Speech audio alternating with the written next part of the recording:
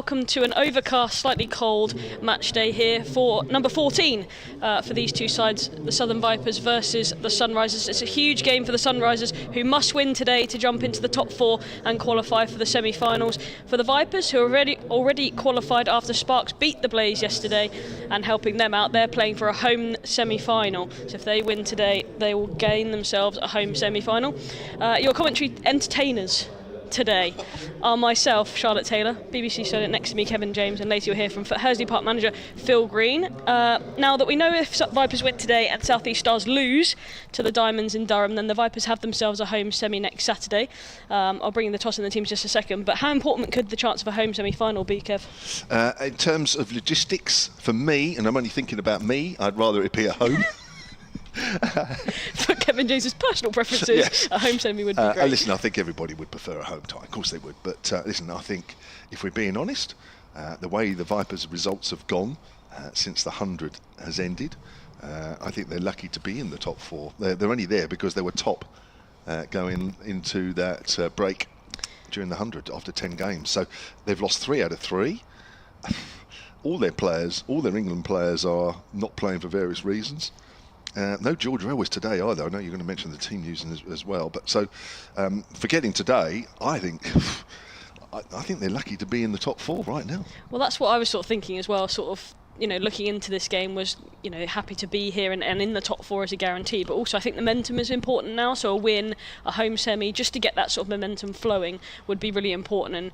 And it doesn't matter if they lose today, obviously, but they want that win to get that momentum going forwards, I think. So, news of the toss. The Vipers have won the toss here at Utilita Bowl and they have chosen to bowl first.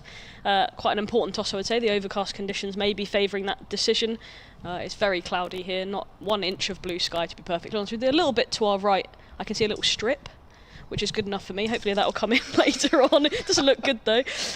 Team news, Southern Vipers line up like this. Ella McCacken will open the batting with Rihanna Southbeat, Captain George Adams at 3, Emily Windsor at 4, Datani at 5, Mary Taylor, Abby Norgrove, Nancy Harmon, Freya Davies, Ava Lee and Rebecca Tyson. And do you want to do the Sunrisers, Kev? Yes, why not? They're unchanged from the side that lost to Western Storm at Radlett. There was a surprise as well. They've lost their last 2 Sunrisers, so let's be honest, these 2 teams are in great nick going into this one.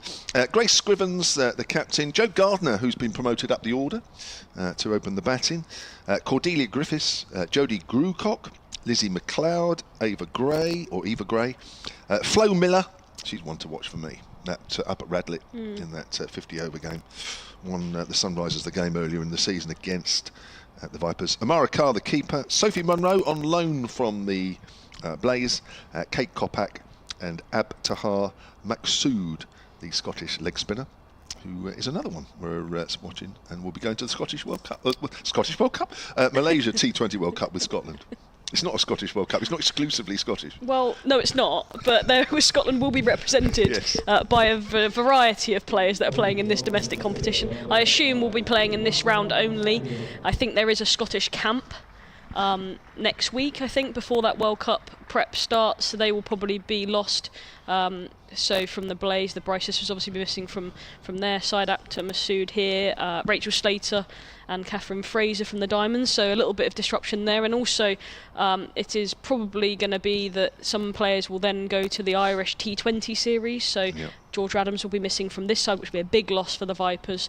And yeah, there'll be various other ones that will be lost throughout the competition as well, as they join up with the side that are playing today. Actually, the England A are playing Ireland Women, starting in around 15 minutes time in Belfast, so keep an eye on that one as well. And then we will be keeping an eye on the other scores around the grounds today, because as you know, the big games happening all over the place. So the Diamonds delayed at Durham playing the South East Stars. The Southern Vipers have a keen eye on that one to hope and pray that the South East Stars lose that game and it guarantees them a home semi-final if they win here. Bit of a dead rubber down in Taunton. Western Storm are playing the Lancashire Thunder, and then obviously this game here, Southern Vipers versus the Sunrisers at Utilita Bowl at Southampton. So lots and lots of cricket on today. Yeah, looking forward to it actually. 2 umpires, Gabby Brown and Ian Blackwell, are in the middle waiting for the Vipers to actually emerge. Well, they are emerged. They're in a huddle, but on the other side of the rope at the far end of the ground. Now, I've written down some scenarios here Charlotte, I think you've sort of summed it up, but I'm going to go through everything that I've got written down. And Please do. Please say to me, Kev, that's wrong. Now, starting with the Vipers. The Vipers are in the semi, whatever happens, win or lose today, we know that. If Vipers win and the South East Stars lose, the Vipers have a home semi. If the Vipers win and the South East Stars win, then the Vipers are at South East Stars in the semi next week. Which we assume would be Beckenham. Which we assume, yeah. If the Vipers lose and the Sunrisers win, but the Sunrisers don't get any bonus points and no appreciable change in the run rate, then the Vipers are at the South East Stars. Stay with me. The Vipers lose and the Sunrisers win, and with a bonus point, the Vipers are going to Northern Diamonds next Saturday, which, let's be honest, I don't particularly want, having been there a couple of days ago.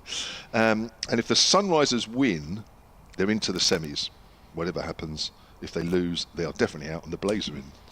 That is pretty much it. Is You've that got right? it bang on. Thank I couldn't have added anything more or anything less. Right, there we So go. that's it. Phew. I'm going to run and get my Right. towels. 2 seconds. Yes, good. So that's where we're at. So it's all down to this 14th and final group game here at the Utilita Bowl, an overcast Utilita Bowl. Although when I look to my right, as Charlotte said, there is a bit of blue sky, and the cloud's a little higher. So hopefully, if that sort of makes its way over, then the conditions will improve a little bit. But it is a little bit overcast. It's got a pretty much end of season feel about the conditions here, but certainly not end of season in terms of the game. There is a lot on this one for both sides. The Sunrisers will be desperate to get into those semi-finals at the expense of the Blaze, and I'm sure yesterday after the Blaze lost their game against the Central Sparks, they will be looking at this one antique. Now Mary Taylor has fallen over with her first delivery from that pavilion end. She bowls to the left-hander Grace Scrivens. So I fully expect people associated with the Blaze, whether players, coaching staff, supporters or what have you, they will keep keeping a very, very close eye on things here, because they had their chance yesterday to get into the top 4. In fact, they were on a good run of results. I was going to check that actually before we came on air, but I think that was their first loss for a while for the Blaze. Yeah, they had a bad start to the competition, didn't they? They lost a few at the start of the series and they were at the bottom of the table, and they stuck into the top 4 but then could be shafted straight back out of it today. Casey George helping out her former teammates, as that's driven by Scrivens up to mid-off, former Hampshire women's player. She's done you guys proud. I hope you all texted her yesterday and said thank you. We did. We Did sung you really? to her down the phone, actually. Did you really? Yeah. And if you're listening, Katie, I hope you enjoyed it, because we were singing quite loudly down the phone. We love Katie George. Fantastic. Unbeaten half century. She played really, really well in the situation. Well, I must admit, when I asked the question, I wasn't quite expecting that. It's way down the leg side, and that is a wide signalled by umpire Blackwell at that far end. Yeah, so I wasn't expecting quite that answer. I thought, oh yeah, one or two of us may have texted, or you might have even said, do you know what, we haven't. But to actually phone her and sing down the line. Yeah, she's a lucky lady. Yeah, she played all her cricket when she was younger here, didn't she? Yeah, good friend of ours. And yeah. Even better friend now. Here comes Mary Taylor. She could be your player of the season. That's turned away square on the leg side. And that'll be a single for Scrivens. First runs off the bat of the morning. 50 overs a side, of course. That's should all know that by now. The 14th game of the season. And the semi-finals next Saturday. And the finals, are they the Saturday after? I haven't checked that. They are. Everybody's nodded at me, Phil. And at Leicester. yes. Grace Road. One ground I haven't been to. Have you not? No. Ooh, well, so hopefully it will all align. And I will be able to visit Leicester for the first time. Maybe I'll just go anyway, just to say that I've visited Leicester, regardless of the results here. Yeah, it's all right. The commentary positions are good. I was there a couple of weeks ago for a game, 50 over game, yeah. All good. Right, Joe Gardner, the right-hander facing Mary Taylor, right arm over, bowls, full, and that's a beautiful looking shot, but only straight to Windsor, who's in the covers. Good stop from her. And there is no run. There are a few spectators here. I wouldn't say there's a lot. In fact, if you just bear with me for 3 or 4 minutes, I might be able to count them all for you. I think there'll be a few inside, as there usually is out in the far end on the first floor, but there's a few. So they're dotted around. Gardner's forward, and that goes out to extra cover. And there is no run. Yeah, Mary Taylor. Support If any practice. name, I should be able to say Taylor correctly, because it's my own. Not related. No, not unrelated. Mary Taylor obviously back in the side today. instead of George Rowis, who's having a rest. Been a lot of cricket. She's obviously coming back to bowling after her back injuries and things like that, so having a little bit of a rest after playing a massive role for this side in this competition. Top run scorer. Oh, she edged that one, not quite. Oh, she had a little poke at that one outside the off stump. It carried through to South B, but fortunately there was a little bit of daylight between the ball and the outside edge of Jo Gardner's bat, and that's the first over done. 2 without loss here at the Utilita bowl. You can see why they chose to bowl first, can't you? A little bit of movement away from the right-hander there for Mary Taylor, just drawing Jo Gardner into the shot, and luckily for Gardner there wasn't an edge on it, but it was awfully close. And as I expected, if you've watched this team enough, Freya Davies will take the new ball from the hotel end with her right arm seamers, a long blonde ponytail as she ties that one up. She always does that before she bowls. I don't know why it's not tied up to start with, but here we go, Freya. Yeah, she does it all the time. I think it's maybe a reset, so you just have a moment. Not that I've ever done it, because it's to get this to stay here, and I'm talking about I'm referencing my bun right now. It's quite a lot of admin, so I don't tend to redo it ever. Is that what you say? It's called admin? Yeah, I can't really be bothered to do, so it just stays as it is. So it doesn't matter when you're bowling or not bowling, if it gets really loose, I might have to redo it, but I try and make a habit of not doing it again. But there we go. Freya Davies will come round the wicket to Grace Scrivens. She's going to come from the hotel, and she just gets her mid-wicket to go a little bit square up, which is named Tatani in there, and she's in now past umpire Gabby Brown and bowls to Scrivens, who's defending that one to mid-on. A little bit of shape back in, wasn't there? Yes, there was, just a fraction. To the left-hander. 2 fielders out of the inner circle. Deep third, who's going a little bit wider now. Mary Taylor was a bit straight before. And Emily Windsor is at a wide, fine leg. Almost a backward square, but not quite. Long leg position. Davies in once more to Scrivens. Gets a good stride in and defends that to Bex Tyson. Playing a second game for the Vipers at mid-off.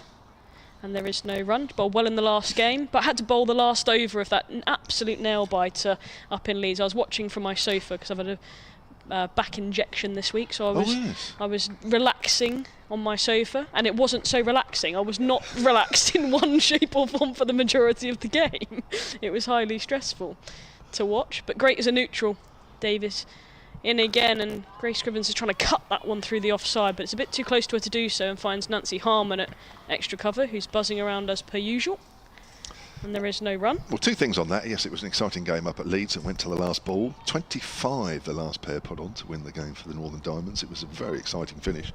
And yes, I remember you saying that you were starting to address your injuries and what have you. So back injection, how does it feel now? It feels better than it did. The actual injection was quite uncomfortable. I had to stay in hospital for a day or so. Davies in again, bowls well outside the off stump, and it goes through to Southby as Scrivens leaves alone. But there is a bit of shape back in as Southby took it low to her right hand side. Obviously Grace Scrivens being a left-hander. But yeah, the actual injection was quite uncomfortable. It was right down sort of the bottom of my lumbar spine, trying to increase the pressure in my spine. I've got a little hole in it somewhere, so they're trying to patch it up. And it's been like that since October last year, hence why I've been more on this side of the camera and the microphone than on the other side. Davies in again to Scrivens. A back of a leg delivery that she's cut through the offside. It's a favoured shot of hers, but she finds McCacken at cover and can't get it through. I think she found the middle of the bat, but couldn't find the gap. No run. You've done a lot of commentaries this year, including the 100 and what have you. Has it helped, the fact that you haven't played, doing some commentaries? Yeah, I like it. It keeps me in the game and keeps me watching the game. I have a feeling that if I didn't do this, possibly I would lose interest altogether. Really? Just because you just sort of lose that connection to the players in the game, but it is nice just to be able to watch this. I think I'd watch them anyway, but it just gives me a purpose, shall we say that. Another good length delivery from Davies. Scrivens looks for a single as she beats extra cover. Sorry, I'm just going to turn myself down because I'm actually deafening myself. And there is no run to extra cover. That's the end of the second over. And that's better. Yeah, that one. 2 for no loss. What does this one do then? Right, this won't sound good on the picture feed or on online, but anyway, the machine I have, it has 2 buttons, one called Q. Now, if somebody was to talk to you down the line in your ears, that turns down. Right, Or okay. you can turn it up if you can't hear them from a studio. The mixer out mixes basically what you're hearing. So if I turn that right down, I'll sound different. And the effects. If I turn that up higher, Oh, lovely. you're hearing all the effects and Yeah. me louder. So, but nobody else can. Here's Mary Taylor. That's full and dug out by Gardner out square on the leg side. She'll get her first runs of the morning. Sunrise is 4 without loss. So if I put it about in the middle, does that make it a lot better? Because actually that was you high. were fine. It was me that was deafening myself when I was Yeah. talking. That's right. So does that feel better? That's great. Great. There we are. So I've just turned. Thank you for that bearing down with a us, bit. everyone. No, that's all right. No, it's good, and it's nice for everybody else to sort of understand how we can jiggle about with the buttons. As long as I'm not deafening everyone else that's listening, then I'm okay with that. Certainly not. No, you keep talking. That's the whole idea. But yeah, that's the theory behind those. Well, that's what's happening. Lovely shot through extra cover. Grace Scrivens. That's going for 4. That's over pitched from Mary Taylor, and the Sunrisers move on to 7 without loss, and Scrivens on to 5. So hopefully, because you haven't played a game this year, have you? I have not. Does that mean Not you're one still single not game. going to play this year? No. Right. There's with the injury that I've got, if I was to raise my breathing rate, i.e. run, bowl, do anything that sort of strains my spine in any way, and the leak was to get worse, they said that I would feel very uncomfortable. I'd get headaches and would feel unwell. Oh gosh. So they've sort of said to just keep my movements limited. So I haven't run since October last year. Wow. Here's Mary Taylor, length ball to Scrivens, who dabs that out on the onside, and an enthusiastic Nancy Harmon field in there. Apart from once, when I was playing with fire trying to cross the road, and I thought if I don't run here, I'm actually going to get squashed, and that would be honestly way worse. So I did decide to put a little jog on to get across the road. But other than that, no running. That's Strictly all no running. Tell me you weren't out of breath when you did that. No, I wasn't. Good, No, that's good. thank God. I don't know if I was to do it now. That was a while ago. If I was to do it now, I probably would be. Sure. That first run's going to hurt. Let me tell you that when that comes back. Scrivens just tucks that away behind square on the leg side for a single, moves on to 6, and it's 8 without loss. The Sunrisers in the 3rd. Does that mean that you will spend the winter trying to build things up and look to play again next year? Yeah. So my plan is at the moment to I can't really do anything until about November time. So sort of a 3-month period where the injection takes its course and hopefully it works, and then they sort of try and introduce things. They do another scan in November, an MRI scan of my spine to see whether it's all healed. Taylor in. That's down the leg side. Oh, it's beaten Southby as well. It's wides. And that's going to be 4 wides, signalled by Ian Blackwell. And it just looked like it nipped and actually went a bit further away. It did. And it kept low as well on Southby. That was a difficult one for the wicket keeper. 13 without loss, the Sunrisers. Well, she's struggled at times this year, Mary Taylor, to find that perfect line and length. You know, time after time. Don't get me wrong, she's found her straps on more than enough occasions, but not consistently for me, compared to her breakthrough year last year. Yeah, here she comes again. Right arm over. It's wide outside the off stump. Yeah, it hasn't helped because she hasn't played every game this year. I'm just looking at some stats actually, which look to me as though they're a bit wrong. So I'm just going to double check because she certainly hasn't. Oh, yeah, she's played 11 games coming into this, so almost. She didn't play the last game against the Northern Diamonds. No, that is right actually. There was me thinking there was 12 games. It's 14th. 9 wickets at 40 apiece. That's a low full toss, hammered away over over mid wicket, and that's going for 4. It's been a bit of a mixture this over from Taylor. The sort of over that would suggest it might be her last. We'll have to wait and see. 2 overs, none for 17, and the Sunrisers, having been put into bat here, are 17 without loss. Yeah, and don't forget, they need to win this game to qualify. A win sees them through, and a loss would see them narrowly missing out by a point. The Blaze are just above them. They've played all their group games now. They sit on 31 points. The Sunrise are just below them on 30, so they need a win to get above them.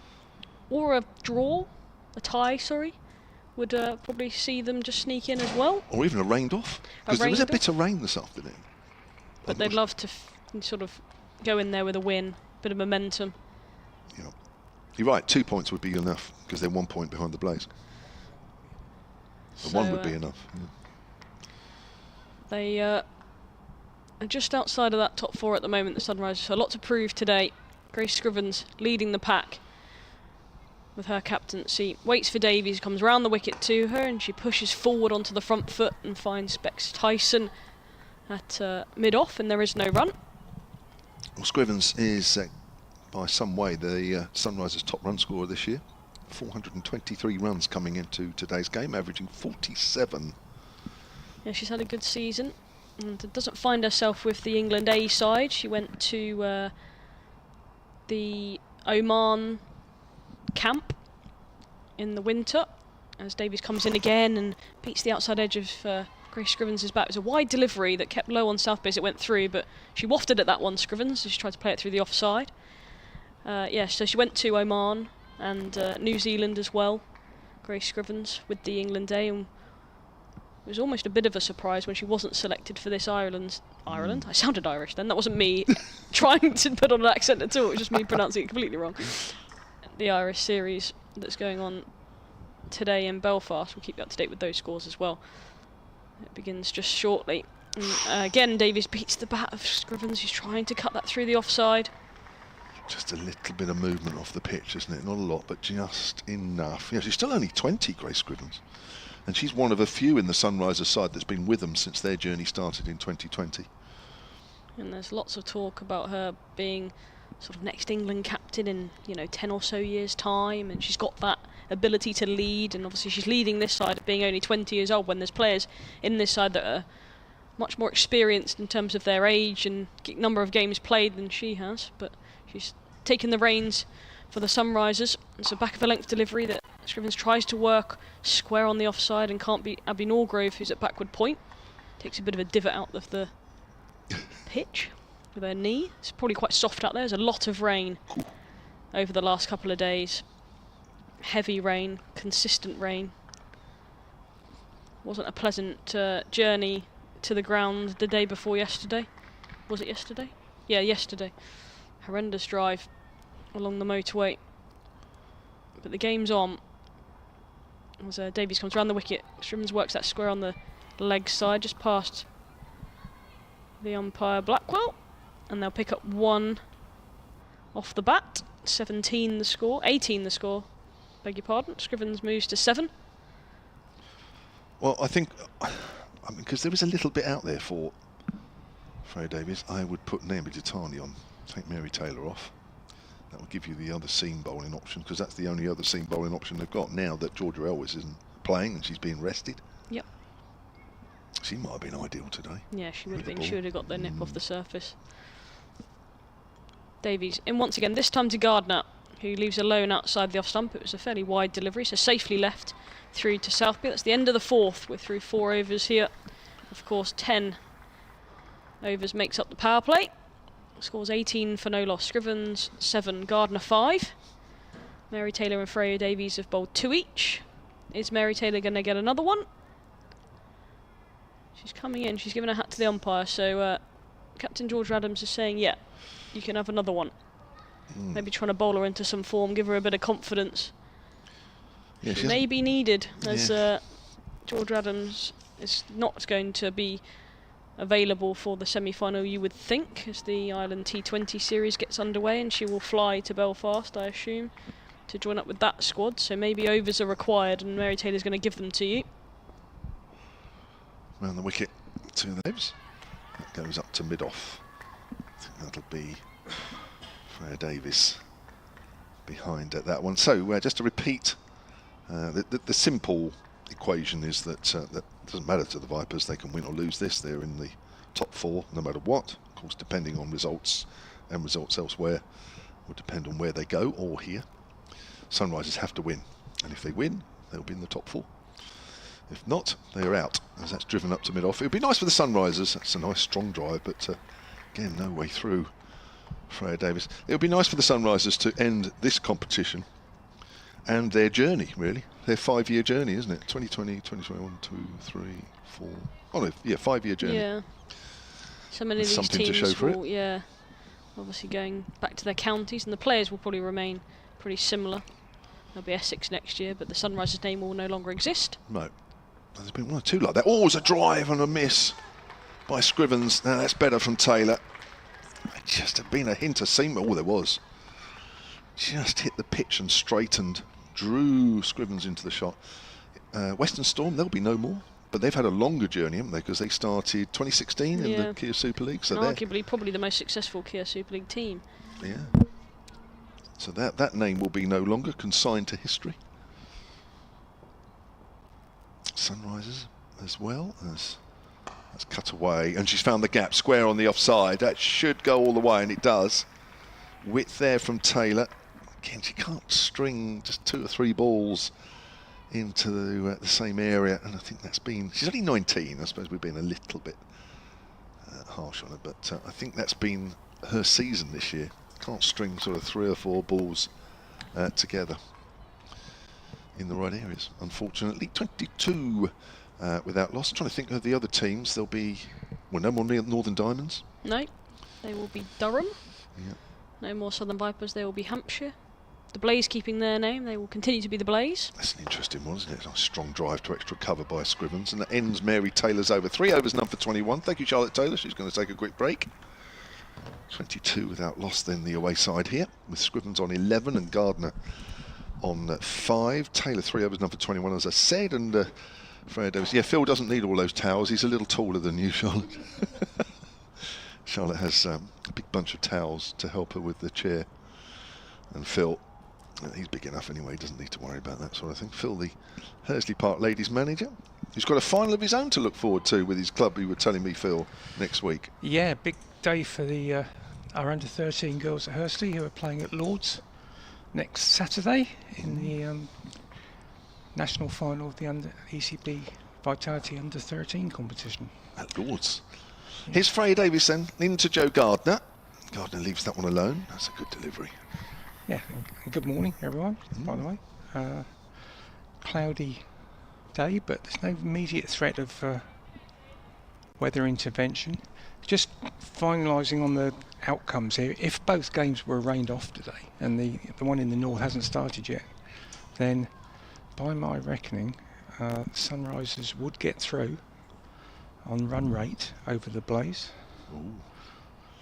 Here's Davis again, that's straighter, work to mid-wicket. And I think should this one be rained off and the South East Stars lost, I think the Vipers would move above them on with the point. Yeah, the point behind. As they have a better run rate. So, so yeah, still lots of variables. There is, mate. And to be honest, they were ones that I hadn't written down, so thank you for adding those, Phil, just to make it even more complicated. Here goes Freya Davies. Oh, that's just nipped back, and Gardner works that down to find. That's a good, or is it a good stop on the boundary at the far end? It is. That's certainly saved 4 runs. I think that's Mary Taylor down there. It is Mary Taylor, yes. She's full-length dive, and those saving 2 runs, which who knows how valuable that might be at the end of the day. Well, remarkably, yesterday with the Blaze losing to Central Sparks, they played in sunshine at Chesterfield, and as we've already mentioned, down here it was absolutely horrendous. And when the Vipers were up at Chesterfield a few weeks ago, it was exactly the same. And a couple of people down here said, how on earth have you played all day? So it was beautifully sunny. It's the same again. Chesterfield's off in play. What a lovely extra cover drive executed by Joe Gardner. Well, that's already the shot of the morning. Absolutely. And may stay the shot of the morning and probably well into the afternoon. That's beautifully timed. Yeah, it was a classic off drive. And Freya Davis started very tight the first 2 overs and he went for 1, but some runs starting now to come from her bowling. They haven't quite made the most of the conditions here. There is a bit of movement there. Freya Davis has got the ball generally in the right area. Mary Taylor unfortunately not quite, so they haven't quite made put the Sunrisers opening batters under enough pressure. Here comes Davis again. It's very full, and Gardner, who looks very confident out there, well forward. Joe Gardner's been promoted up the order recently. From the Isle of Wight originally. Yes. Joe Gardner. Yeah. She's this season 175 runs coming into this, having a 10th innings, averaging just under 20, which is surprising. But then she's been batting lower middle order. She has. Earlier on in this competition. Davis bowls, and that's left alone. Very correct, Joe Gardner, in her technique. So that is 6 overs gone. Sunrisers put into bat, 28 without loss. Quite nice to see a leave nowadays, isn't it? You don't see many, but a classic leave. There's always room for that in a 50-over game. Oh, mate, plenty. I should imagine you did that a few times in your younger days, didn't you? That was my go-to shot. Is that what they used to say of you? God, you had a very pretty leave, did Phil? I don't think pretty was an adjective ever used to describe me, but certainly the leave, yeah. As they say, there's only two types of leave, aren't there? Good ones and bad ones. Yeah. And I don't remember ever shouldering arms and being bowled. I think I might have been LBW a couple of times doing it. You managed to avoid that? I think so, but it's a long time ago. I may have done. So George Adams is coming into the attack, so we've got some spin already, which I guess is not fantastically ideal, but it's all about bowling accurately. She opened the bowling in the last game, of course, at Headingley, and more often than not the Vipers do open with a spinner, Lindsay Smith, when she plays quite often, but I think with the conditions today, as you've pointed out, it probably looked like ideal seam bowling conditions, so they went with two seamers, but haven't made the breakthrough yet, so George Adams is going to come in from the pavilion end to bowl round the wicket to Grace Scrivens, who drives that to extra cover. Still in the power play, of course, so just two fielders allowed out, and we've got one at deep mid wicket and one sort of deep cover to Tani out there by the groundsman's compound. Adams in again, and this time Scrivens turns on the leg side, but she's not going to get it past Becky Tyson at square leg. So we've got two fielders behind point on the offside, a straightish extra cover and a mid-off, and then a mid-on, mid-wicket, square leg, and say the deep mid-wicket. Adams in again. Scrivens on the back foot, and she forces this through the offside out to Naomi Tatani, coming in off the boundary for one. A bit of an untidy throw, which Southby has to clear up. That's single to Scrivens, taking her up to 12, and the score up to 29 in the seventh over. It's a good start from the Sunrisers. It is. Just what they would have wanted. Yeah. This must-win game for them. I was saying earlier, Kev, I'll come back to after this ball. Adams in over the wicket now to Gardner. She's got through the offside for a single, a replica of the mirror image of the shot from Scrivens, the ball before, really, out for one.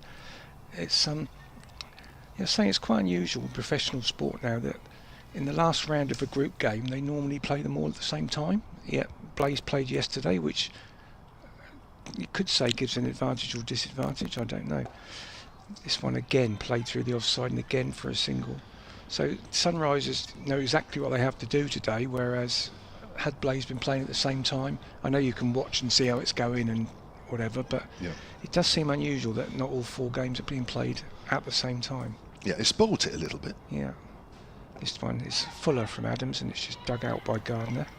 No run onto the offside. Yeah, some of the jeopardy's been taken out, hasn't it? Yeah, some of it, and so it makes Sunrisers' task clearer. Had that game not been decided yesterday, being played today, they would have not known whether they had to win or win with a bonus point, and it makes it a lot more, well, makes it more complicated for us, I guess, if that had happened, but it does seem fairer in many ways. And I know, say, in other professional sports, certainly in football now, they make sure all the games kick off at the same time on the last day.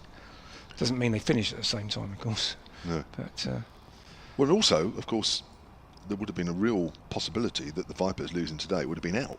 Yeah, had absolutely. Blaze won, but you wouldn't know until late today, exactly, rather than late yesterday. So it has taken a bit, as you say, the jeopardy out of it. Freddie Davis round the wicket to the left-hander Scrivens. Scrivens gets one that comes back a little bit, just cramps her a little bit for room as she plays that one off the back foot. So yes, one or two of the scenarios taken out for today's game, but there is still plenty on it. But from a Vipers point of view, of course, there is no real jeopardy because they're in the semi-finals no matter what. Yeah, but still would like that home advantage, I'm sure.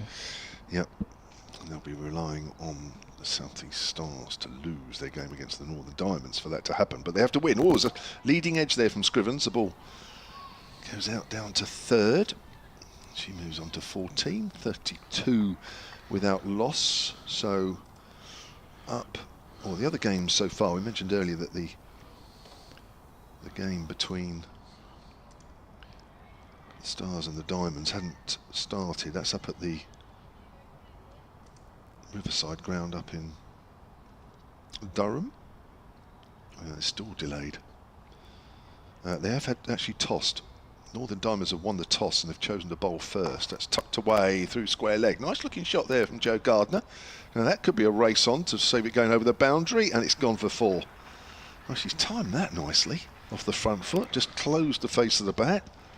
Yeah, it was a good shot. And the second long chase for Mary Taylor, the first one going to her right, she managed to pull in, but that time going to her left, not quite so successful. But yeah, it was a well-timed shot. Didn't seem to be a lot in it, just sort of helped it on its way really, but went away over the outfield, which we assume is not too quick with the rain that's happened, but certainly went away through all there. Decent sized boundaries still, even though we're playing a bit to the left as Davies bowls, and Gardner's well forward, bat and pad close together there.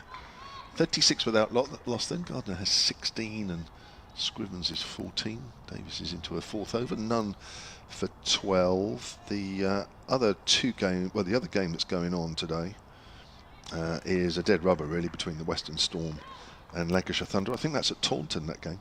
Yeah. Lancashire Thunder 30 for 1 in the 8th over. So it looks like Diamonds against South East Stars will start shortly as they've tossed the coin. Here's Davies bowls way outside off stump. I won't say way, that's a bit exaggerated, but it's certainly wide enough for Gardner to leave. Another leave for you there, Phil? Yeah. He likes a leave, does Phil? I do. That's a good leave. If any of your team play leaves at Hursley Park, are you sort of clapping around the boundary? Yeah, certainly with the younger ones, Taylor. It's something I try to encourage them to get at least one leave in their innings, because it's just not something they tend to do. It's they all follow Ben Duckett and don't leave a ball at all, really. Yes. They're playing at the Oval, talking about Ben Duckett. Gardner's forward, goes out to short extra cover where Georgia Adams has positioned herself. End of the over, 8 overs gone. Sunrisers put into bat 36 without loss. Good start from them. Couple of plays and misses, mainly from Scrivens. But other than that, no real alarms for the Sunrisers, who need to win this game and leapfrog the Blaze and get themselves into the top 4 and into the semi-finals next Saturday. England 23 for 3 against Sri Lanka, so they haven't lost a wicket this morning. Yes, Ben Duckett was going everything, wasn't he? Outside, well, he does. That's the way he plays. Yeah. But you're right. He wouldn't get in Hursley Park side playing like that, would he? No leaves. No chance. Adams round the wicket to Scrivens, who drives it back. Adams half stops it, and enough to prevent the single. Fielding is tidied up by McCacken. So Adams into her 2nd over, and this time Scrivens down the wicket, but just pushes it back. As Kevin and Charlotte were saying earlier, George Adams likely to be a big miss for the Vipers in the semi-final and final. Great that she got her England call up, probably long overdue, but Vipers are going to suffer. This one's wide down the leg side, and it's beaten Southby as well. This is going to come down all the way. It is. That's going to be 5 wides. That's a loose ball from Adams, and again it kept a little bit low. That's twice that Southby's not been able to collect the ball down the leg side because it's gone underneath, really. 5 wides added to the score. I've never really seen George Adams annoyed, but I think in the game against Northern Diamonds afterwards, I probably saw her the most disappointed, frustrated that I think I've ever seen her. Yeah.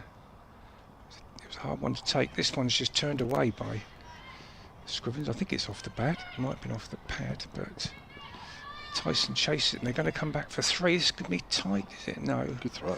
Good running. It was a good throw, but they ran well, and they've come back for 3. Gardner making her ground well. So it was off the bat, 3 to Scrivens.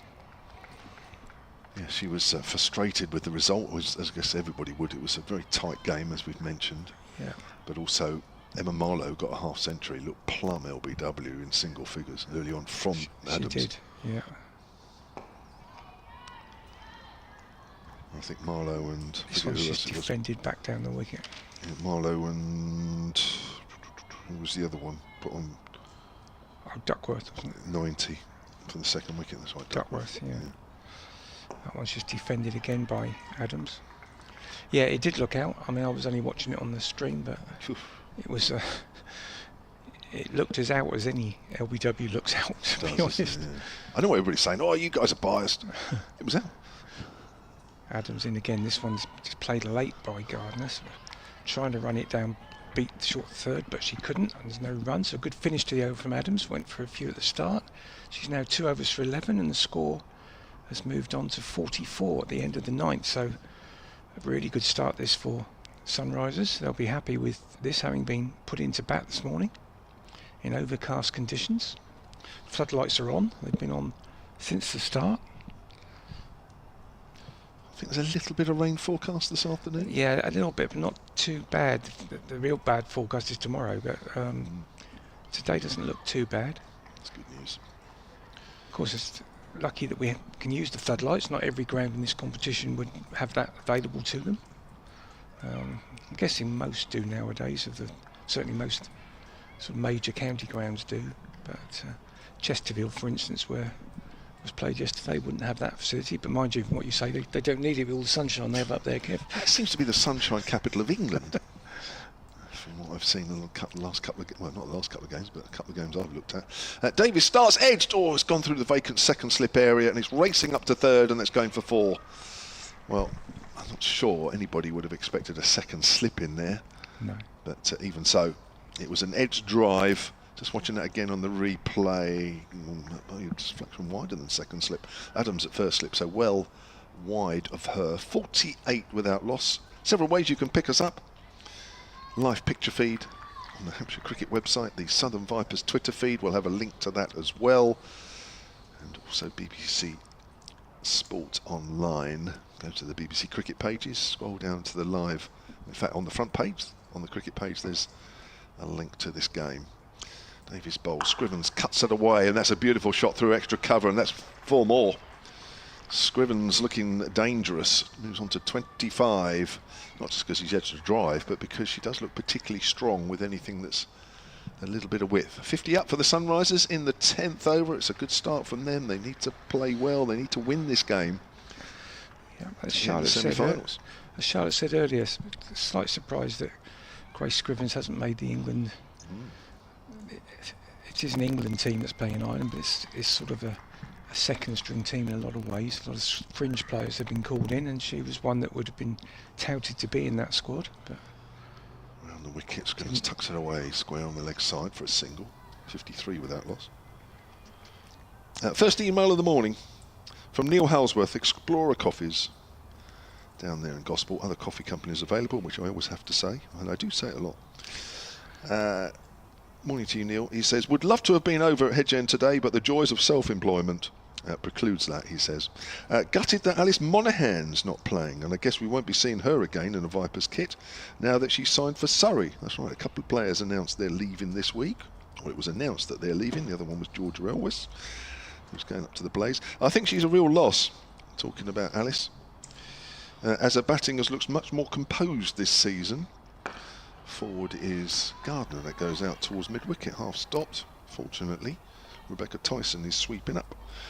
And her ball striking, along with Rhiannon Southby, has looked like it has gone to another more powerful level. Yes, I agree. And her bowling was a good couple of miles an hour faster, thanks to coaching from King Keith, if social media is to be believed. Oh, that's Keith Barker. Rhiannon Southby opening again. Is this her way into the England reckoning? I think you have to ask Charlotte Taylor that, but I think she thinks that as well. Gardner is forward. Length ball there from Davis. We'll be listening in all day, says Neil. Hope it's a victorious day. I can imagine Neil in his coffee business could be quite busy today. It seems like a coffee sort of day, doesn't it? I imagine you'll get a lot of custom today. But yeah, going back to the round of Southby one, it's an interesting one. I'm sure Charlotte will comment on it. But as we know, keepers have to get runs nowadays, don't they, really, to put their name in the frame? And obviously opening the batting, she's getting the opportunity to do that. She's done the last 3 games, I think, off the top of my head. Forward is Jo Gardner. She looks very compact coming forward there. It's going to be a good ball there to get it past the outside edge, or not even sure there's a gap between bat and pad either. She's 16, 26 Scrivens, 53 without loss. Yeah, Southby. She opened at Arundel in the game since. She did. She's got a start in most of them. Yeah, last 3 games. 36 against the Blaze at Arundel, 36 against Sparks at Worcester, and 13 up at Northern Diamonds a couple of days ago. She was going well at Arundel and then was unfortunately run out, as I recall. She was looking good. Phil, I'm going to let you carry on, and Charlotte Taylor is coming in alongside you. Thank you. So yeah, I think Georgia Adams is going to continue. She is. She's going to bowl to Scrivens, and she's adopting the Charlie Knott style here of bowling with a cap on, I believe. I haven't seen that before. Adams bowling with the cap.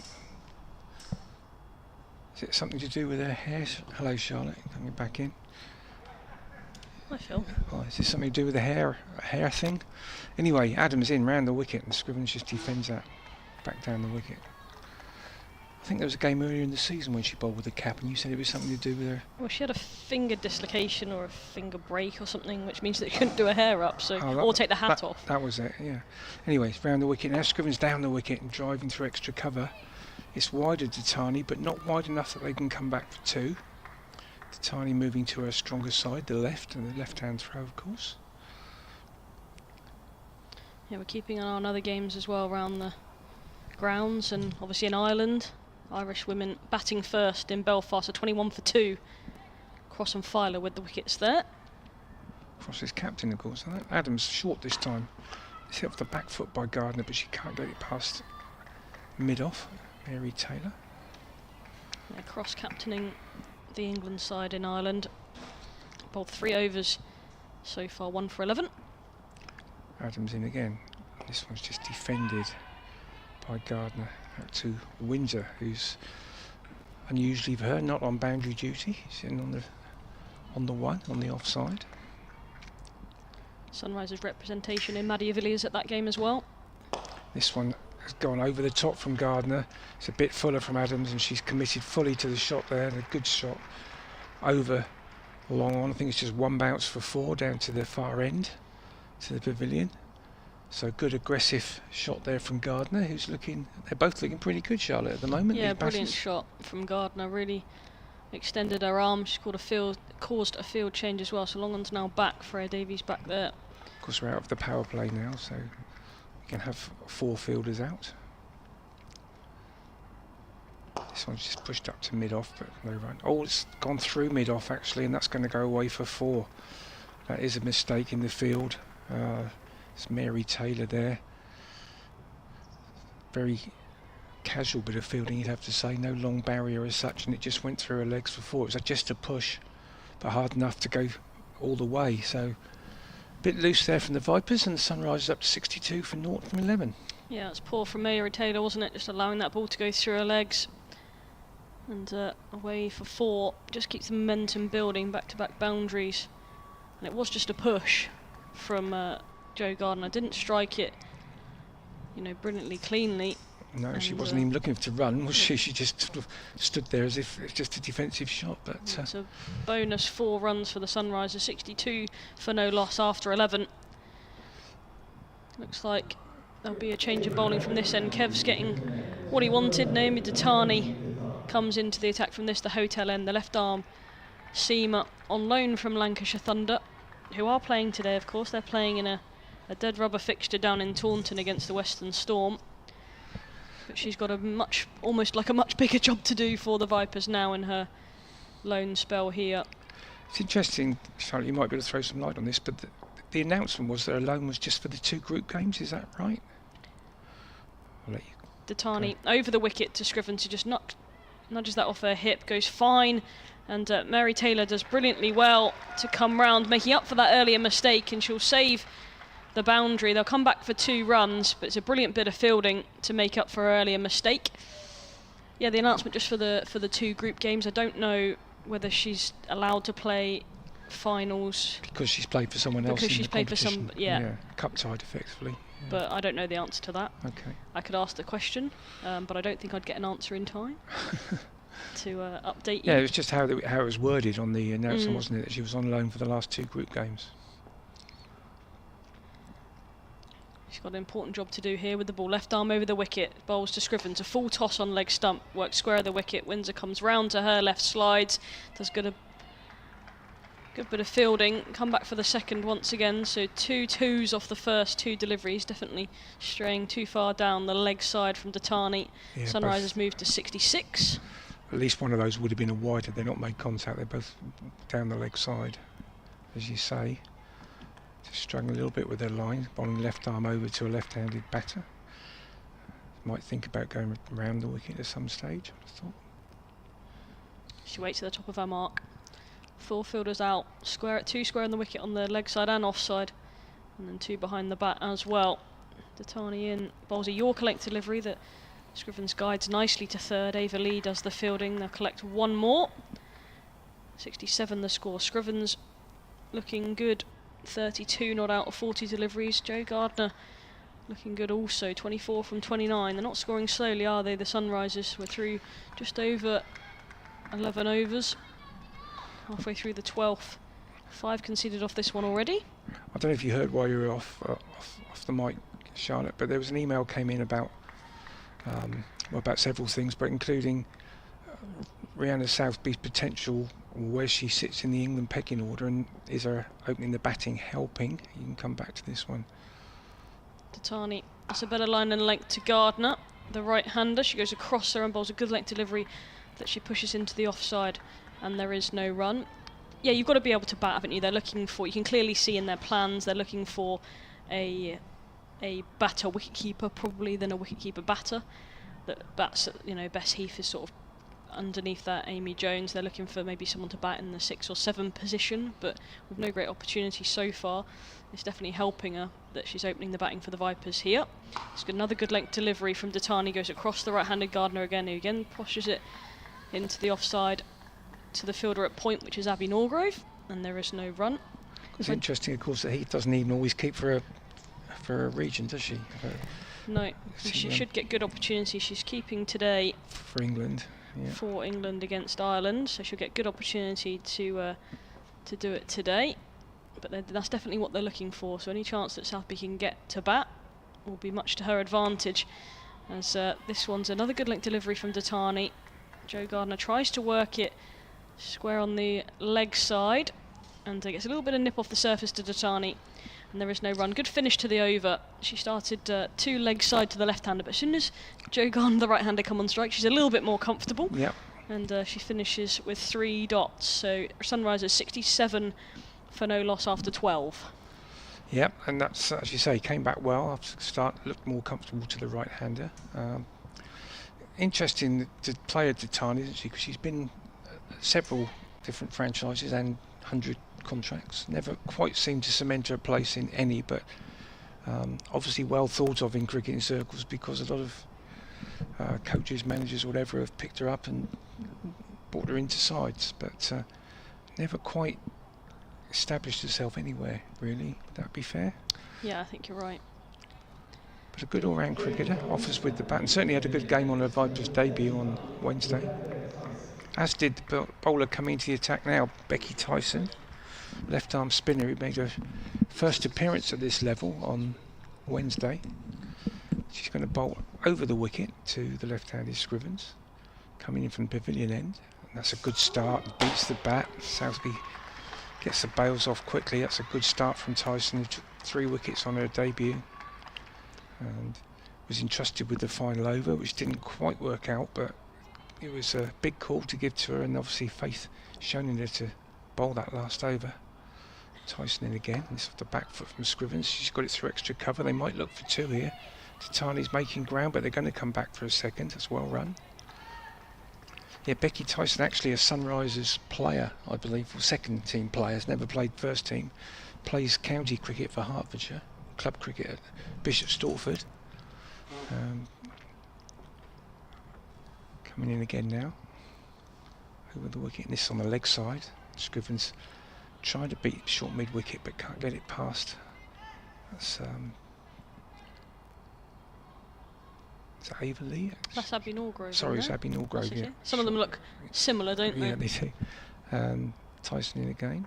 And that's driven the outside edge from Scrivens. Didn't get much of the bat on that, and it just trickles away to short third man, where Mary Taylor is. She seems to have been involved a lot in the field today.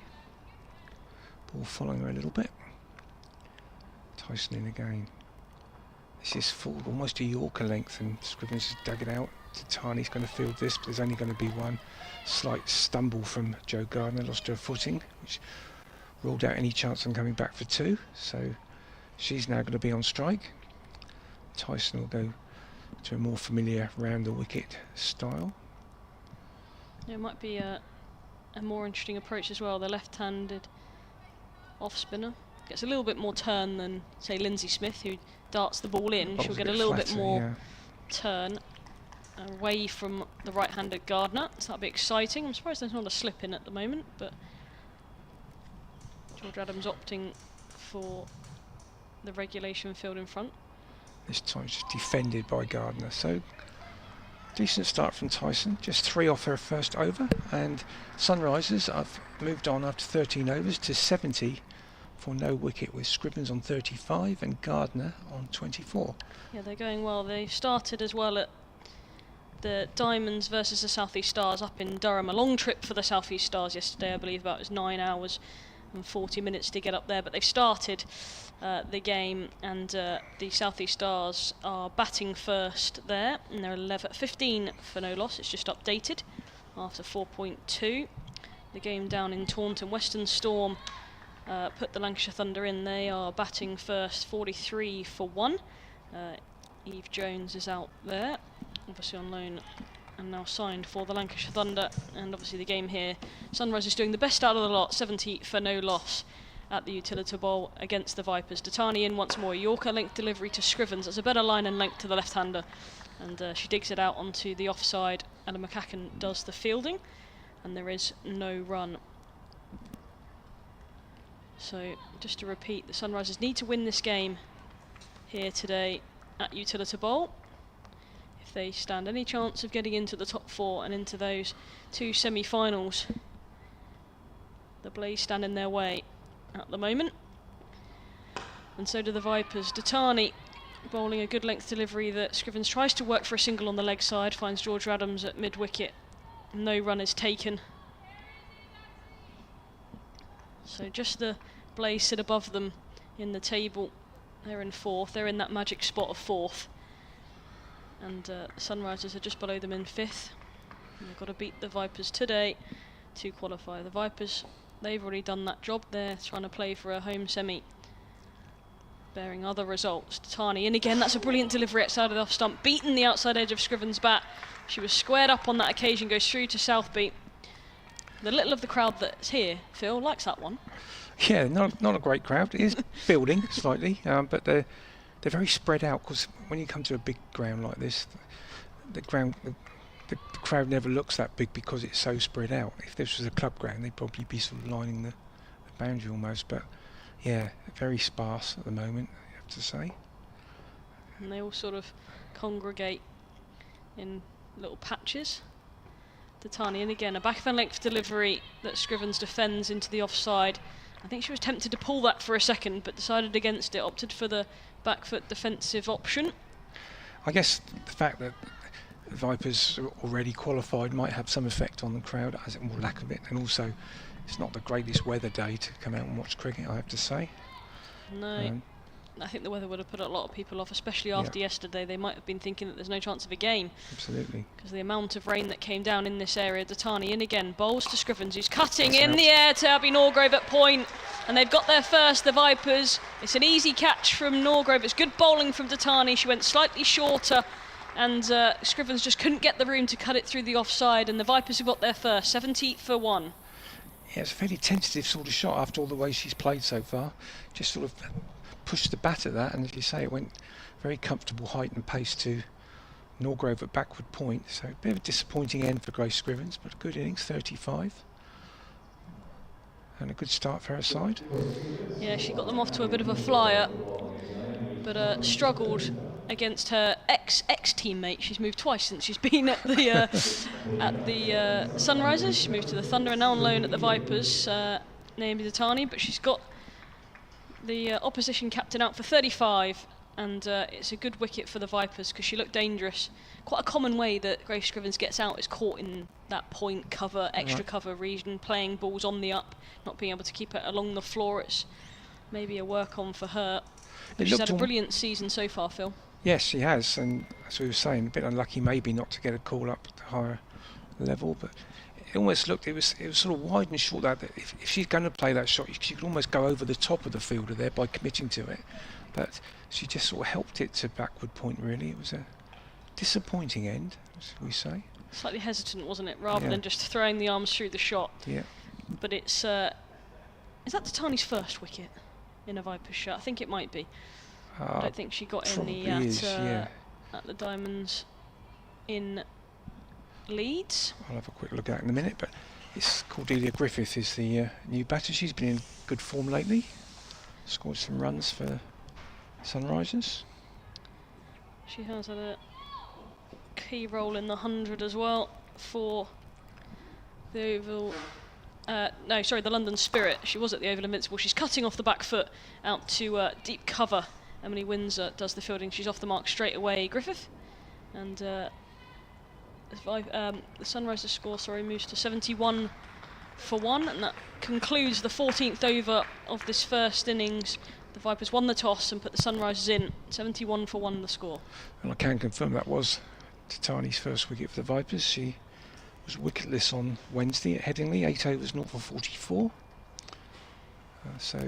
Her first wicket in a Vipers jersey. Do we see where does jersey? Is that more of an American term, isn't it? It is really, isn't it? Yeah. Should we say shirt then? Well, no, we can say jersey. It's just quite a common phrase, but yeah, you're right. I assume it's an American connotation of the name.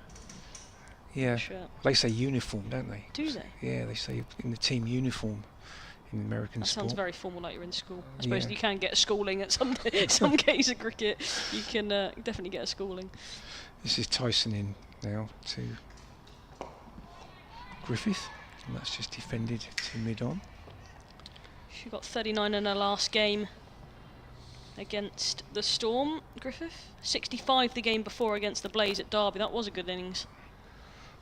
Yeah, so in a bit of nick. It's a late cut this time, but she's not going to get it past Taylor. Shot third, and there's no run.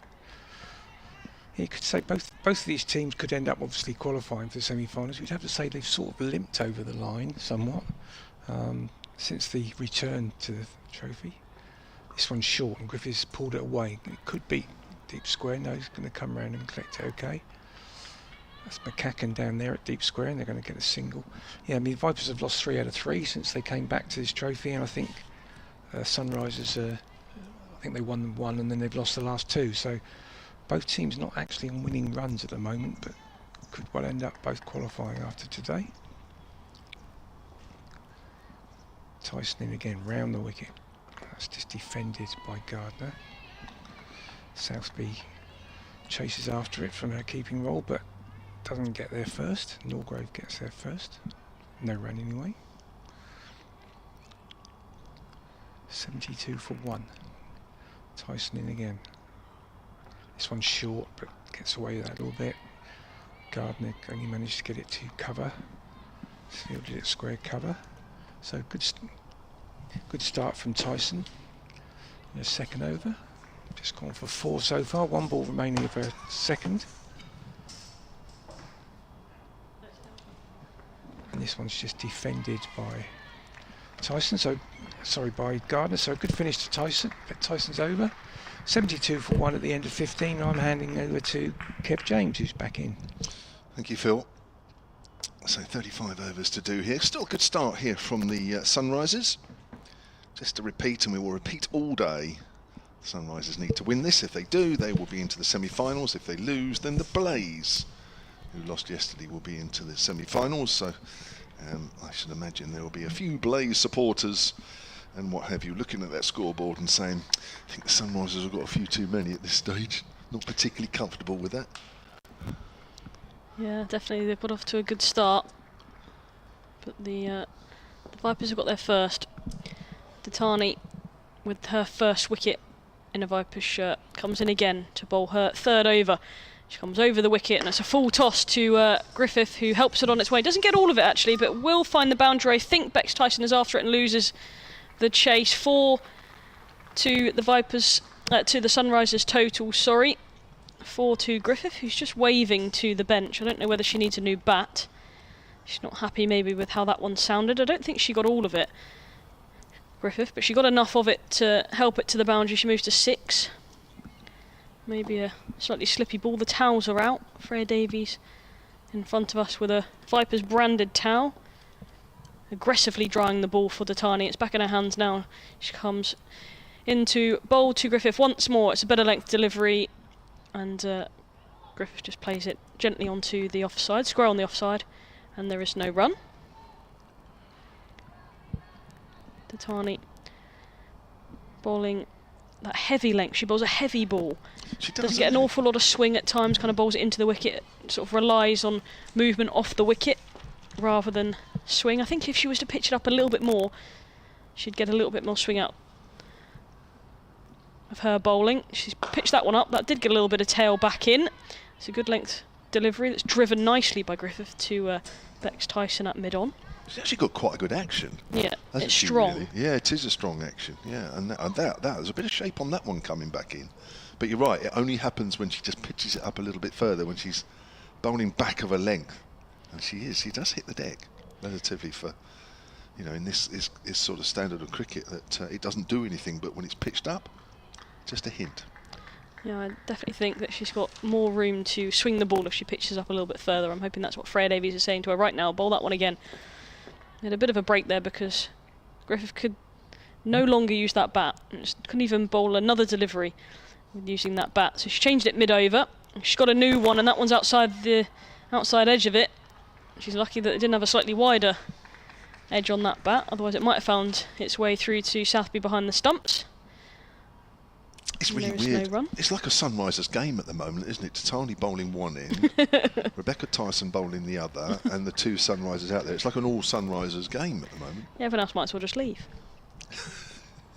The Vipers are on the periphery. Yeah, at the home ground. How rude. Ditani in again, bowls a back of a length delivery. It swung away onto the leg side, pulled nicely. A bit of a misfield by Nancy Harman out there. They're going to come back for the second.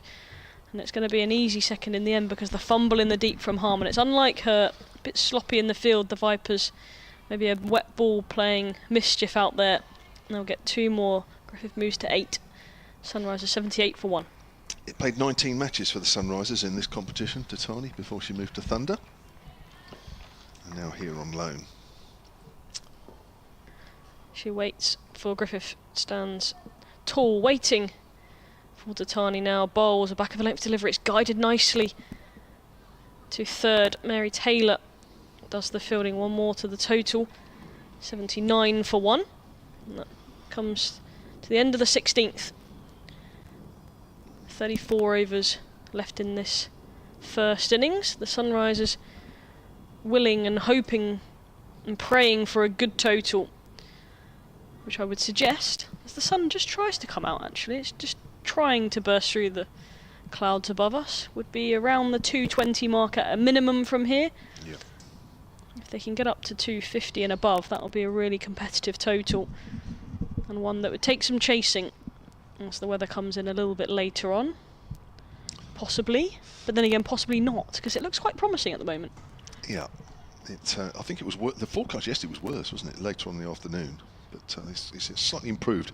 Rebecca Tyson with her left arm spin round the wicket from the pavilion end past Ian Blackwall, the umpire, and that's a nice quick single as Griffiths just pushed that out into the covers, and both batters were off straight away.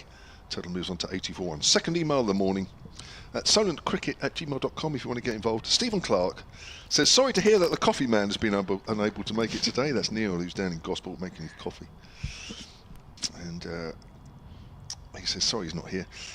I'll come back to that as Dyson comes in. Gets through the over quite quickly here. Forward is Gardner. They're appealing for an LBW, thinking the ball struck the pad first. Neil, Chris and I are in our usual place, and Pixie and Joy have found us. They're up in the Shane stand just to the right of the pavilion as we look. The atmosphere is damp, but hopefully we won't get too many interruptions. Just talking about that, hopefully we're all right. Again, Gordon as well forward. She does get a good stride in. I know the jeopardy is no more because of the scheduling. Of course, that's talking about the Blaze game yesterday. But I wonder if this team may prefer that, given the decimation caused by the loss of the England stars. Regardless, being that the cricket is always great, says Stephen. Yeah, loads of players missing in the Vipers. Or Gardner, it looked like she was shaping to hit that over the top initially, and just reined it in and pushed it back to Tyson.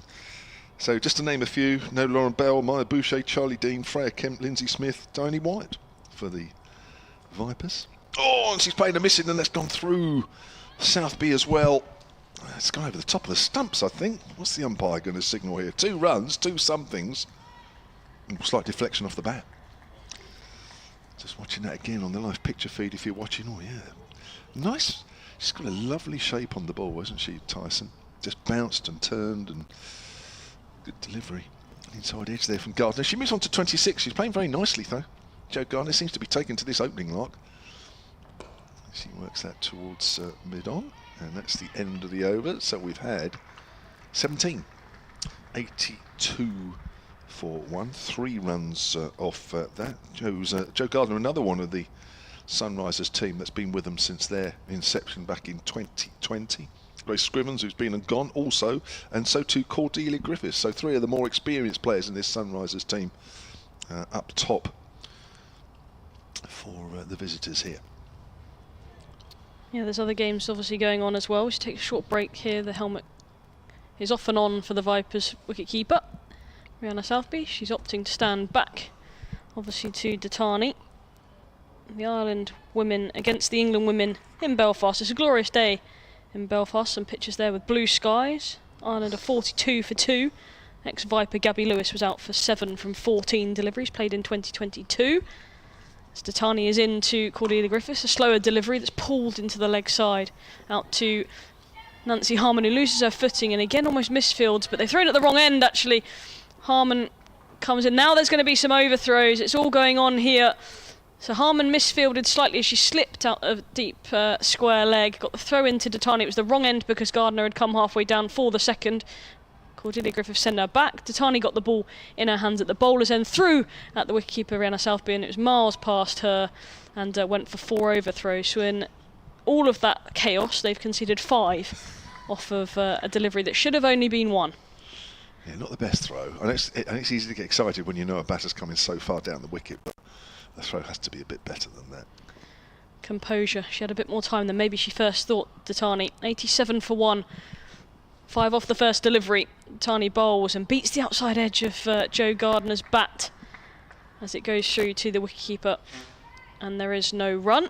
Good delivery from Datani. The other games going on in this competition, of course.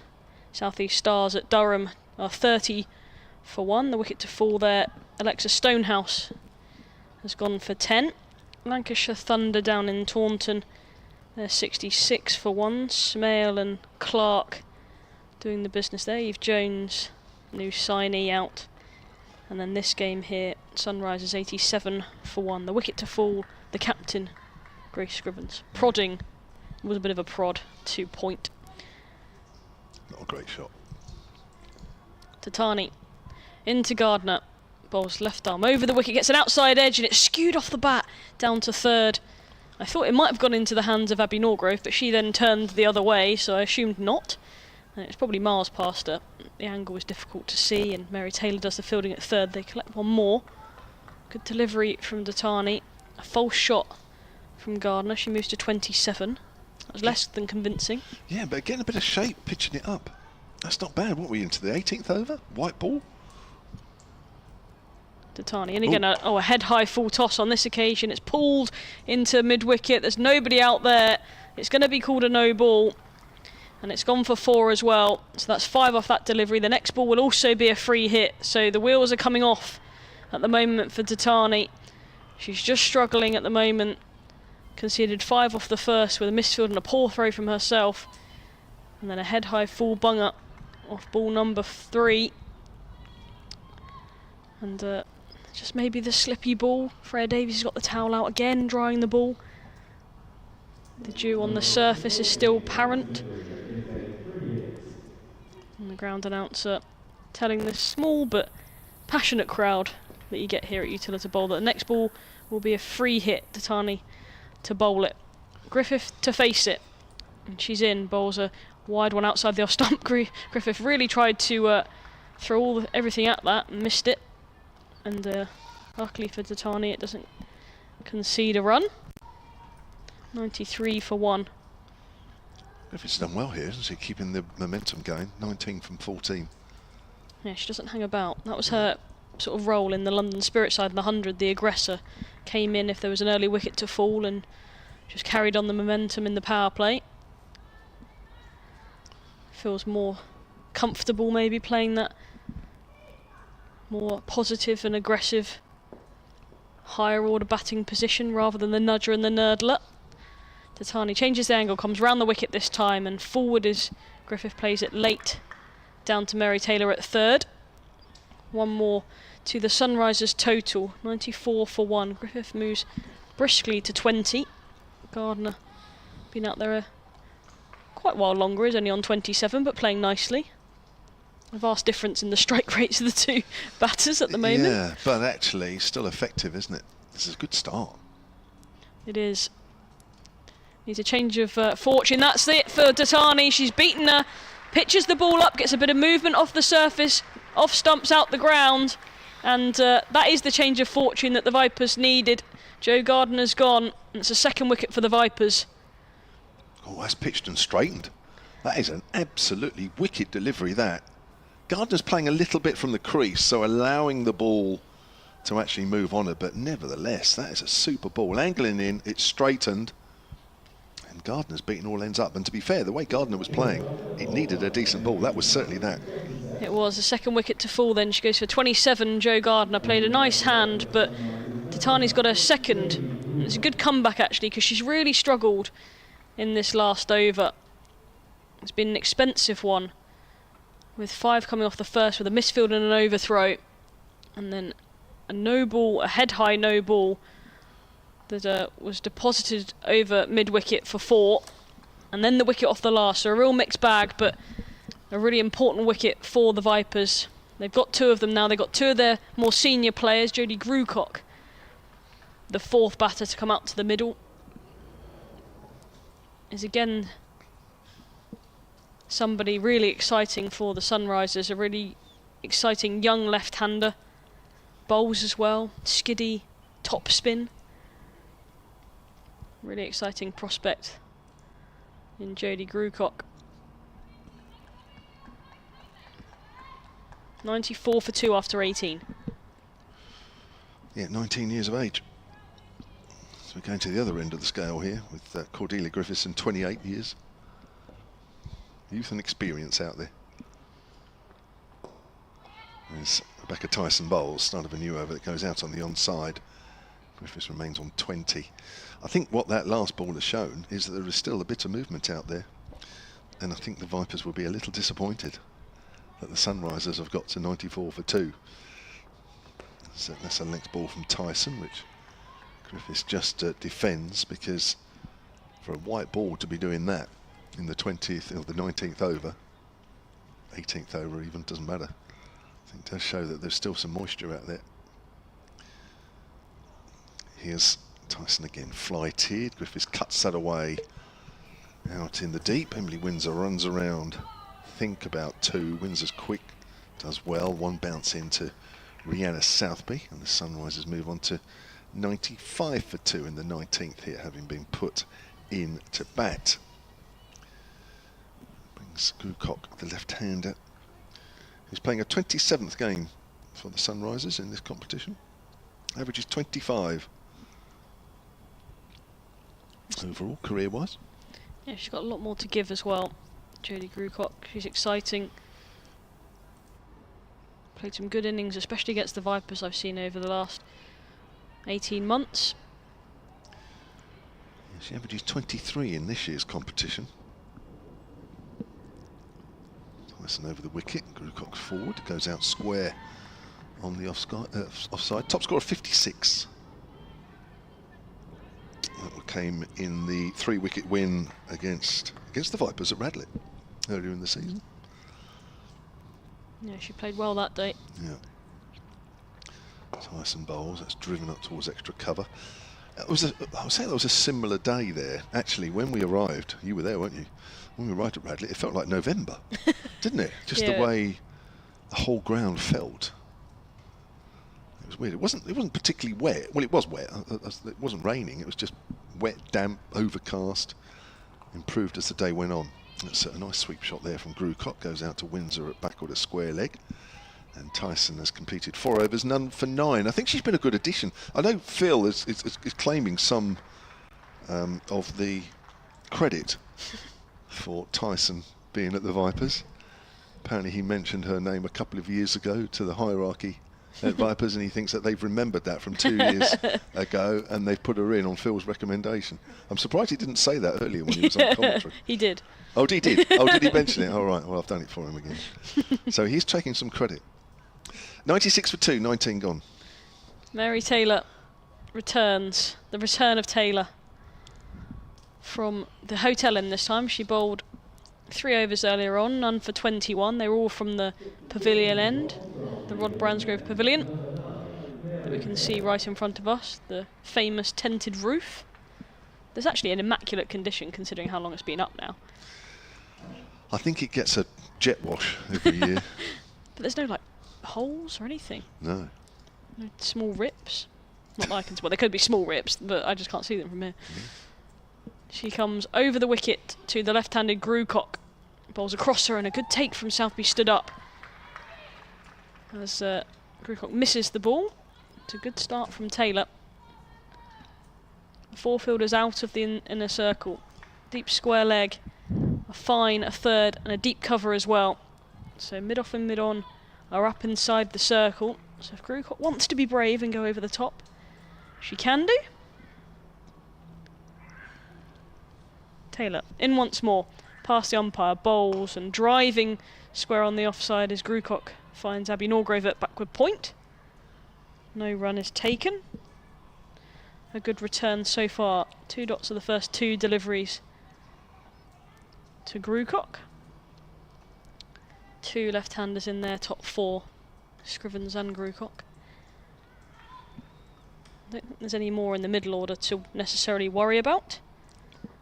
For the Vipers, another full delivery from Mary Taylor as that one's driven past her. She points and assists the ball and says, "That's yours, Freya Davies." She stood at mid-on and does the fielding. Is that one or two of the Hampshire boys down there at the end practicing? Walking across. I think so. Ahead of their game at Kent on Monday. Just getting some some preparations in. Taylor in again and beaten the outside edge of Grucock's bat. Gets a high, almost on the shoulder of the bat. Goes down to third. Ava Lee down there does the fielding. 1 more to the total. That's a good delivery. It's really straightened on Grucock and taken the outside edge of her bat. She goes to 2. Griffith now on the strike, but there's no left-handers in the middle order, so just the 2 up top for the Sunrisers. They can cause problems in teams, those left-handers, to bowl at. The right-handed Griffith's on strike now. Taylor over the wicket and gets on the pad, but no appeal as that goes looping and ballooning in the air on the leg side. Southby quick from behind the stumps to gather, do the fielding and get the throw back into the bowler. So good over this one from Taylor. Can it cause enough pressure to dismiss Griffith? They're making her way, the Vipers bowlers. Davies having another conversation with Mary Taylor, advising her younger player, and that one's wrapped on the pad. Half an appeal from Southby behind the stumps as a full delivery hits the middle of Griffiths' pad, but again the angle taking it down the leg side. I would think I'm going to watch it again on the replay for those watching on the live picture feed, and it was going down the leg side, so not out the correct decision from Gabby Brown. And that's the end of the 20th. We're through 20 overs, 97 for 2. I'm done.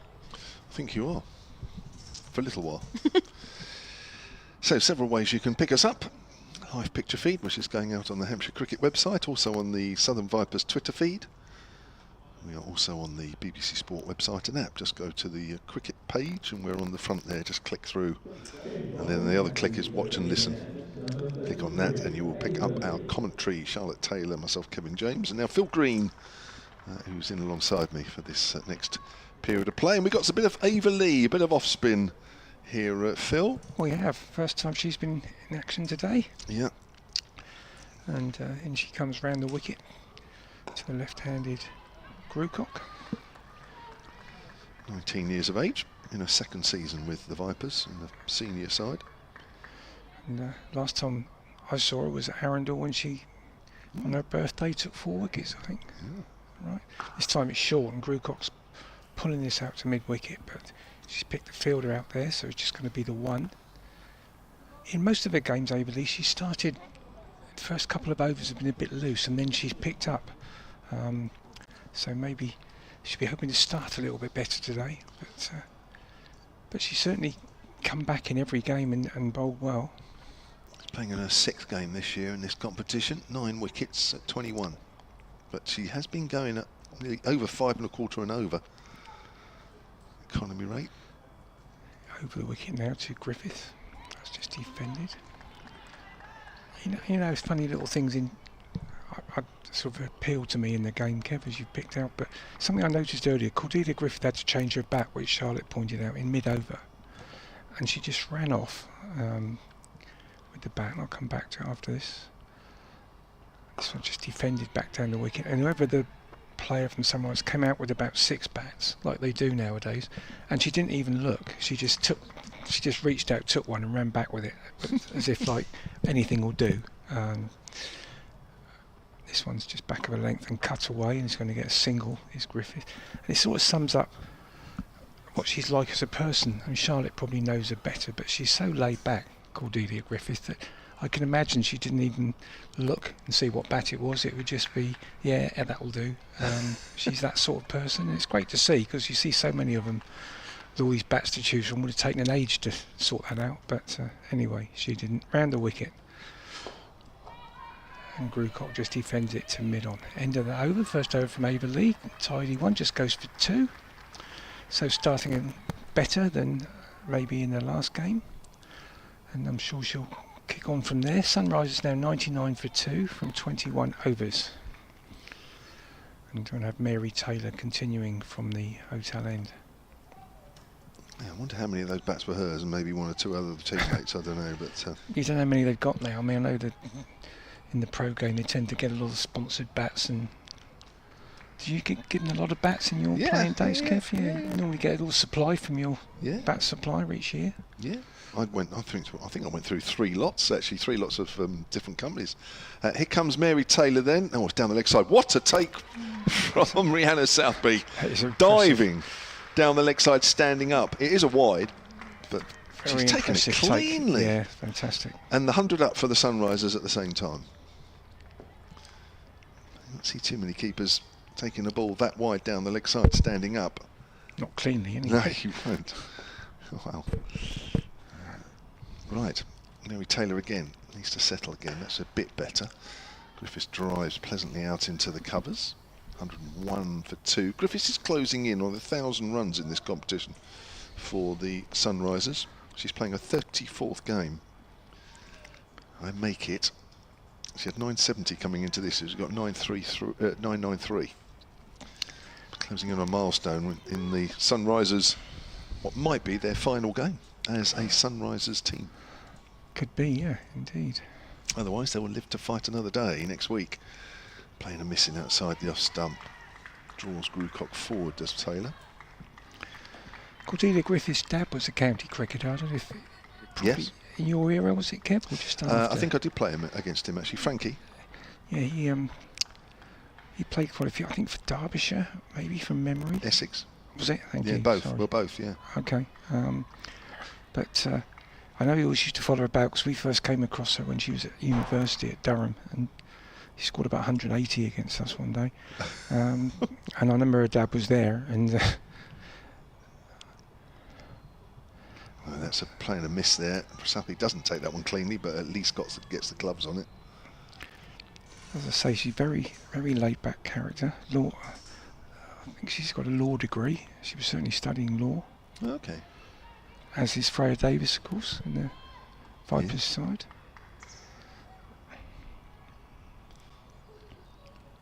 Again, drawing the ball, Freya Davis. She's got the towel. Actually, one or two of them have as well. I just noticed that. And there are Vipers colour towel as well. That's flicked away in the air, but safe down to fine leg by Grucock. She'll move on to 4, 102 for 2. I guess all this Vipers kit and merchandise will become redundant. If the name goes, there was some talk of retaining the name, but like the Blaze have in Nottinghamshire, but the latest reports seem to suggest it's just going to be Hampshire next year. Taylor bowls in the air. Oh, it's in the gap, just in front of square on the offside. A little bit of a mistake there from Griffiths. She gets away with that one. Moves on to 23, 124, 103 for 2. Yeah, what do you think? What do you think of the one or two of them keeping their names and one or two of them not? So obviously the Blaze is keeping theirs. So unless you know your cricket, you won't know that's attached to Nottingham. No, it seems a bit strange that either you thought they'd either all done it or none would have done it. I know in the T20, the Warwickshire are going to be called Birmingham Bears, I believe, to replicate the men's team rather than Warwickshire. It's Taylor in now, and that's widest off stump taken again by Southby. Sorry, that was your ball. No, sorry. So yeah, good work from Southby in that over. Stood up to the stumps, took 3 balls very cleanly, one spectacular one down the leg side, as Kev pointed out. But certainly impressive. She's now getting a bit of treatment. She might have got hit on the hand. There, she's getting a bit of treatment on her hand. So you don't agree with some changing and some, well, one or two. Lancashire Thunder are going to be keeping their name, aren't they? Well, I think they were Thunder, but they're now Lancashire Thunder, or will be known by that. Yeah, so it's just not consistent, is it? I'll say if they'd all done it, that'd be one thing. But for some to, I guess it might be down to sponsors, or I'm guessing it is down to sponsors. But it does seem a bit strange. And as you say, the Blaze won't mean anything to people that don't follow the game closely. Will they get that support from Nottingham, or are they hoping by doing it that they're bringing in a wider audience, because it sort of includes the current Blaze setup would include other East Midland counties? But then they'll have their own teams anyway. They'll have their own teams in the second and third tier. So yeah, it's a bit of a strange one. I don't quite get why they're allowed to. I mean, it could be a marketing thing, but I thought the whole idea was to combine the men's and the women's county sides together, and clearly by calling it the Blaze, that's not happening in that particular county. I sort of get Lancashire Thunder's okay in a way because it's still got the Lancashire bit in it. There was a lot of talk, as I said, about it being Hampshire Vipers, but I don't think what I hear that's going to happen. It's Ava Lee in, and that one's just chopped away by Griffiths. Grucock comes through for this single. It's good running. Griffiths didn't seem sure, but Grucock called her through, and they'll get in for 1 to take the score to 104 for 2. But to be honest, it's the modern way, isn't it, Kev? The names and the marketing potential of all these things, and then you've got links now with the IPL teams, and that will probably introduce some more new names into the whole thing. So who knows? Lee round the wicket, and Grucock's on the back foot and pulls this away to wide mid wicket. Nancy Harmon making ground there, and makes ground well and stops them coming back for second. Great effort. Good work from Nancy Harmon, who's always very energetic and lively in the field.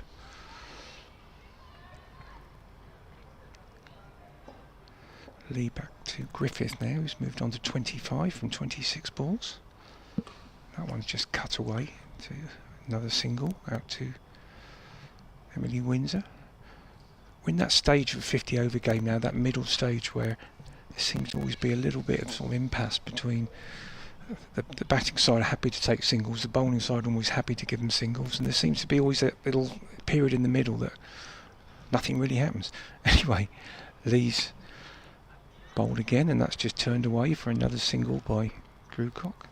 Well, from a Sunrisers position, don't they? They're looking to establish it and keep it going. Yeah, I aren't mean, they? And they'll be quite happy with this. Oh God, yeah. Single off every ball this over so far. They've made a good start. Lee in again. This one was a sweep from Griffith, and that's half-hearted appeal for LBW, probably a bit high, I think. But, didn't really appeal with any great conviction. And umpire Ian Blackwell ignored it really, didn't respond. And that one's beaten the bat on the outside edge.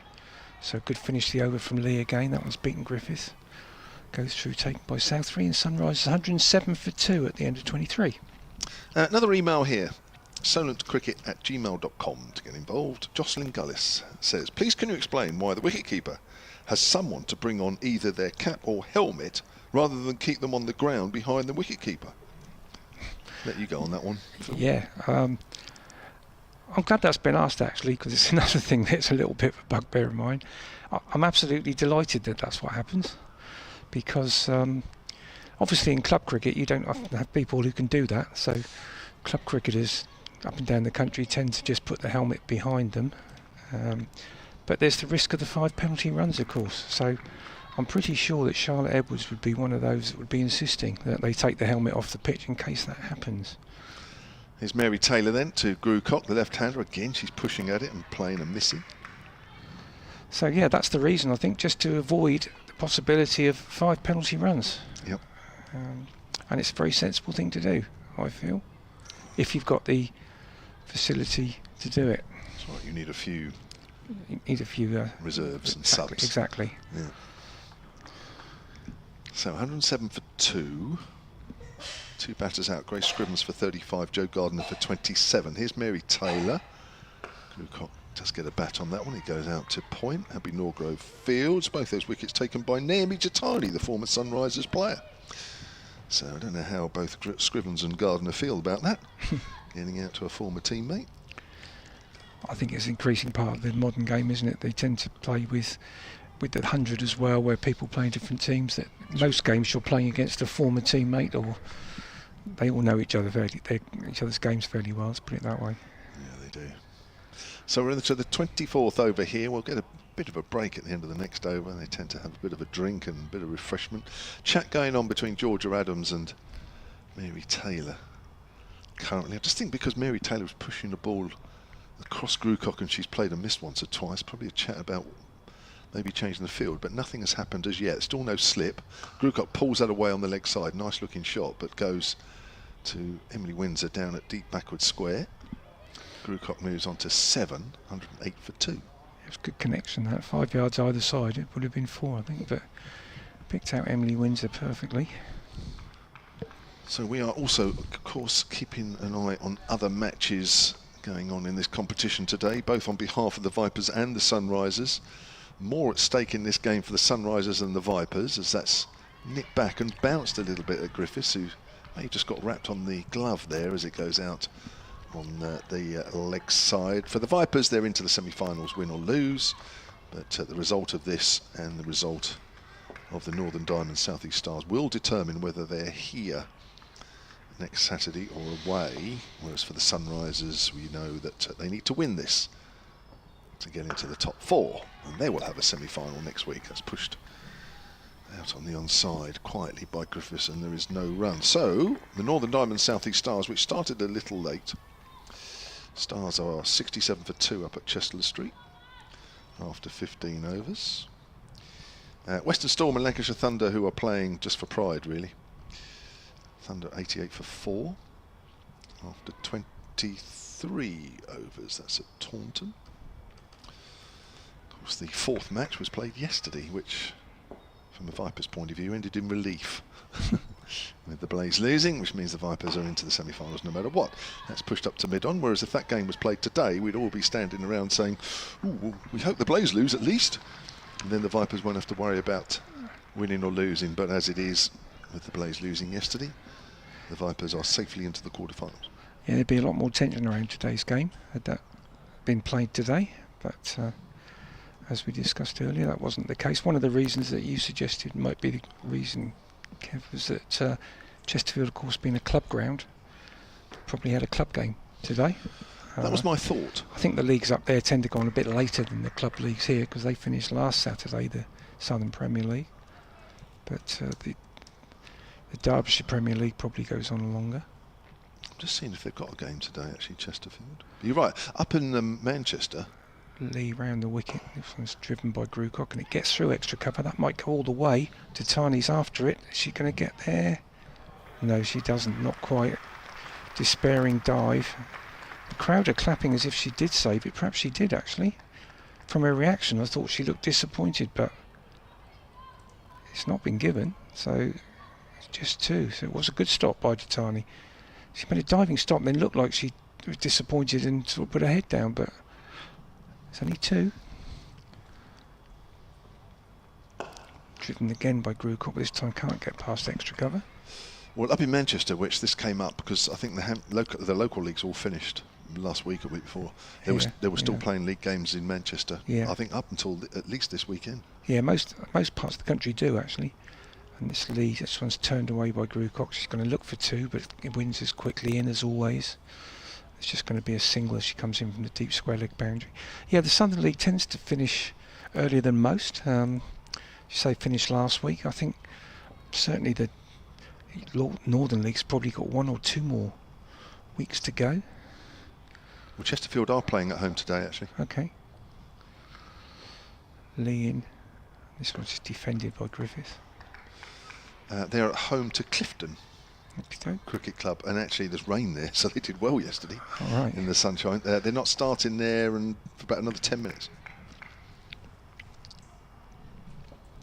That's pretty in-depth information, isn't it? It is, isn't it? Very impressed. Lee in again. That was just defended by Griffith.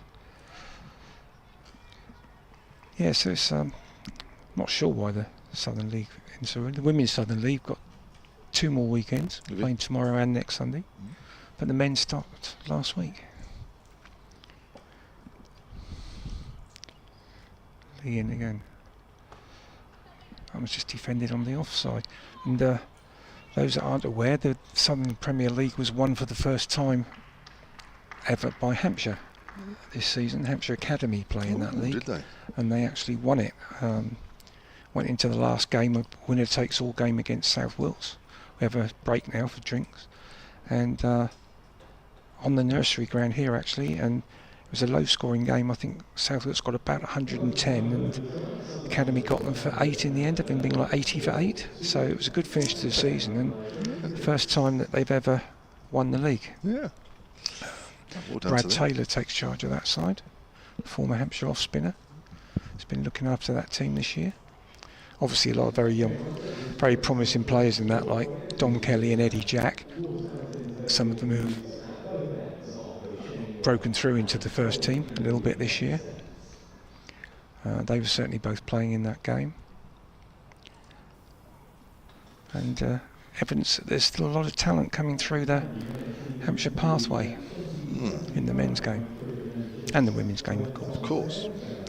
So we're at the halfway stage of the Sunrisers innings. 25 overs gone, in which the Sunrisers are 111 for 2. The wickets that have fallen are in the 14th over. Grace Scrivens on 35 off the back foot. Just dollied up a catch really to Abby Norgrove at point off Naomi Datani. She scored those 35 off 50 deliveries, 70 for 1. The score was then, and then Jo Gardner, who played very well for her 27, fell 4 overs later.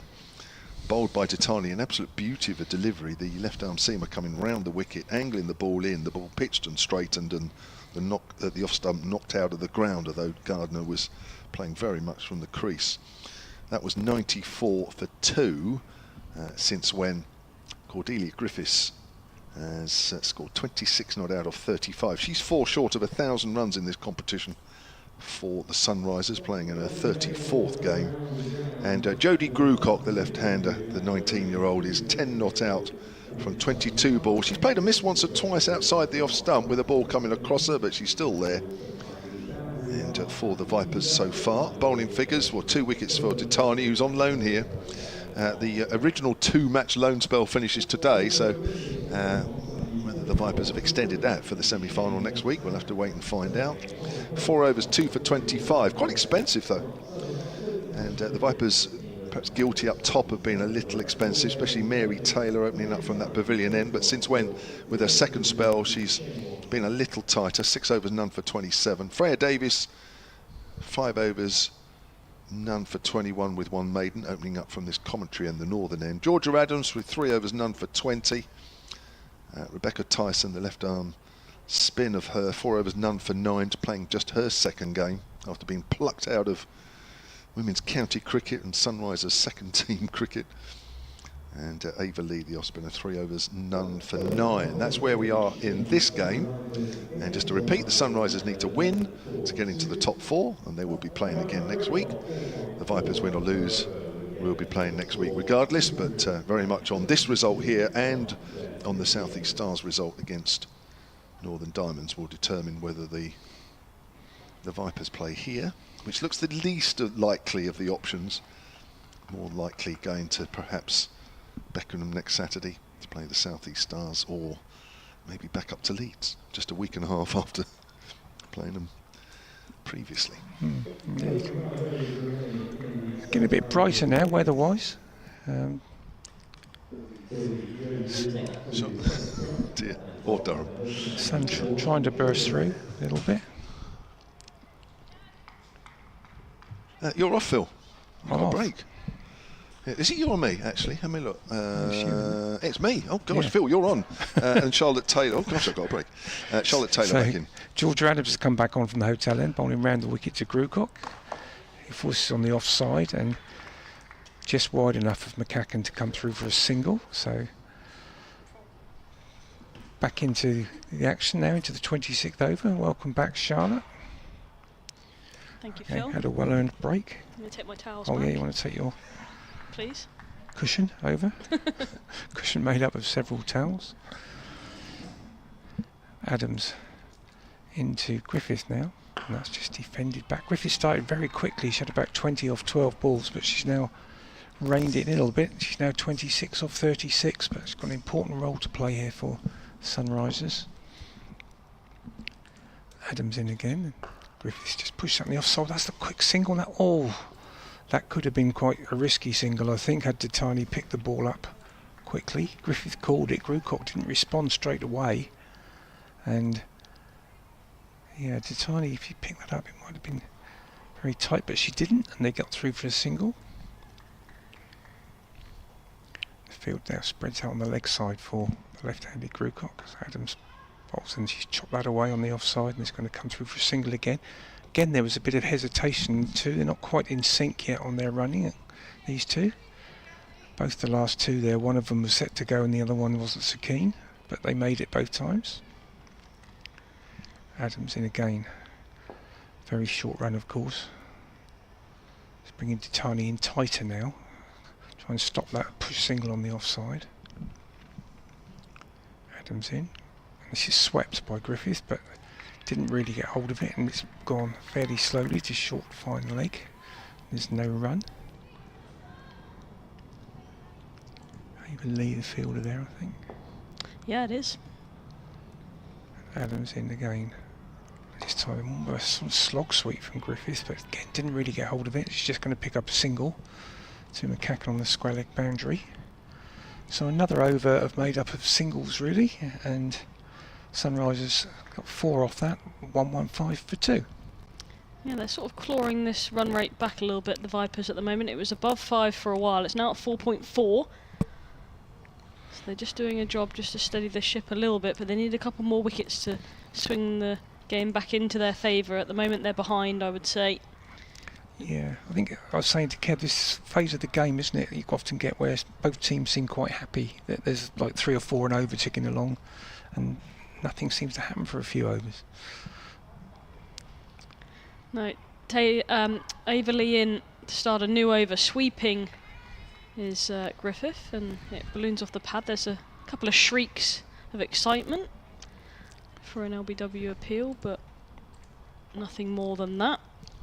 Dot ball to start for Lee. She bowls another one, a loopier delivery this time. A good drive by Griffith, hits the boot of Nancy Harman, balloons back to George Adams at mid-off, and they complete the single. One more to the total. Crowd's starting to build up a little bit now. A few more coming in as the weather picks up a little bit. People finishing their morning brunch or whatever. Round the wicket, Lee to Grewcock, driving nicely up the ground towards the pavilion. George Adams does the fielding at mid-on, and there is no run. Good steady stuff from Ava Lee. She's halfway through her 4th over, only conceded 10 so far. Just missing the wicket to really cause the damage is Lee. She's in again, bowls, slightly leg stump, it's down the leg side actually. It's beaten Southby as well as it runs towards the boundary. Bex Tyson is after it, and they'll complete the second. I think it will be 3 wide as we wait for the call. No, it's byes signalled, which Southby is not happy about. She throws the ball away. She's convinced it's hit the pad of the batter.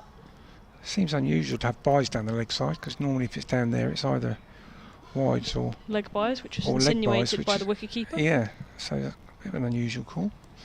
2 more to the total nonetheless, as Ava Lee bowls another good leg delivery that Grewcock pushes up the ground towards mid-wicket, and it's collected by Abby Norgrove, and there is no run. 118 for 2. We've got one final ball left of the 27th over. Grewcock is waiting for it. She drives nicely back to the bowler, who completes the fielding in her follow-through. That is the end of the 27th, 118 for 2. Kevin James is looking at flights next to me to potentially go to Newcastle rather than driving to Durham, if that's the case.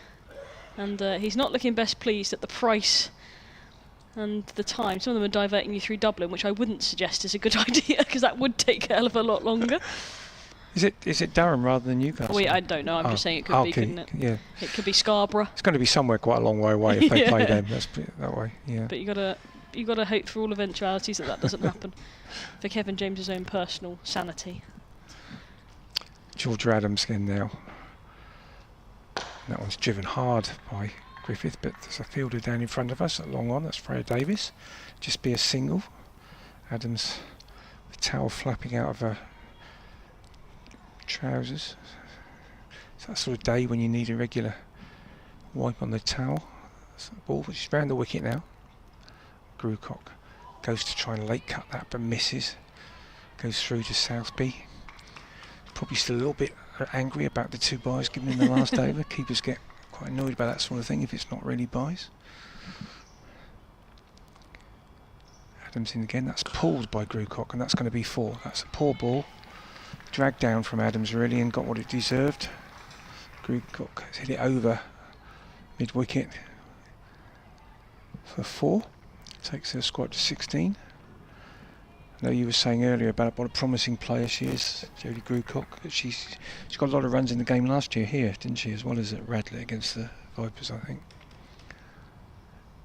This time she's on the back foot and just chops it away. He's going to look for 2 here, I think, but Nancy Harman prevents that. It's just going to be the 1. Yeah, I think she plays spin really well. I think she picks up length well. The ball before that was only slightly short from Adams, and she was quickly camped on the back foot and pulling over the infield. And you can only do that if you judge the length well. I think she's a really exciting prospect. This one's just defended by Griffith. Yeah, she uses the crease, as you say, well, gets a long way back or a long way forward rather than that sort of mid-position. That's how you play spin as well. Yeah. If you want to play it well. So again, that's a full toss.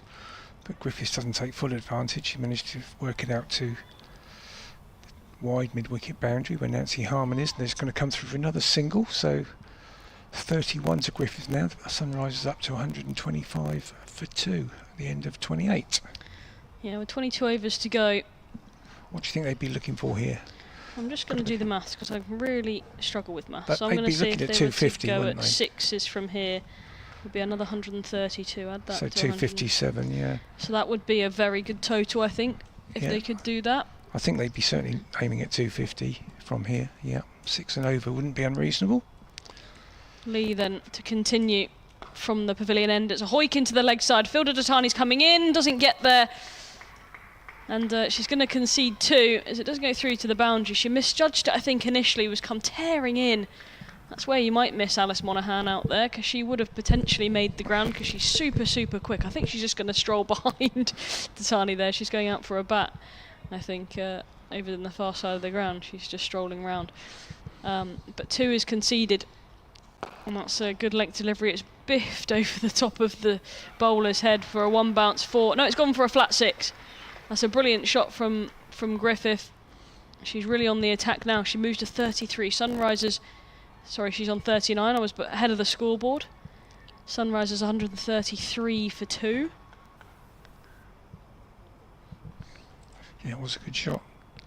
Committed fully to the stroke. Questions now for Averley. Conceded 2 off the first delivery, 6 off the second. She's gone for 8 and 2 balls. Ruined her figures slightly. She'd only conceded 10 off the first 4 overs that she'd bowled here this afternoon. Going round the wicket now. She's going to come round the wicket to Griffith. She's going to bowl across her now.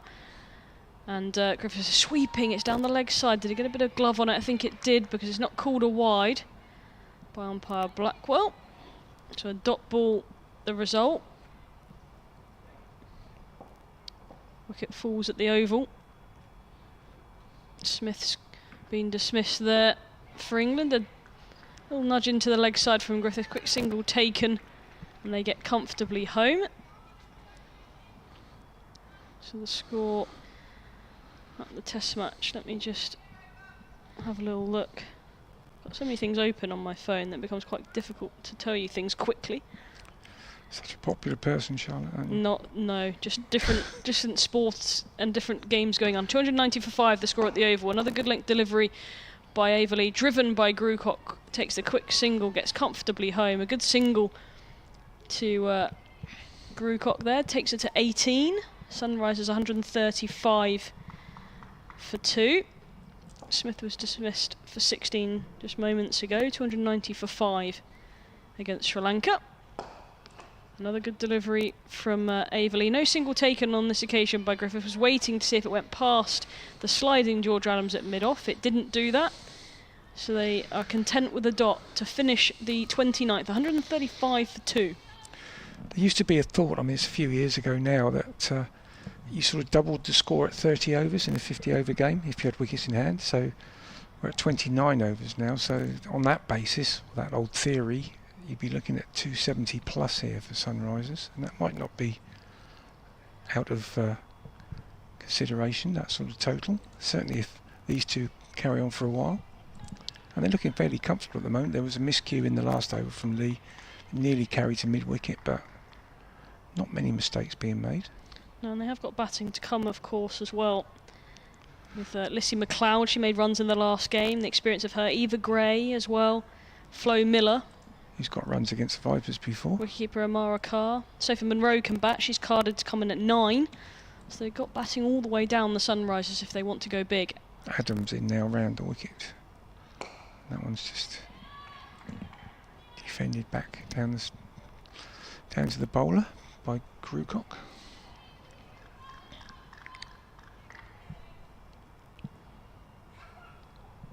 Gets her field in position. Long on goes back now. Yep. For Grucock. So we've got 3 out on the leg side now. Deep square, deep mid and long on. Adams in.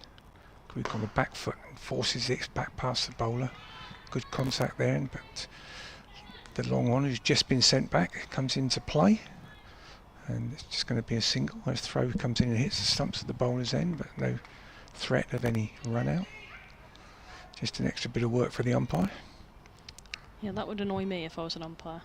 Unnecessary. I've not seen Gabby Brown very much. Has she been on the circuit very long? Yeah, in the domestic women's competition, yeah. Okay. Seen her do a few games There's this year. more and more female umpires coming through, of course. I'm not sure if she got any gigs in the 100 this year. Anna Harris seemed to do them all. Every game that I was at, Anna Harris was there. George Adams this time swept by Griffiths, but only to short fine for no run.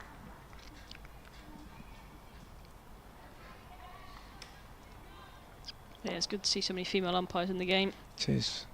Adams in. It's just defended very solidly by Griffith back to the bowler. It's been quite selective, Griffiths. It's either sort of full out defence or when she commits, going very hard at it. Classic batting in a way. Adams in again, and this time Griffith uses her feet, but once she gets there, realises she's not in position to drive and just pushes it back to the bowler. So good over for Adams. Just the one off it, one ball to go. Can she finish off the over well? It's a sweep from Griffith, and she's not going to get past short fine. So yeah, it's a good over from Adams, just one run. She's now bowled 6 overs for 32. Her first spell was a bit expensive, but she's come back well at this end, as did Mary Taylor earlier, come back well in her second spell. Another change of bowling from the pavilion end. They're sort of swapping and changing their bowlers, as the Vipers so often do when they're looking for a wicket. They don't want to let the Sunrisers settle here against any one bowler. So Ava Lee has bowled 5 and conceded a few more in her last over than the 4 previous to them. But Bex Tyson will replace her at the pavilion end, having a long chat with Captain Georgia Adams. Taylor's bowled 6, Davies 5, Adams has bowled 6, and it's just the graphic's just gone off my screen, but I think Bex Tyson's bowled 4, if I'm not mistaken. She has bowled 4, yeah, 4 for 9. And she continues. She bowled a 4 earlier from the pavilion end, and she'll continue to do so here as she bowls to Grucock, the left-handed Grucock. Just getting the fielders in the right place. Extra cover comes a little bit straighter, and she's in now over the wicket to Grucock, who's defending back to her in a follow-through. Dot ball to start. Quite a sort of niche field, isn't it? Quite unusual. The 2 mid-wickets very close to each other there. Must be something they've picked up in Grucock. Yeah, just feeling that the catch in the circle is on, as it's a back of a length delivery cut to backward point. Mary Taylor does the fielding there, and there is no run. So just thinking that might stop in the surface, create a full shot. There's extra cover, who's quite straight. 2 mid wickets as well on the drive, and Grucock uses her feet and hits it over both of them. Goes wide of long on Georgia Adams, and that's a really dismissive stroke from Jodie Grucock, and picks up a boundary. It's a really good shot from her. She moves to 23. Sunrisers are creeping towards that 150 now. They're 140 for 2. That's a really, really good shot. She got to the pitch of the ball and just didn't try and overhit it, Phil. Just no, it was used good use of the feet, and as you say, didn't try and overhit it. Very impressive. Tyson, with the response, then bowls a back of a length delivery, and that's cut into the covers. And there's Datani out there on the deep cover boundary. Does the fielding. They get 1 more to the total. 5 from it so far. This the 31st over of this Sunrisers innings, 141 for 2. Yes, she looks a very organised player, this Grucock. Tyson, change of angle for her, comes round the wicket to Griffith. A short delivery, and it's a quicker one as well. And it's well played by Griffith. Gets it into the covers and collects a single. She moves to 41. Sunrisers 142 for 2. They're really trying everything, the Vipers, at the moment. Bowlers are bowling with their variations and their inventive field changes, and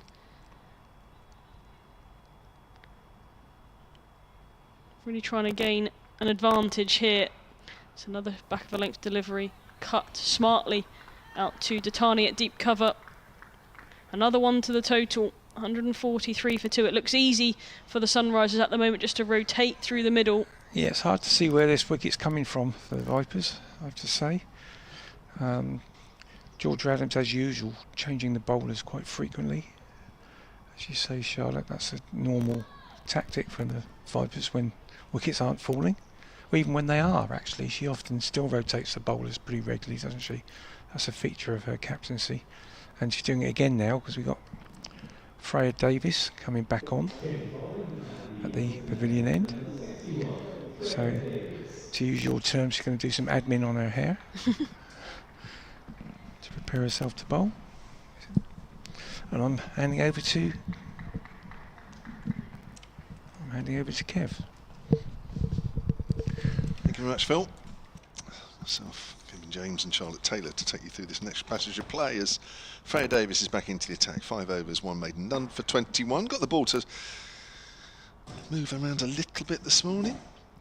I find it a little harder now, but that's very full and worked out to deep square leg. Emily Windsor is the fielder, and Grewcock moves on to 26, 144 for 2, and these two have now put on 50 for the third wicket.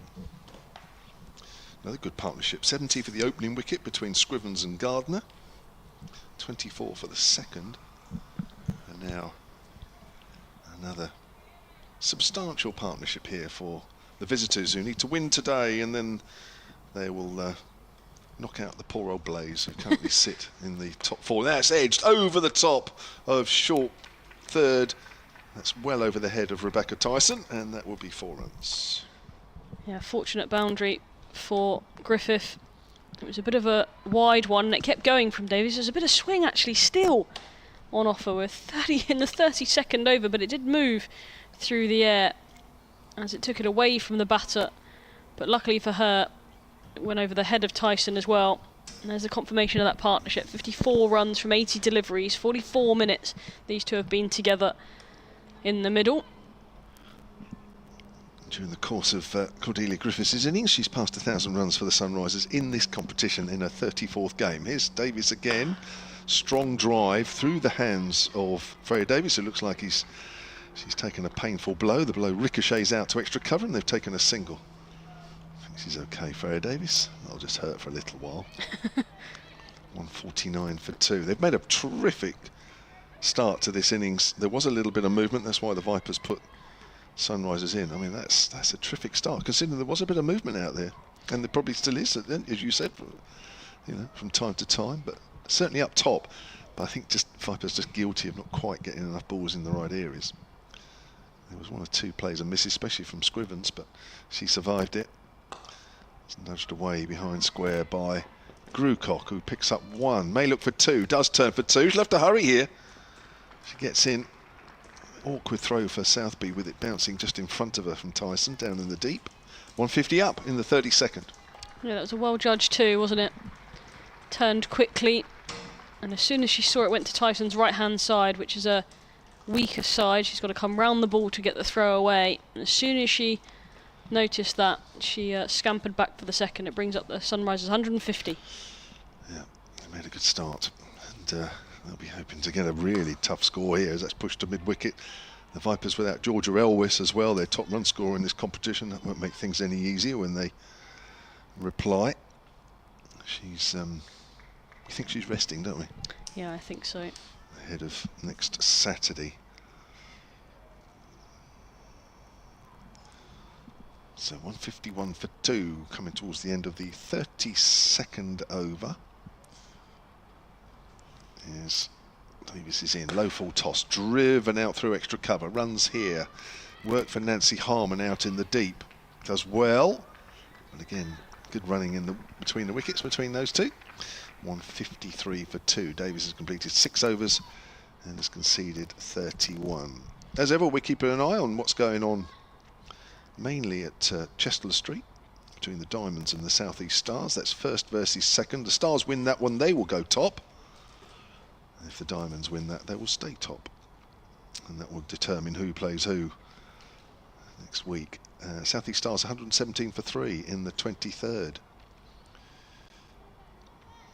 Alice Davison-Richards is out there on 22. Kira Chatley, she got runs, didn't she, a couple of games ago? Yeah, she's got runs in the last 2 games since her return from injury. 14 not out. England and the Test have lost 3 wickets today. 301 for 6. Tyson in again, round the wicket to Griffith, the right-handed Griffith. Tries to work it square on the leg side and can't find a single to short fine. Mary Taylor does the fielding. Tyson into her 6th. She's in again and bowls to Griffith. Full length delivery. I thought it was going to be a full toss for a moment, but Griffith is well forward, defending back to the bowler.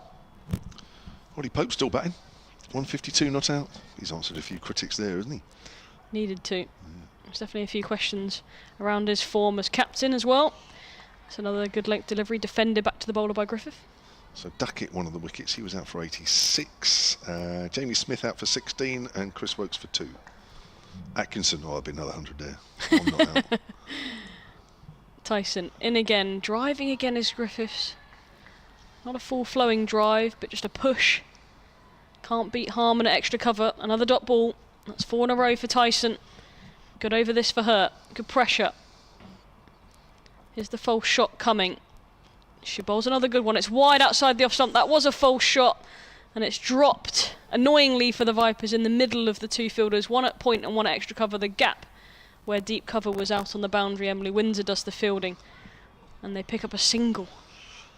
Agonising for the Vipers. She just didn't get hold of that, but it was width. I quite like Rebecca Tyson, you know. I think she's been a good addition, plucked out of nowhere, really. And she bowls to Grucock, defending to extra cover, and that completes a very, very good over from Rebecca Tyson. She's bowled 6 here, none for 17, yet to pick up a wicket today. She got 2 against the Diamonds on debut up in Leeds, and she's bowling well again here. 17 overs remaining. The Sunrisers 154 for 2. Yeah, 3. She's got 3. Yeah, 3, and bowled that last over. She was distraught as well, amongst several Vipers players who were distraught over the last ball loss up at Leeds. I think I heard somebody say that she felt she'd let everybody down, but she didn't really. I mean, they needed, what, 9 off the last over? And as a spinner, that's difficult to... I think she was more annoyed at herself because there was a drop catch off her own bowling that would have finished the game. So I think that's more of the frustration. Freya Davis to start her 7th over, 154 for 2. Start of the 34th. Oh, that's flicked very fine. That'll be 4 up towards the pavilion. That's the umpire signalling. Gabby Brown, 4 runs. Yeah, started 2 straight, stayed 2 straight, and Griffiths moves on to a half century. 51 not out for the 28-year-old. That's come off 62 deliveries with 4 fours and a 6. Experience showing out there for Griffiths. And that is her second 50 of the season in this competition. Davis again. Griffiths drives powerfully, half stopped at extra cover. Another powerful shot off the bat of Cordelia Griffiths. 52 she moves on to, 159 for 2. That was a good shot. Really driven with purpose. She looks to the sky as if to say, why didn't that burst through the hands of Mary Taylor? Got a innings of 65 in the game 2 games ago in the loss to the Blaze at Derby. That's a top scorer in this year's competition. That's pushed up to extra cover, no run. Yeah, she's had a really good last couple of games. 39 in the last one as well. So she's in a bit of form. She is. Since the resumption of this competition after the 100. It's Grucock facing.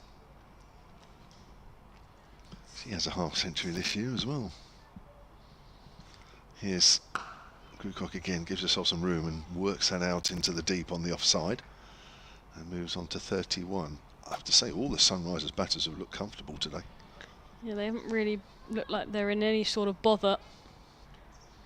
It looks like a good wicket. There is a bit of movement available early on, and even in the last over, Freya Davies got one to move away from the right-hander. So it's not been easy. They made it look so. Yeah. Griffiths pushes out behind point. And there is no run. These two sides have met 3 times this year in both competitions. In this competition, Sunrisers won at Radlett by 3 wickets, chasing down 211. Twice in the Charlotte Edwards Cup, Sunrisers won down at Arundel, close encounter by 3 runs, and the Vipers won at Chelmsford by 19. So it's 2-1 to the Sunrisers so far this season. Lovely shot again, and again a good bit of fielding at extra cover, but it's hit so hard that Mary Taylor can do no more than just get in the way. But they'll come back for they'll go for a single. 53 Griffiths, 161 for 2, 34 gone. That run rate just sitting at 4.7 at the moment. And they're creeping towards a very, very good total, and they've got wickets in hand. That's the worry for the Vipers at the moment. They'll be happy enough that they're ticking along at 3s and 4s. That won't bother them too much, but it's the wickets in hand which proves really costly. At the back end of an innings, you can really look to put on a few more. Freya Davies is going to leave the field for a moment. I don't know whether it's that blow on the hand from the drive from Griffith earlier on in the over, but Poppy Tulloch is on the field as a substitute fielder. Bex Tyson's going to continue. She's going to bowl her 7th. She's through 6 overs, none for 17. Bowling really well so far. And Davies is going to go to the physio room, I think, to get some treatment on that hand. As Griffiths drives that one nicely up the ground to Poppy Tulloch, who's on the field for the first time today. Long on. And there's one more to the total, 162 for 2.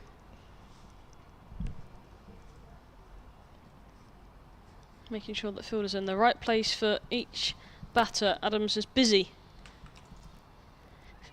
as she so often is as captain. Long on in place now for Grewcock. Tyson, left arm over the wicket, bowls back of the left delivery, swatted out to deep cover. Datani comes round to her left, her favoured left-hand side, and gets the throw back in comfortably. Another single is taken. 163 for 2. Field changes once more. Another wicket at the test match. Atkinson, no 100 for him. Ooh. Dismissed for 5. And England 100, sorry, not 100, 307 for 7. Tyson in again to Griffith, round the wicket, a full delivery, driven on the up and in the gap again to the left of Adams at extra cover. And another chance, or another moment of uncertainty for Griffith. She's bowled had a couple in the last 2 overs from Tyson, which have just dropped into the cover region. If that fielder was in the ring, a catch would have been on offer. But as there's a big gap on the offside, another single available, 164 for 2. Tyson to Grewcock, driving through extra cover this time. Diving McCacken can't stop it. It'll be too much for Datani as well. 4 to the total, 4 to Grewcock. She moves to 36, 168 for 2 now, the Sunrisers. 74-run partnership now between these two. Top partnership of the innings. Looking really comfortable, the two of them out there together. Adams drives the ball. It's still picking up water as it goes along the outfield. A lot of rain here yesterday. Tyson in again, bowls to Grewcock, defending this time to one of those 2 mid-wickets that are still waiting for that mistake from Grewcock.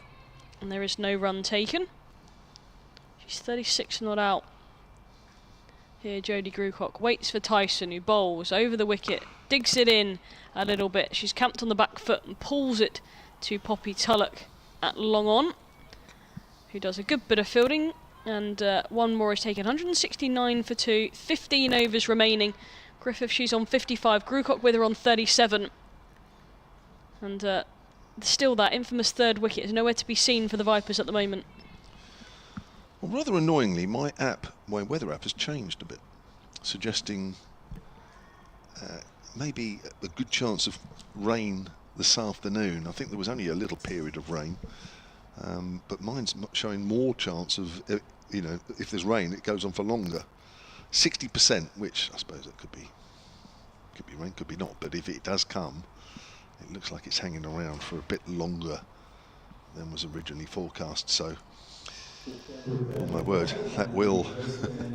Well, I'm not sure it'll put the cat among the pigeons in terms of results here, because the Sunrisers only need 2 points, which they would get from an abandoned game, wouldn't they? Which will take them above the Blaze anyway, but obviously the Blaze are hoping for a Vipers victory. Datani's back into the attack, 2 for 25 from her 4 overs against her former team. Comes in and bowls, and there's a leading edge, or is it off the pad? Yes, he's gone. It is off the pad, and Datani has broken through straight away in her 2nd spell, and it's Grewcock that goes for 37. Just watching that again, she's trying to play that away on the leg side. Umpire took her time, Gabby Brown. I think it was a good decision. She's taken a big stride down the wicket, but it's come across and played across her front pad.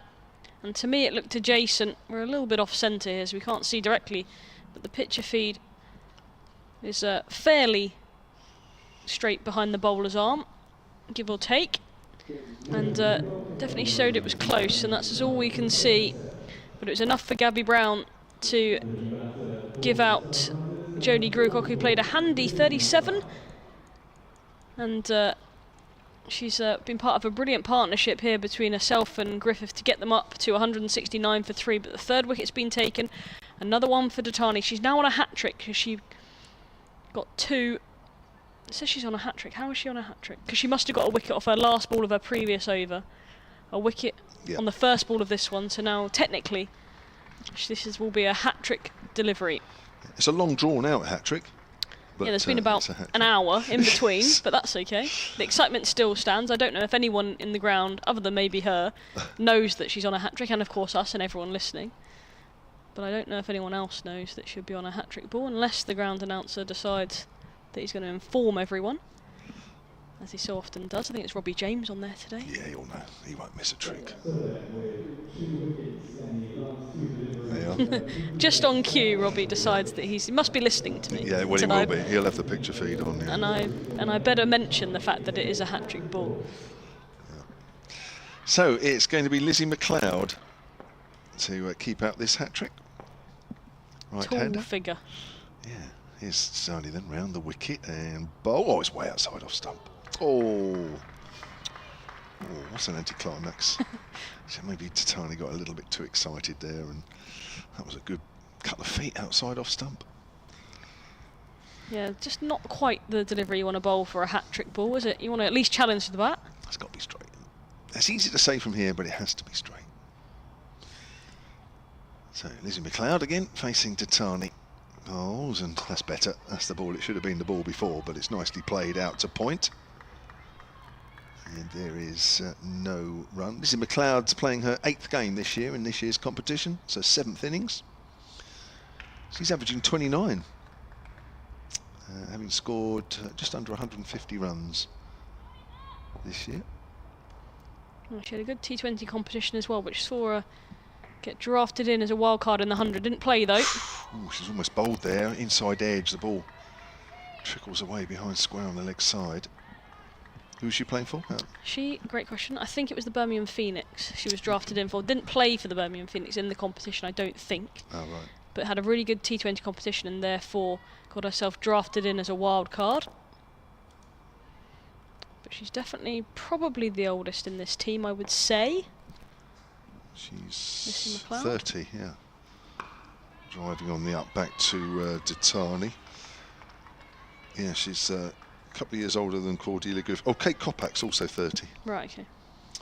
A battle of the 30-year-olds. Hey, all the best people are 30 at the moment. Are you? I am. Oh. She actually played one match for the Vipers back in 2016, Lizzie McLeod, in the old Kia Super League. Here's Tania's outside the off stump. Has a think about playing at that one, McLeod. Maybe not convincing, maybe just as well it wasn't, because in the end the ball goes harmlessly through to Brianna Southby. Yeah, moved on to Western Storm. Made a Sunrisers debut back in 2020, so another one who's been with the Sunrisers since the start of their journey, which will end at some point this season. Whether it's today or next week or maybe even longer. 169 for 3, 36 gone. Updates at the Test match. Ollie Pope has been dismissed for 154. So the wheel's coming off a little bit for England this morning. 307 for 8 at the Oval now. And there's a wicket in Belfast, which of course is where Ireland women are playing England women. And Orla Prendergast, who has been playing for the Blaze but recalled by Ireland, has made 76 and been dismissed by Kate Cross, the captain Kate Cross. So she's got 2 for now. Filer and Baker with the other 2 wickets. They're 151 for 4 in Belfast. Maddie Villiers has bowled. She's obviously of the Sunrisers contingent. Bowled 5 overs, yet to take a wicket, but for 33 runs. Finds herself in an England shirt once again. Does Maddie Villiers. But a big miss for the Sunrisers in their pursuit of semi-finalness, which of course isn't a word, but I just thought I'd mix it up. It sounds good. I was going to ask you about Kelly Castle, because she's another stalwart of the Sunrisers. Is she injured? She's I think not played she is this injured, year. yeah. I think she is. Whereas coming back from Lee, a change of bowling, and that's beaten the outside edge of the stumps, and it's been a stumping for Southby. She's been waiting for that. Cordelia must have just dragged her foot. And so we watch it again, round the wicket, and it drifts across her. This foot was definitely lifted by Griffith. She thought she got to get back down in time. Southby says no. And that's another big wicket for the Vipers. Cordelia Griffith stumped by Southby, bowled by Lee. 55 she made from 68 deliveries. A brilliant innings, but a big wicket for the Vipers, Kev. Wow, yeah, it is, isn't it? She looked like she just knew she was overbalancing and then moved her back leg. And just at that moment, Southby whipped her bails off. Great work behind the stumps. Well done, Ava Lee, as well. And, well, that was a good innings from Cordelia Griffiths. And having been in a relatively strong position, they still are the Sunrisers, but they have lost 2 wickets now with a score of 169. The previous over by Tatani was a wicket maiden. Thank you, Charlotte. Just taking a break. And now a good start to this over from Ava Lee. So it's a good few minutes for the home side here, with the Sunrisers pretty much Phil Green having had it all their own way. How often do you see that, where after a partnership where both go in quick succession, completely changes the momentum, doesn't it? Now you've got 2 batters, both on naught, and this is the time for Vipers to really put some pressure on. A couple more wickets now, and that 250 is looking a long way off. So Eva Gray is the new batter, formerly of the South East Stars, made her Sunrisers debut last year. She's off the mark. Yes, a Surrey player, Eva Gray. So whether she'll be with Surrey next year or Essex or anywhere else, who knows? I think there's a few more things to be announced yet. I think a lot of movements have happened and they just haven't been officially announced. 70 for 4. Eva Lee. On the back foot is Lizzie McLeod, plays that out into the deep. She's off the mark as well, 171 for 4. Yes, this week Vipers announced that Georgia Elwes is moving to the Blaze, and Alice Monaghan not playing today. She's moving to Surrey. That's a good move for Alice Monaghan. Perhaps hasn't had quite the opportunities that she thought she might have. That's played back to the bowler. You just feel that, she just needs to play more, doesn't she, Alice? She's been very much sort of in and out of the side the whole time at Vipers, but hopefully she'll get a run at Surrey. 2020 she made her Vipers debut. It's pushed back to the bowler once more. Good accurate stuff here from Ava Lee. She did get runs against the South East Stars, didn't she, in a 2020 double header at the Oval in front of a big crowd, when the Vipers were a bit outclassed there, to be honest. But Monaghan stood tall with the bat, didn't she? I think that would have impressed them a little bit. Probably quite a lot, actually. She got runs worked to mid-wicket. Wormsley earlier this year as well, in a match-winning partnership with Nancy Harmon. So yeah, she's got a lot to bring to the team, Alice Monaghan. Great fielder, of course, as well. But her bowling's not been used a lot over the years with Vipers, so perhaps she'll get a bit more of a chance with the ball at Surrey. Who knows? But as you say, Kev, probably a good move for her, and chance to play more regular cricket. This is what she'll be looking at. So, Vipers hitting back in the last few minutes with those 2 wickets. And both batters now on 1, and Tatani, who took the first 3 wickets to fall. Been a bit expensive, but 3 wickets to her name, and that's a very important column to be looking at. It's the wickets column. She's going to come in round the wicket now to McLeod. That's turned away. Fine. That might be too fine for the fielder. No, it's not. It's a great stop down there by, I think that's Ava Lee, maybe. It's so far away down there, but I think that's it. Yeah, it is. A great stop down there. It keeps it down to 2. Did you say Lizzie McLeod played for Vipers once? Yeah, she had one game in 2016. Didn't realise that. In the Sakir Super League. Okay. So 8 years ago. Right. Tatani in again. Similar sort of shot, but not quite as fine this time, and it's going to go straight to Lee. It's a fine leg, so it'll just be 1.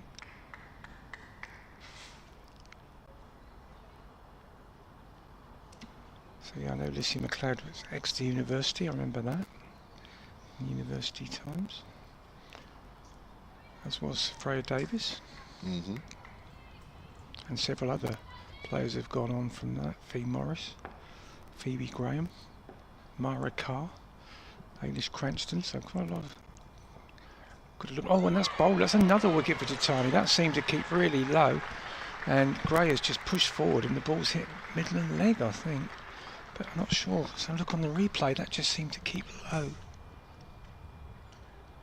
Come back a bit as well, hasn't it? Come back a bit, kept a bit low, and batters seemed very surprised by that. But it's a good spell this for the Vipers, and 4th wicket for Titani in just her 2nd appearance for the Vipers. And she certainly had an impact in the game today, as she indeed did on Wednesday, more with the bat at Headingley. 3 wickets for 5 runs, having been 169 for 2. The Sunrisers. Wow. So now we've got Flo Miller coming to the crease, and you were saying earlier, Kev, how well she played against the Vipers at Radlett. Yeah, she's a dangerous player. I just remember when I was doing a little bit of prep for that game, and I think Flo Miller was batting about 8 or something ridiculous, and she came in, and I just looked at what I'd written down. I thought, this girl, if she's there at the end, they've got a serious problem, and so it proved.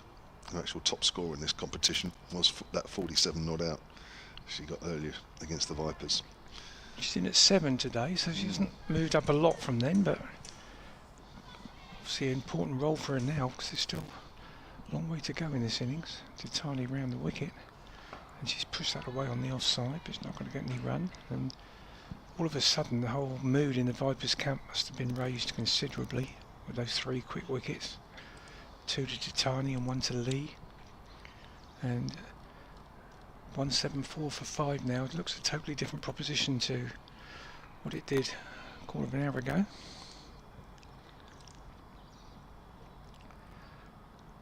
Titani in again to Miller. He drives this on the onside. She's going to get off the mark here, wide of mid-wicket. McCacken does the fielding. She gets a single. She takes the score to 175. I think the Sunrise will be adjusting their sights possibly a little bit now, down from, we talked about 250. I think they'd probably settle for about 230 maybe from here. I don't know, who knows. Titani in again. Oh, that's an edge from McLeod. It's a big. She's going to get 4 runs for it, but she threw the bat at a very wide delivery there. It's flown away wide of the keeper. Southby stood back, but had no chance. It's gone to the fine 3rd boundary, so 4 valuable runs to Issy McLeod, and takes the Vipers on to 179 at the end of that successful over for Titani, who's now got 4 for 33 from 6 overs. Yeah, I'm just looking at Titani's career in list A cricket. She's never taken a fifer. Okay, this could be the day. Yeah, 4 for 16 for the Thunder was her best. Even when she was playing for Middlesex Women, her best was 4 for 23. Sunrisers, it was 2 for 20. So she's on the verge of career best. Indeed. In list A cricket. But it's going to be Ava Lee to continue from the pavilion end. 6 overs, 1 for 22. And she's going to come round the wicket to Flo Miller with her off spin from that pavilion end. Comes in again and bowls, and Miller drives. That goes up to mid-off, fielded by George Adams, who did have a Vipers colour towel protruding from her backside. It's now white. Oh, it's inside out. Oh, they white one side and Vipers colours. Oh, look at that. Good job Charlotte Taylor's here. Who would have thought that? A towel that has 2 colours. That's a good stop at extra cover. And there is no run. Wow. Well, all the towels I have at home, I don't know about you, Phil, are the same colour on one side or the other. They are, both of them.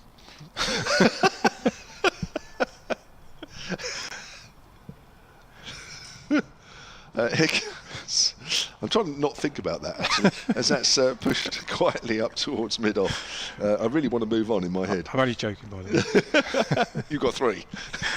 Oh, at least. 179 for 5. But who would have thought it, a towel that has 2 colours on each side. Lovely sweep shot there from Miller, and it's going down towards the boundary, and that is a really good shot. McGacken, I think it was, trying to dive and cut the ball off, but there was just enough on that shot from Miller to take it over the rope. She moves on to 5, 183 for 5 in the 39th. I was going to suggest that maybe the reason for the two-tone towel was it could be white for white when they're in whites and orange when they're orange, because they don't play in whites, do they? No. Unless they play Test cricket. So the Vipers don't ever play in whites. So that theory's out the window. Yep. Lee bowls. Miller drives up to the captain, Georgia Adams. And, there is no run. So, yeah, well, amazing. They must be. Are they Vipers special issue, Charlotte? Oh, they are. Oh, you can buy them in the club shop, I guess. Then that's turned away. What a great Christmas present. Although, of course, the Vipers will be no longer after this. They'll be collector's pieces. Well, or discounted. Yeah. That's for sure. You might be able to pick up a job lot for a few quid. 39 gone, 184 for 5. Even the Charlotte Taylor shirt might be going cheaper than normal. Any Viper shirts. Yes. So the Vipers started in 2016, didn't they, with these colours? And so that's an 8-year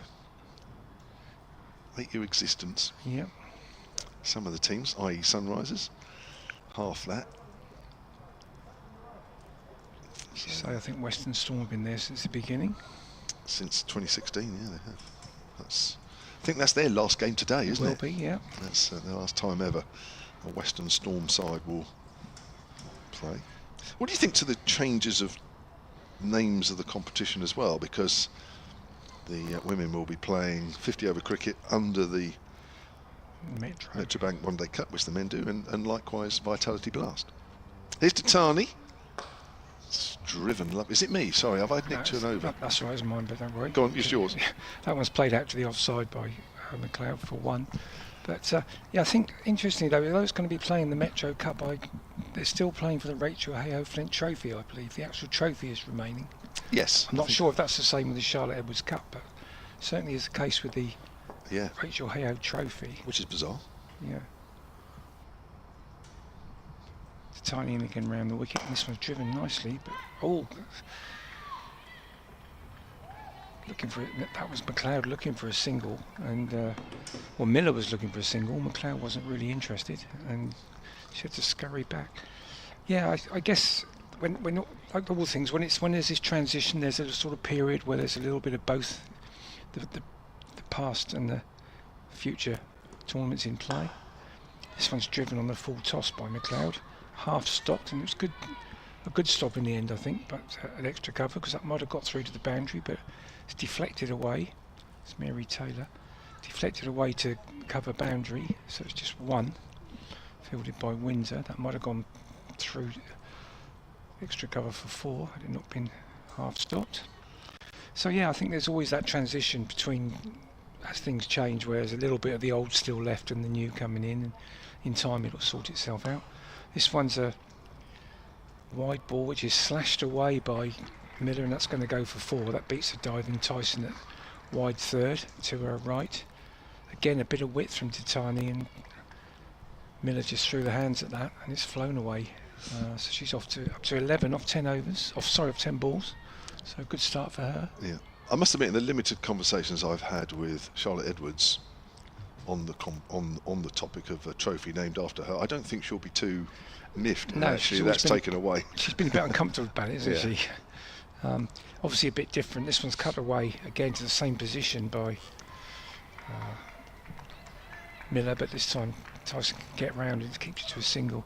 I think Charlotte's always felt a bit uncomfortable about it because, well, it's a bit different. The Rachael Heyhoe Flint, I mean, she's obviously passed, and it's whereas Charlotte's still very active currently, and I know the first year, of course, the trophy was awarded, she was presented with it, and it felt a little bit strange. So, as you say, Kev, I don't think she'll be too disappointed if the name goes, at least for now. This one's down the leg side, it's going to be called a wide. McLeod did try and get a bat on it, but couldn't, but it went through. I think it was a slower ball from Titani, didn't carry through to the keeper. But it's a wide anyway, so another one to the total, 192 for 5.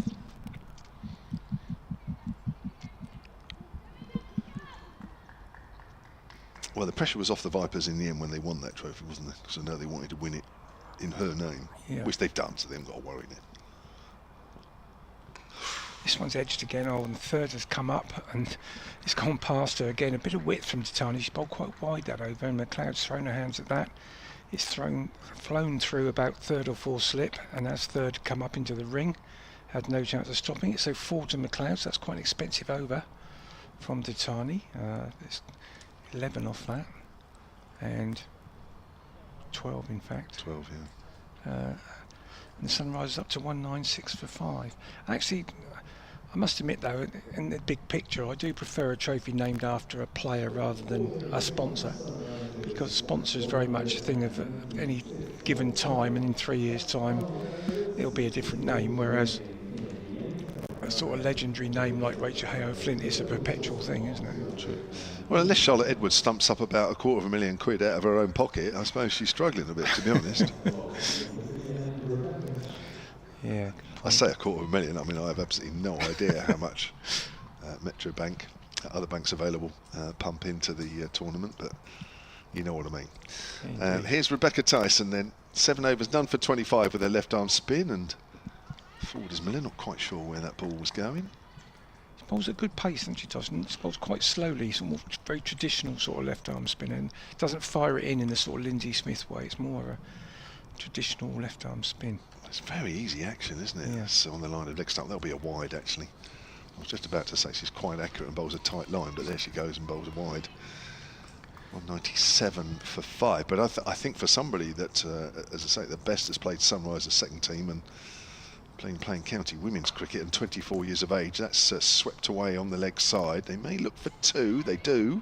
Throw from McGacken goes into the bowler. But I think she's very tidy. She's got one of those actions that you feel not a lot can go wrong. Exactly, and like a lot of them, she actually started as a seamer, as I remember, as a young girl. She was a left-arm seamer, as was Lindsay Smith. And again, and it's driven to mid-wicket. They're going for a single. They have to hurry here. Well, that didn't seem very convincing. They've got home, but wow, was that Abby Norgrove there at mid-wicket when? Well, I was going to say that when both batters set off, I'm not sure they set off at the same time. McLeod was very hesitant to set off. There's been a couple of times that these two have not been in sync, as it were. I'll tell you, for older listeners, who Becky Tyson's action reminds me a bit, and I'm going back quite a way, but I've seen a strange comparison, but it reminds me a bit of Bish and Betty. Wow. He just used to run off about the same run, and it's just so relaxed like that. And this one's just defended back down the wicket, and he did okay. It was all right, wasn't it? Really? It just reminds me of that just very easy action, like you say, doesn't look as much could go wrong. And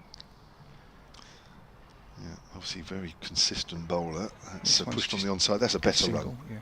Is it me or you this over? I can't remember. I've forgotten again. I'm losing it already. I think we're both doing it, aren't we? Yeah, I'll finish off and then you do the next one. Okay. How's that? Okay.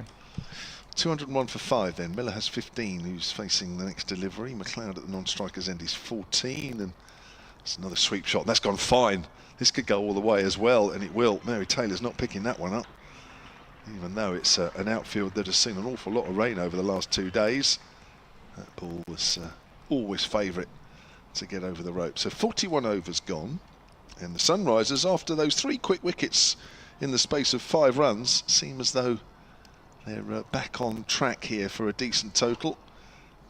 9 overs to do, 205 for 5. Yeah, good chat now between captain and vice-captain, Adams and Windsor, about what to do. Emily Windsor, I guess, will be taking over for the semi-final and taking over captaincy duties for the semi-final and final. Yes. Well, assuming they get to the final.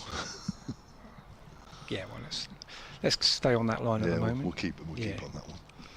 Although losing their last 3 doesn't suggest that there they are. But then that was the same last year, wasn't it? The Vipers were so far out of the competition last year that everybody sort of had to blink twice to see that the Vipers had made it actually directly into the final, let alone eliminator. Mary Taylor back on now from the centres, ringing the changes again. Captain Adams, this one's turned away by McLeod, just going to be a single. Once again, Miller was looking for 2. She's very keen to run whenever she can, but McLeod, not quite the same mindset. She was happy to settle for the 1. But Miller looks a very lively batter, wanting to make things happen. She's very underrated, only 20 years of age. Taylor in again. That's short. Miller's pulled this, has gone high in the air. I think it's going to be safe though. It is. It's cleared the infield. So it's too deep for McCacken and not deep enough for Harmon coming in from the boundary into that no man's land. They're going to get 2. The top edge, certainly a full shot, a moral victory for the bowler. But 2 runs to the batter. Miller up to 21. Playing her 20th game in this competition for the Sunrisers, Flo Miller. She only averages 19, but when you think she comes in low down. Yeah, it's hard to get a substantial average at that position in the order. And this is a great shot. Well, she just left that late and played it just behind square on the offside, but really good shot. Went very fast to the deep backward point boundary, so she's up to 25 now already and living up to the reputation that Kevin and Charlotte were saying earlier about what a good player she is. First time I've seen her, I must admit, it was the first time I've seen her get runs. This one again cut away again, and good looking shot. Third's back now though, so it's just a single. And into a stride quickly now, Miller, on to 26. Yeah, 47 not out of 59 deliveries in that run chase at Radlett, where the Sunrisers finished on 212 for 7 with 3 balls to spare. A really important innings. I always think runs in a run chase are worth more as well, quite often than when you're setting up. They're usually harder to get, aren't they? Third comes up now. Field change to McLeod. This is a slower ball from Taylor, which McLeod had to wait for and then could only push it out on the offside for no run. So this is a decent partnership, isn't it? It is, and a 39. Very important one from 3 quick wickets. He felt that Vipers were on, well, they were on top at that stage, but the initiative's been wrested back a little bit by Sunrisers with these 2. Taylor in again. McLeod on strike now. That's a back of the hand slower ball which she's chopped away. She waited for it, I think she's probably picked it, chopped it away for 1, taking the score up to 2-1-3 for 5 at the end of 42, and I'm passing it to... You're staying. I'm staying on. I'm yes, not passing over to anybody. No, you're staying. We can't get enough of you, Phil. So Phil's staying. Charlotte Taylor will join you. Okay. So yeah, back. I think the Sunrisers will be probably adjusting again what their expectations here are, but the 250, which we talked about when we were previously on air, Charlotte and I think is very much probably a minimum requirement, their expectation for them now. I would say 250. Yeah, I would agree. It's you, I think. Tyson round the wicket to Lissy McLeod, takes a quick single to Freya Davies, and the score moves to 215 for 5. McLeod on to 17. These two making quick inroads since coming to the crease. Miller and McLeod, no hanging around. Very important partnership. Captain George Adams just getting her fielders in the right place. They've gone for a square leg in front of the umpire now rather than behind. Tyson in again, sweeping as Miller goes to that fielder at deep backward square leg. That's McCacken down there, does the fielding. 1 more to the total, 217 for 5. Yeah, you thought when these two came together there was going to be a little period of rebuilding, but they've sort of scored quickly from the start, both of them, haven't they? That's where these players have got better. There's no time for rebuilding, they just keep going. McLeod this time tries to work it to the gap on the leg side. Abby Norgrove waits and does the fielding. That's a very straight mid-wicket. Tyson bowling well here into her 9th, and he's conceded 36. McLeod, makes room, goes up and over mid-off. That's a lovely shot for 4. Freya Davies stood no chance at mid-off. It's a really, really elegant cricket shot by Lissy McLeod. She moves into the 20s, 21 for her now, and Sunrisers 220 for 5, and some questions to be asked of, well, I say young Bex Tyson. She is quite young still, well, in comparison to me anyway. She's got 6 years on me, but young in terms of her experience at this level. Yeah, McLeod just made room then, didn't she? Stepped away, opened up the offside. Square comes up, mid-off goes to long off now, and she finds that fielder, Freya Davies, at long off. Good batting by Lissy McLeod finds a single, 221 for 5. One more ball remaining of this, the 43rd over of this first innings here, where the Sunrisers were put into bat and responded brilliantly. Tyson to Miller, dug it in a little bit, a leading edge, and drops in front of Norgrove inside the inner circle. It was a full shot by Flo Miller. She just turned the bat on it, trying to work it into the leg side for a single, failed to do so. 221 for 5. We've got 7 overs to go here, Phil. They've got to get above 250. They've got to be aiming for 260 now, I think. They certainly should be that minimum, I would have thought. Am I right in thinking that Liz McLeod took a couple of years out of the game, or was she just not I think she was in and around. Yeah, I think she was. I don't know actually. She didn't really play. So. Yeah, I think maybe she was just maybe making a decision between. She did a bit of coaching for the Sunrisers as well in their academy and bits and pieces. So maybe carrying a bit of an injury and.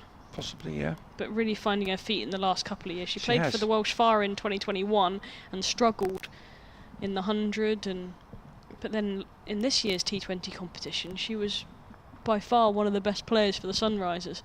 So has really found her feet in shorter format cricket as well. So it's exciting for her. The ground staff have just appeared from inside their little quarters. We've got Mary Taylor coming in from the hotel end. That back of the hand delivery again.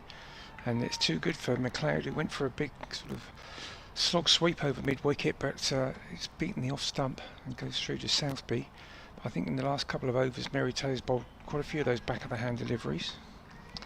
Yeah, she has. It was a good one. It just dipped on McLeod at the last minute. I come back to the ground staff because they are slowly meandering their way with jumpers on, and the cover is over the far side of the ground to where they are. So I don't know whether they're slowly making their way round as they think rain might be coming. They normally know what's going on, don't they? This time McLeod's gone over the top, and she is going to clear mid-off just.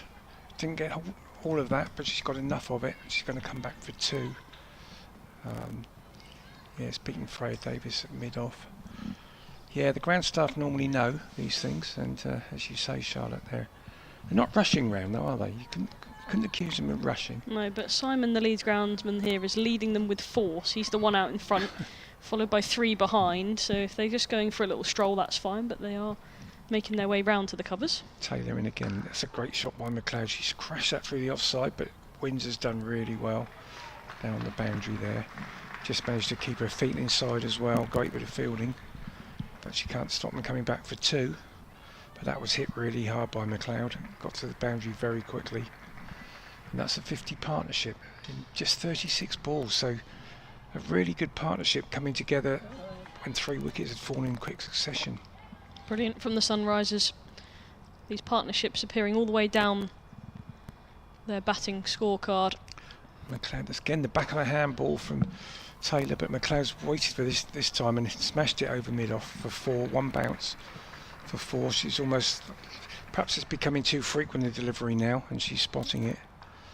And she just waited on that one and had no trouble hitting it over mid-off. So McLeod up to 30 from 25 deliveries. Yeah, she's playing a really good innings here, Lissy McLeod. She's obviously very experienced and knows her strengths, and over mid-off is definitely one of those. She makes room for herself and just eases it over the infield. Gets her legs out of the way really and creates that space. Taylor in again. This time's on the onside. It's a quicker ball and it's just driven on the onside. Good looking shot, but can't get it past McCacken at mid-wicket, straight mid-wicket. No run. Yeah, she had to go straighter, didn't she? Because that field's still up on the offside. Mid-wicket, extra cover and mid-off are still inside the circle, so she had to be straighter. Did Mary Taylor, and she was. Taylor in again. Again, McLeod drives to mid-off, but she's along the ground this time, and Davis manages to cut it off, moving to her left, and can't stop a single. So at the end of the over, Sunrisers up to 230 with 6 overs remaining. Yeah, this is a really good score for the Sunrisers, still with 5 wickets in hand as well. Means that they've got a really good platform now for both of these players, who are now set, of course. Flo Miller, 27, and Lissy McLeod, 31. Both striking in and around 140, 150 for both these two. Are a really dangerous pairing at the moment. Change of bowling from the pavilion end, Georgia Adams. She's bowled 6 overs so far, been a little bit expensive for her standards, gone for 32. in her 6. That was her first spell, really, wasn't it? When she came back from this end, she bowled 2 or 3 really tight overs, but her first spell from the end she's bowling now went for quite a few.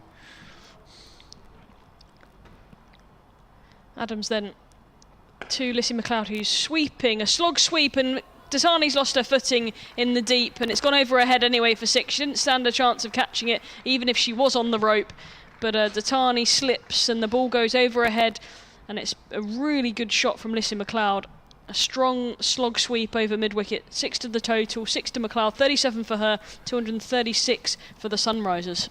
Yeah, as you say, Charlotte, I don't think she'd have caught it anyway, but it looked quite spectacular the way she went down to the ground. Adams in again, shorter this time. Work leg side, driven to Abby Norgrove at short mid-wicket, and there is no run. The ground staff are really hovering now, sat quite aggressively on this cover to our right. Adams in again, sweeping again as McLeod from outside off stump. She loses her footing this time. And they do get through for a single as McCacken's out there at deep backward square and does the fielding. 237 for 5, 38 to McLeod now.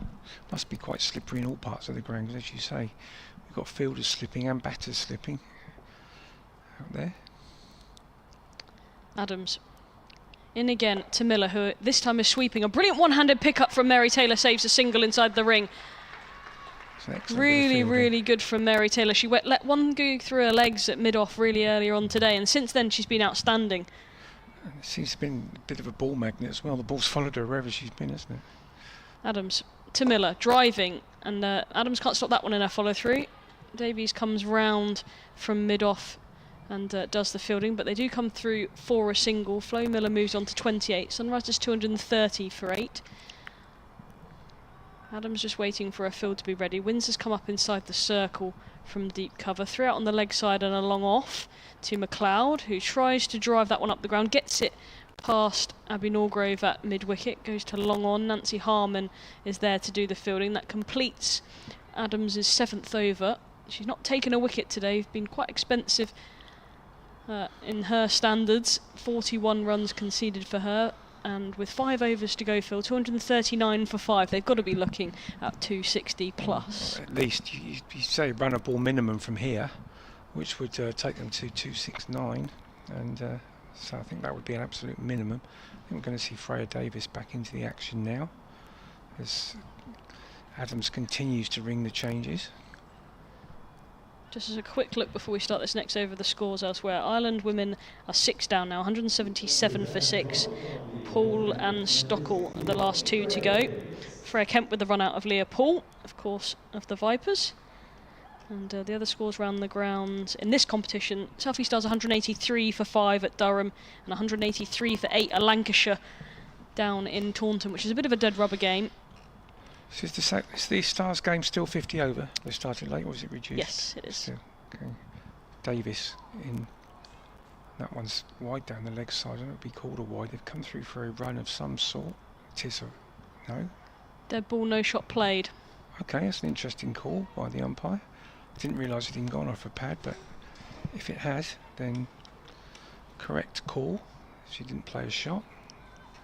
So dot ball. Maybe it just hit her toe. Although usually be limping if it hit your toe, and I'd be limping up the other end. It's a dot ball, and batters go back to the original end. Davis in again, and McLeod's sort of hoiked this round on the leg side. It's gone for 4. I can't think of a better description than a hoik. It was a sort of shot you see in the last few overs of a white ball game, but it's effective. She's got it past the fielder, and it's taken McLeod onto 43 very rapidly. Yeah, she's been brilliant since she's come to the middle, Lissy McLeod. It was definitely a come to my side. It was. She takes it from way outside off stump to behind square on the leg side.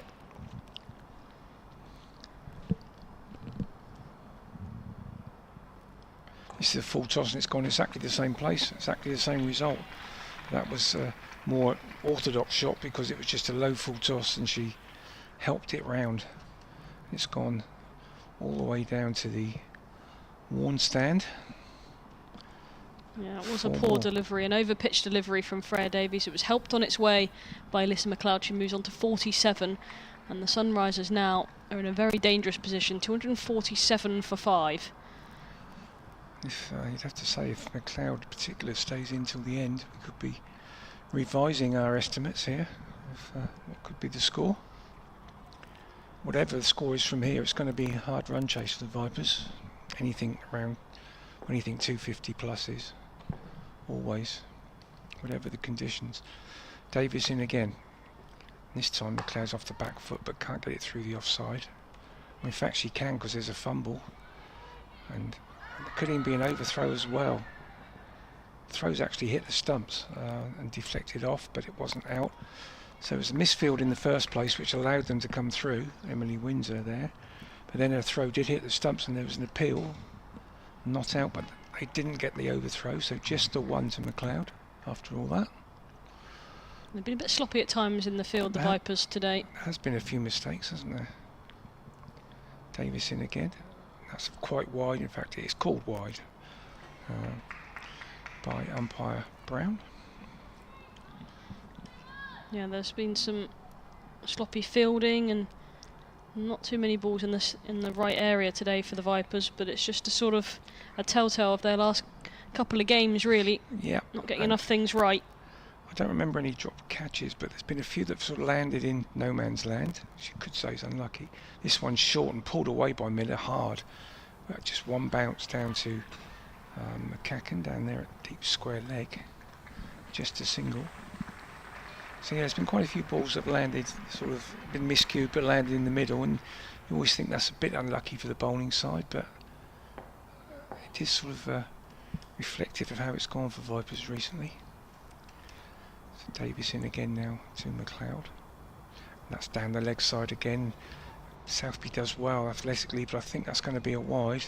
They come through for one. Yeah, it's going to be two wides because she couldn't prevent it coming through, although she made a good stop. I think she might have saved four wides. Absolutely, yeah, it was a good stop, stood up to the stumps. But Davis losing her line a little bit again there. Two more wides, two more to the total. And Miller back on strike. Davis in, and that's back of her length, and Miller pulls it, but she's gonna, yes, she's found the gap again. That's gone straighter than Nancy Harmon is at deep mid wicket, and it's gone for four. So again, a very expensive over from Davis with 12, 13, 15, 16 coming off it actually. So a very costly over for the Vipers. Yeah, 256 for 5 with 4 to go. 17 wides being bowled by the Vipers in this innings, which is obviously 17 more than they would have liked. There's always going to be a couple. That's definitely more than they would have thought. They've got overs, 4 overs to go. We've got Taylor's got 2 remaining. Freya Davies herself has 2. Adams has 3. Datani has 3. Bex Tyson has 1. You'd think that she would have maybe one of these last 4. They're opting for Ava Lee, who's got 3 left. She's going to bowl her 8th. 1 for 27 so far. That 1 wicket that she got earlier was a good stumping by Southby to get rid of Griffith. I thought that's when the game might change, but still in favour of the Sunrisers at the moment. 256 for 5. 4 to go. Ava Lee comes round the wicket to the right-hander, Lissy McLeod, who works that gently square of the wicket on the onside. And they take a single, 257 for 5. McLeod moves to 49. Be a very good 50 if she can get there. And some bonus ones to get her side up to 270. Would be a very, very good total for them to sneak into the finals, semi-finals. That's what they're after with a win here.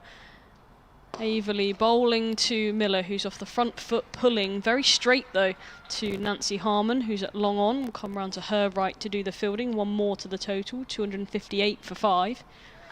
That's what the Sunrisers are after. They're after a win here to knock the Blaze out and get themselves into a semi-final position.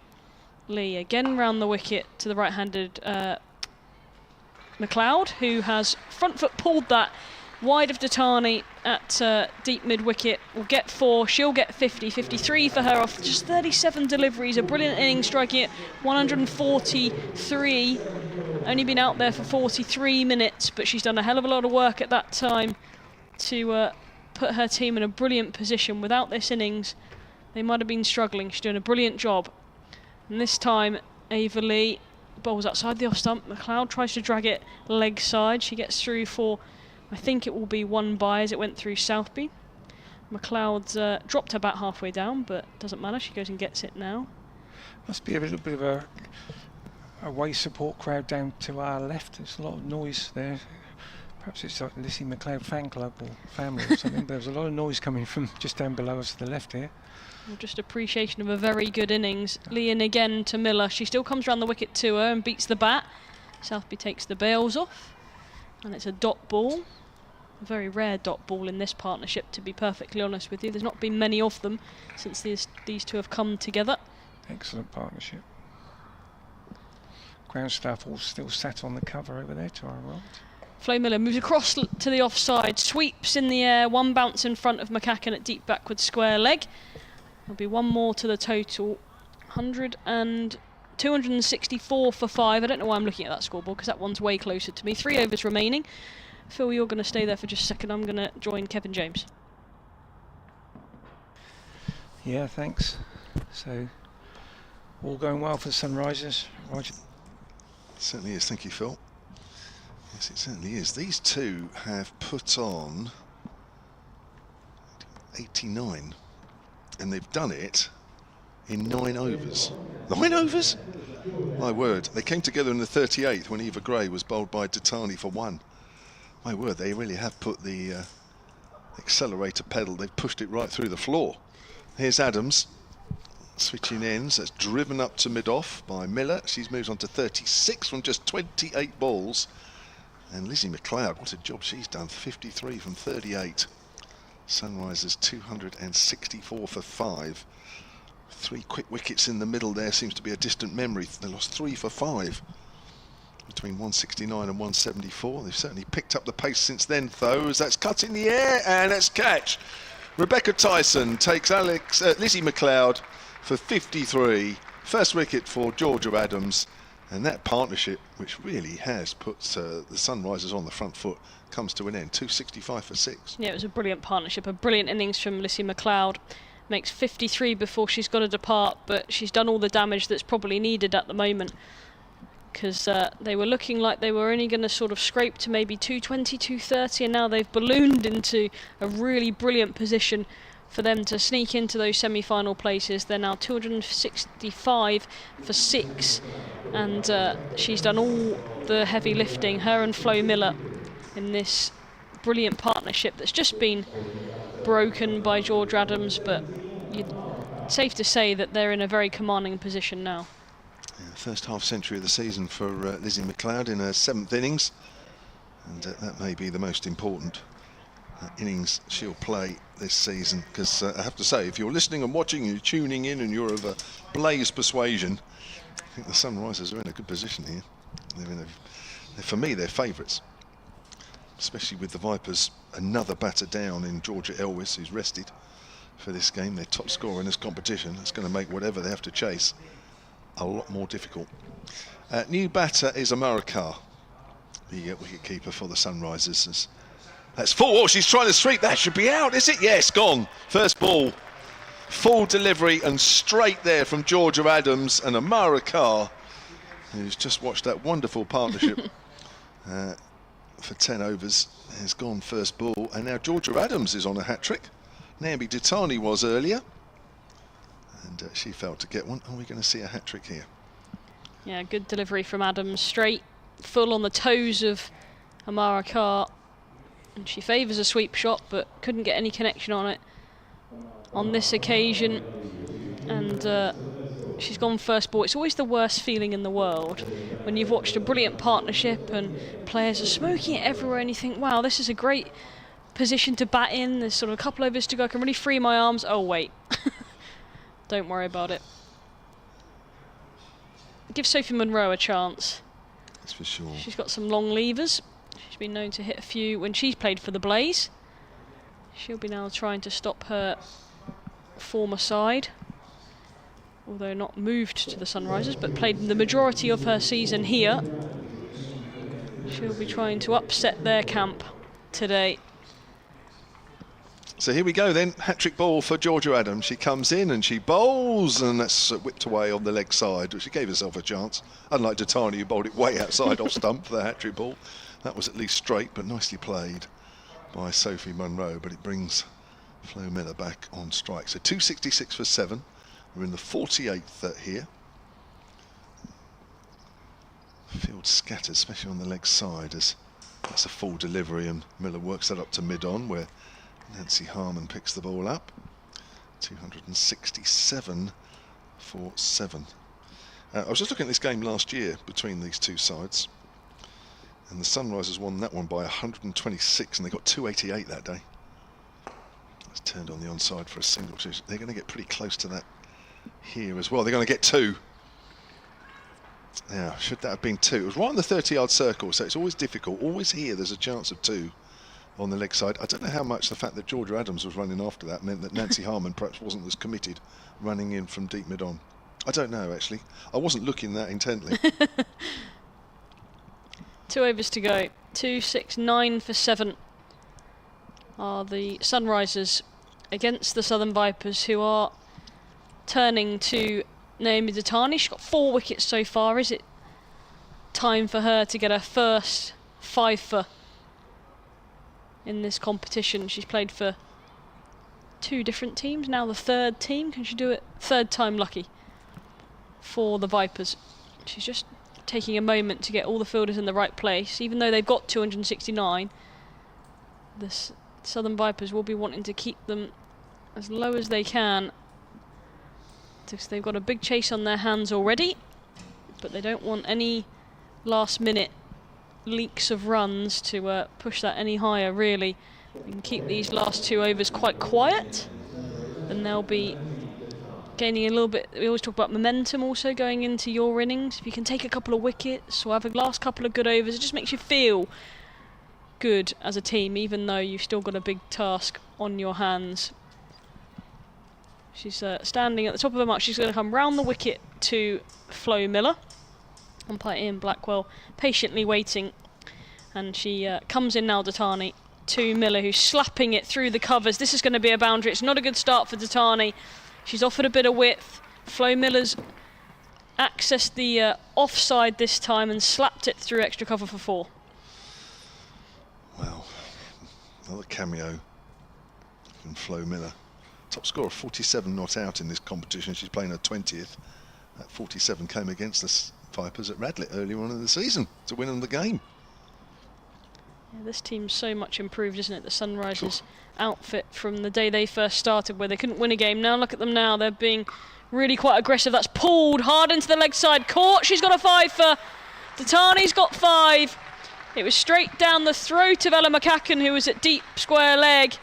And even though they probably are semi-flat out there, the Vipers, they're absolutely delighted for Datani, who's got her 5th. She's got her first professional 5-wicket haul. Naomi Datani, I said it might be 3rd time lucky for the 3rd team that she's played for in this competition, and she's done it. She dismisses Flo Miller, who's played a brilliant knock of 41. But she hit that beautifully, but it was straight at Ella McCacken. She did not have to move it deep backward square leg. 273 for 7 now, the Sunrisers. Good catch. Flat and hard. Either side of her, it's 4. It is, comfortably. But a good innings from Flo Miller. 5 for 49 in her 8th over, Naomi Datani. I'm sure Robbie on the ground announcing is listening to us. He's coming out with the same lines. Probably is. You're welcome, Robbie. Yeah. Just send the cheque. Care of Kevin James. 31 balls for Flo Miller. 6 4s in that innings. And the new batter is Kate Kopak. The medium pace right armour for the Sunrisers. 30 years old as well, so she's sort of joint oldest in this side. Coming out with her side in a very, very dominant position. I have to say, I think the Vipers are going to have to play amazingly well to get this, considering their form recently in this competition. Datani into Kopak. He works that nicely off her hip And will pick up a single. Mary Taylor does the fielding, comes around to her left. And they collect one more to the total. 274 for 8. Just 1.5 overs to go. The Tani's figures, she's got 5 wickets, but she has conceded 50 off just 7.3 overs. They haven't come quietly. No. But they haven't been for anyone today. They've got 274 on the board, the Sunrisers. That's dug in by Datani. Tried to be cut by Monroe. And it was a risky delivery because there's only one fielder out on the offside. That's Emily Windsor. And she was trying to access the gap between short third and point. But luckily for the Vipers, it went straight through into Southby's gloves. Sorry. Get your words right, Charlotte.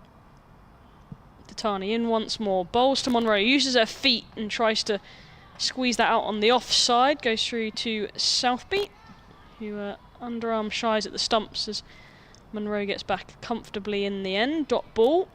Another good dot ball for the Vipers. As many as these can come in the last over or so, they'll be happy.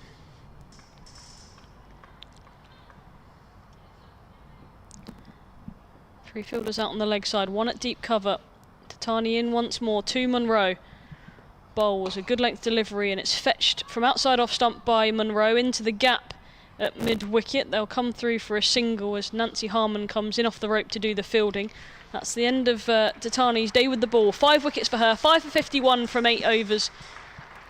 She's bowled well and given the Vipers a little bit of something to cheer about in this fairly monstrous total being summoned by the Sunrisers. 275 for 8 with 1 to go. Well, I'm just looking this season, the Vipers' highest successful run chase, and we were there, Charlotte, at Chesterfield, where they chased down the Blaze score of 278 all out. But it was due to an Elwes 100.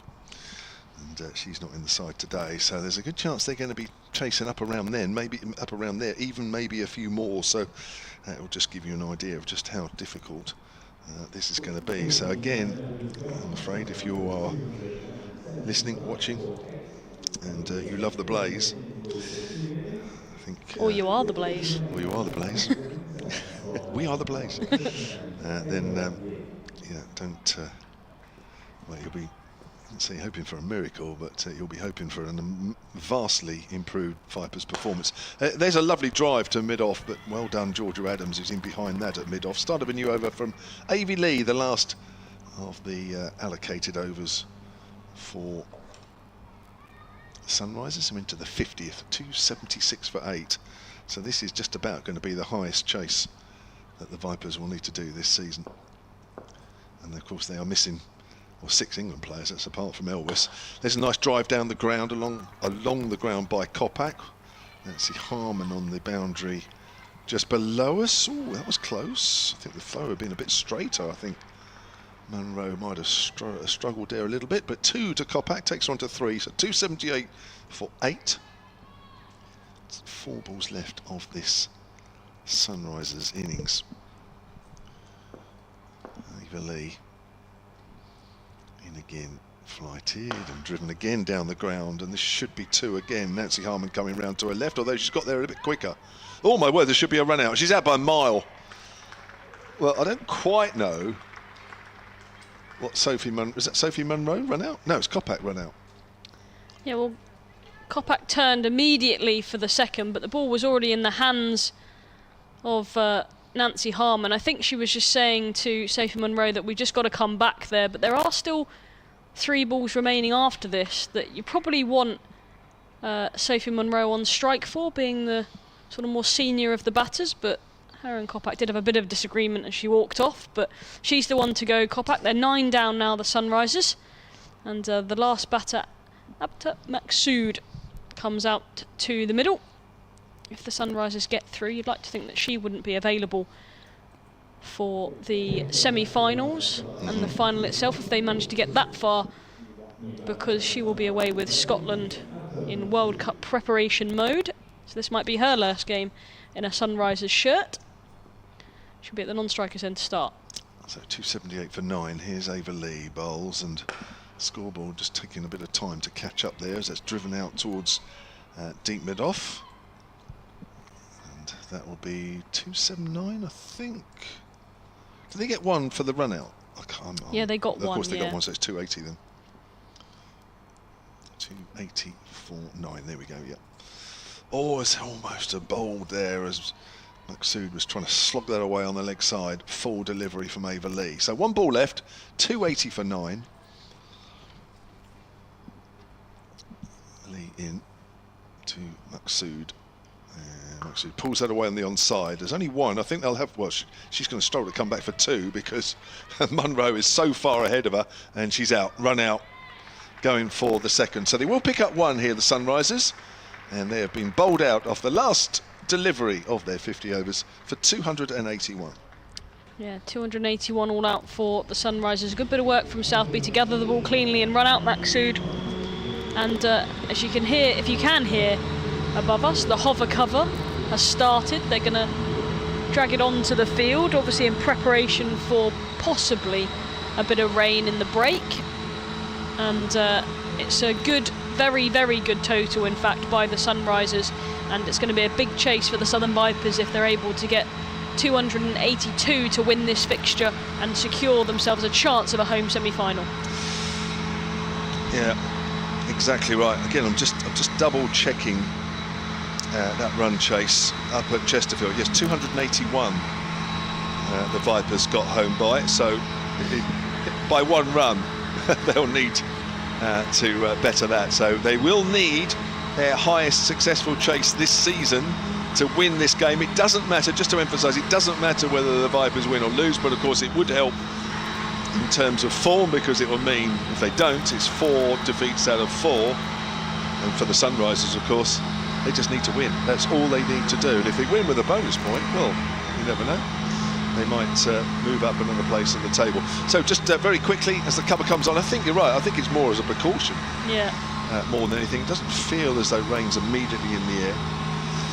So the highest scorers for the Sunrisers, there was 55 from Cordelia Griffiths from 68 deliveries, 53 from Lizzie McLeod from just 39, and Flo Miller, a little cameo down the order with 41 from 31. The Sunrisers were at one stage 174 for 4. They then lost 3 wickets to just 5 runs. With Titani on a hat-trick, didn't quite pull it off, and then they started to lose wickets down the order, but they have a very good score, and as I say, the Sunrisers are very much favourites in this game, and if they win it, they will be in the top 4. Thank you, Phil. Thank you, Charlotte. We'll be back just in under half an hour's time to bring you the Vipers reply.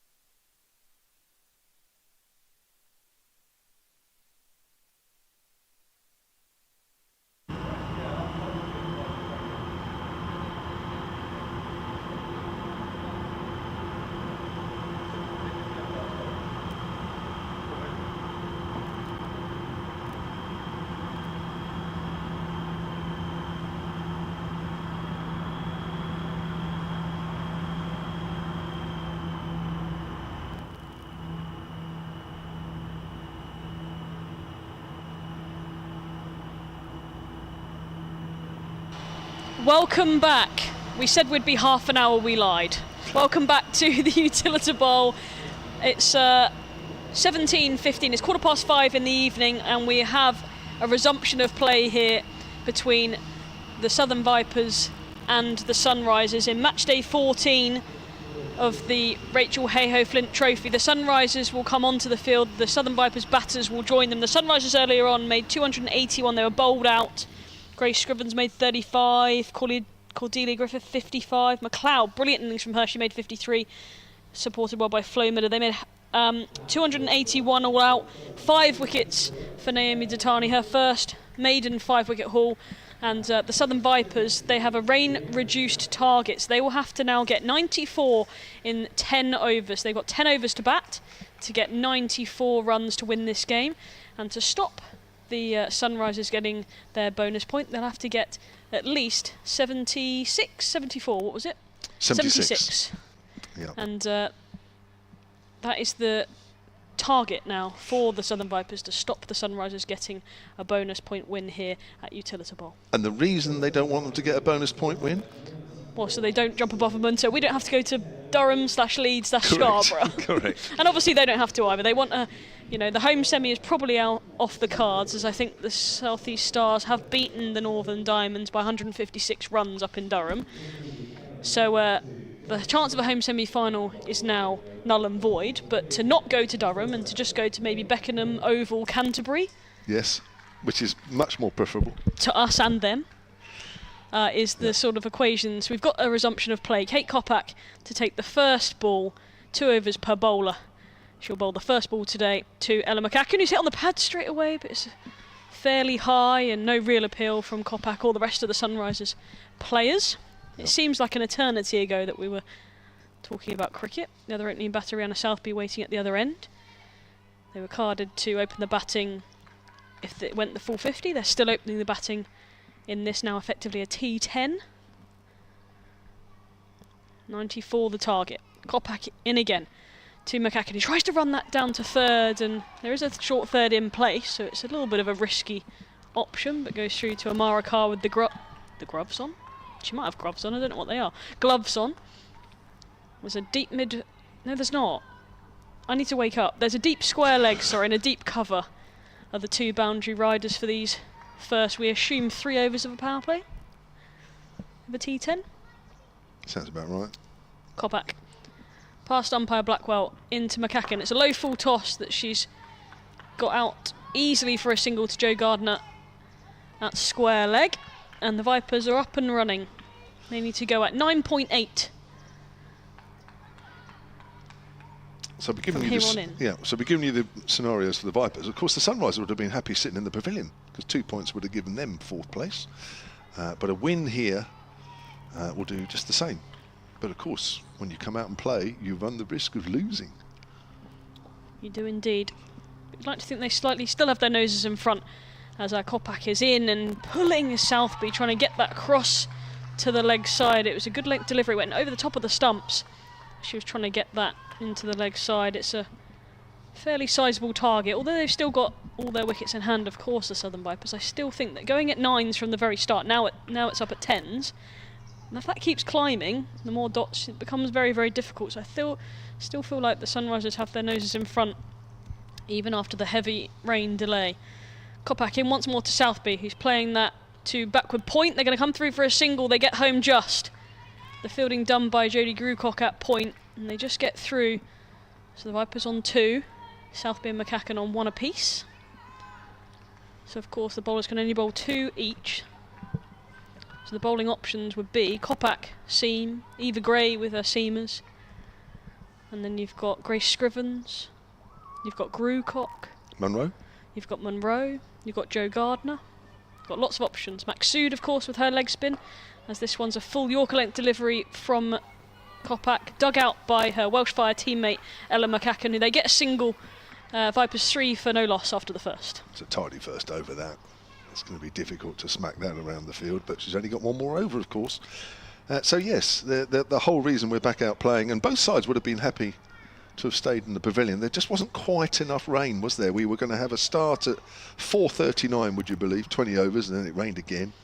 but the rain was never heavy. Can they agree that? Can the two sides just go, we don't really need to play this? I'm not sure the Blaze would be happy about that.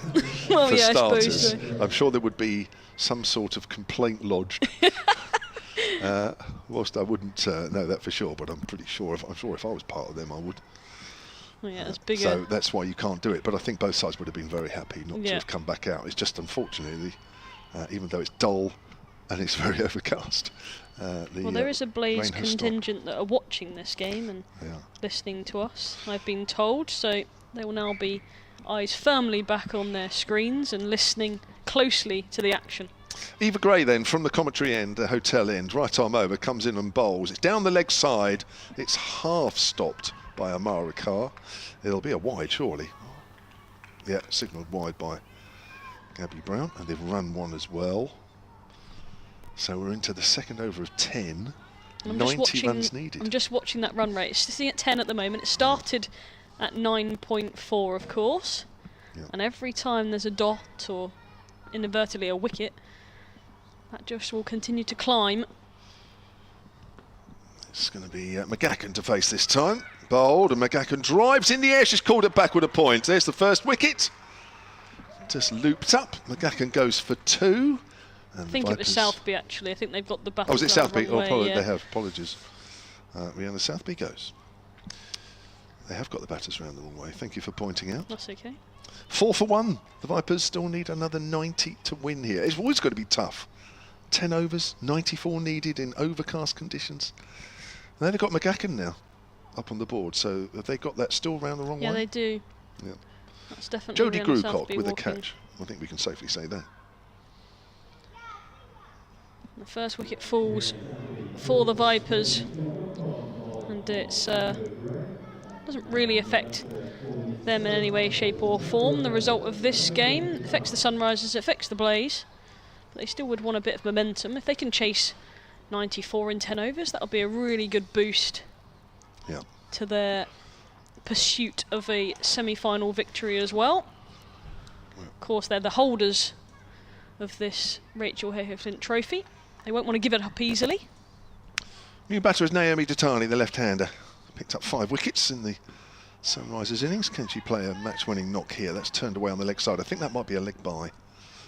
Gabby Brown called upon again to show the scorers. Another My favourite memory variation of you of in leg decision. byes was your description of, I can't remember who was umpiring at Chesterfield, and we'd probably lost our minds a little bit by then because it was a long day. And you were, other than counting how many bips were going past on the train. Puffing Billy. Yeah, Puffing Billy. Other than that, your description of how high the umpire was getting their knee for leg byes was Amazing. quite entertaining. Very supple. Eva Gray bowls, hit down the ground. And that's going to be 4 runs off the bat of Ella McGacken. Over wide mid-on. And the Vipers move on to 9 for 1. Yeah, she gets across to the offside and lifts it over mid-on. Gets it past Monroe. It did hold up slightly. You think the rain would be skidding along, but maybe it's plugging in certain areas now. There was a fair bit of constant rain for the last, 2 hours? 2.5 hours? We were all ready to go home. We were. Eva Gray again then. 10 for 1. There's slower ball. Pulled away. That's going to be 4 more through mid-wicket. Lovely shot there. McGacken got quickly on the back foot there and just helped that away. It was in the air but perfectly safe. Yeah, it was a bit of a loosener from Eva Gray. It was halfway down and easy pickings for McGacken. She does get low and deep into a crease when she plays through the leg side. And this will help her confidence. She can take her time at times, McGacken, to get in and play sort of like that rotator knock at the top of the innings. This is a different challenge for her altogether. No time for that now, that's for sure. So we are rooting for the Vipers to at least get to 76, because then we haven't got to go up north. And as long as they get to that, the Vipers can lose this game and still qualify, but below 76. And the Vipers are going up to Northern Diamonds, wherever the Northern Diamonds fancy taking the Vipers. If I was the Northern Diamonds, I'd say the furthest ground away you can find. I'd go further than Durham. Here's Eva Gray again as well. That's driven up to mid-off. No run there. Can go to Gosforth. which is a little bit further Is north. Yeah, it's in just north of the city what about centre in Scarborough, is Newcastle. that? But it's just as hard to get to, really. Yeah, I mean, anywhere up there would be a nightmare. Let's be honest. So Leeds is pretty good actually. Yeah. So we're rooting for Beckenham. I've never rooted for Beckenham before. Not even sure I really like going there, but it was infinitely preferable. That's worked up to mid-on, and this time they will take a single. Throw comes in and it hits the stumps. Is that Sophie Munro there? It is. At mid-on. So the Vipers are up to 15 for 1. 2 overs of the 10 have been bowled, and they need another 79 to win this game. And as I'm saying it, I'm trying to work out how many it actually is to get to save the bonus point. And 15 less than 76, so that's 61. Thank you, Phil. We just need Phil just giving us constant mathematical updates. Yeah. Oh, that completes the power play. There was 2 overs of power play, and so that's done. 15 for 1 at the end of the power play. Kate Kopak will bowl her second of 2. She bowled her first one for 3, so I don't blame them for just going straight back to it. Got to put the Vipers under as much pressure as possible in the first few overs. And she does bowl her best when she bowls straight up. She's used to doing that, and even though she's only got to bowl 2 today, I think it's the right thing to get her to bowl them back to back, and don't wait until it's too late. She's in again, past the umpire in Blackwell. She bowls to McCacken, who lifts her over the top of mid-on, and that'll be 4 more. She just picked them off a length, McCacken, straighter this time. The 2 from the previous over were a wide-ish mid-on. That was straight over mid-on, and collects 4 more. She moves to 15. Vipers 19 for 1. I could almost hear the Blaze contingent applauding, jumping out of their chairs with that shot. I think we need a live stream of the Blaze. If anyone can get that to us at the same time. The Blaze watching this game, that would probably be quite entertaining. They are rooting for the Vipers. Not normally. Long on goes back. And third is up. McCacken gets an outside edge this time. It's squirted up in the air. Grucock coming in from point and takes the catch. McCacken gets an outside edge, trying to lift that over. Probably a mid-wicket. She was looking. Yeah, she was definitely looking to pull that into the leg side and got a thick outside edge. Jodie Grucock coming in, takes the catch. The second one to fall for the Vipers. They're not changing their order at all. They're coming in exactly as carded. George Adams, the captain, next. And they've really got to get their eyes onto this 76 runs that they need to avoid going to Durham or Gosforth or Scarborough, Leeds, anywhere north of North London. Yeah. None of those sounded appealing, if I'm honest. No, the more times I say it, they're probably going to sound less and less appealing. I keep getting into my head, Beckenham.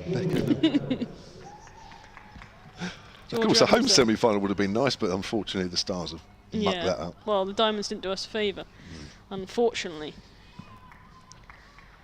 up at Durham today. And the other game, Lancashire Thunder won the game down in Taunton on DLS as well. They beat the Storm. Didn't go out hard enough before the rain came down. Kopak then to Adams. Bowls to Adams, who's cutting off the back foot in front of point to Flo Miller, who's out there at deep cover. And they collect a single. 20 for 2, the Vipers now.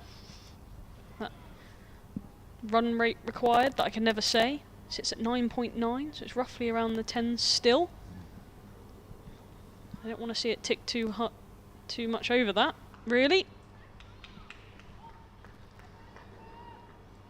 Big conversations happening between Scrivens and Kopak as Kopak changes our angle slightly and will come round the wicket to the left-handed Datani. Short third, short fine, backward point, extra cover, and mid-off fielders in the circle. There's masses of space on the leg side. They've got 3 fielders out on the leg side. Deep backward square, mid-wicket, deep mid-wicket, sorry, and a long on.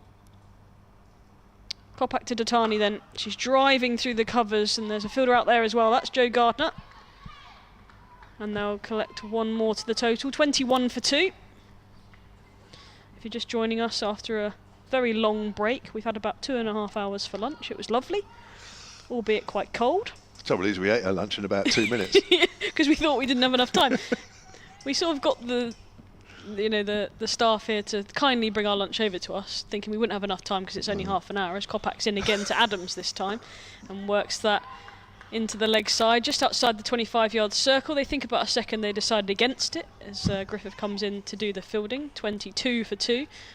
And yeah, we kindly asked the staff here to bring our lunch over to us. Half an hour just isn't enough time.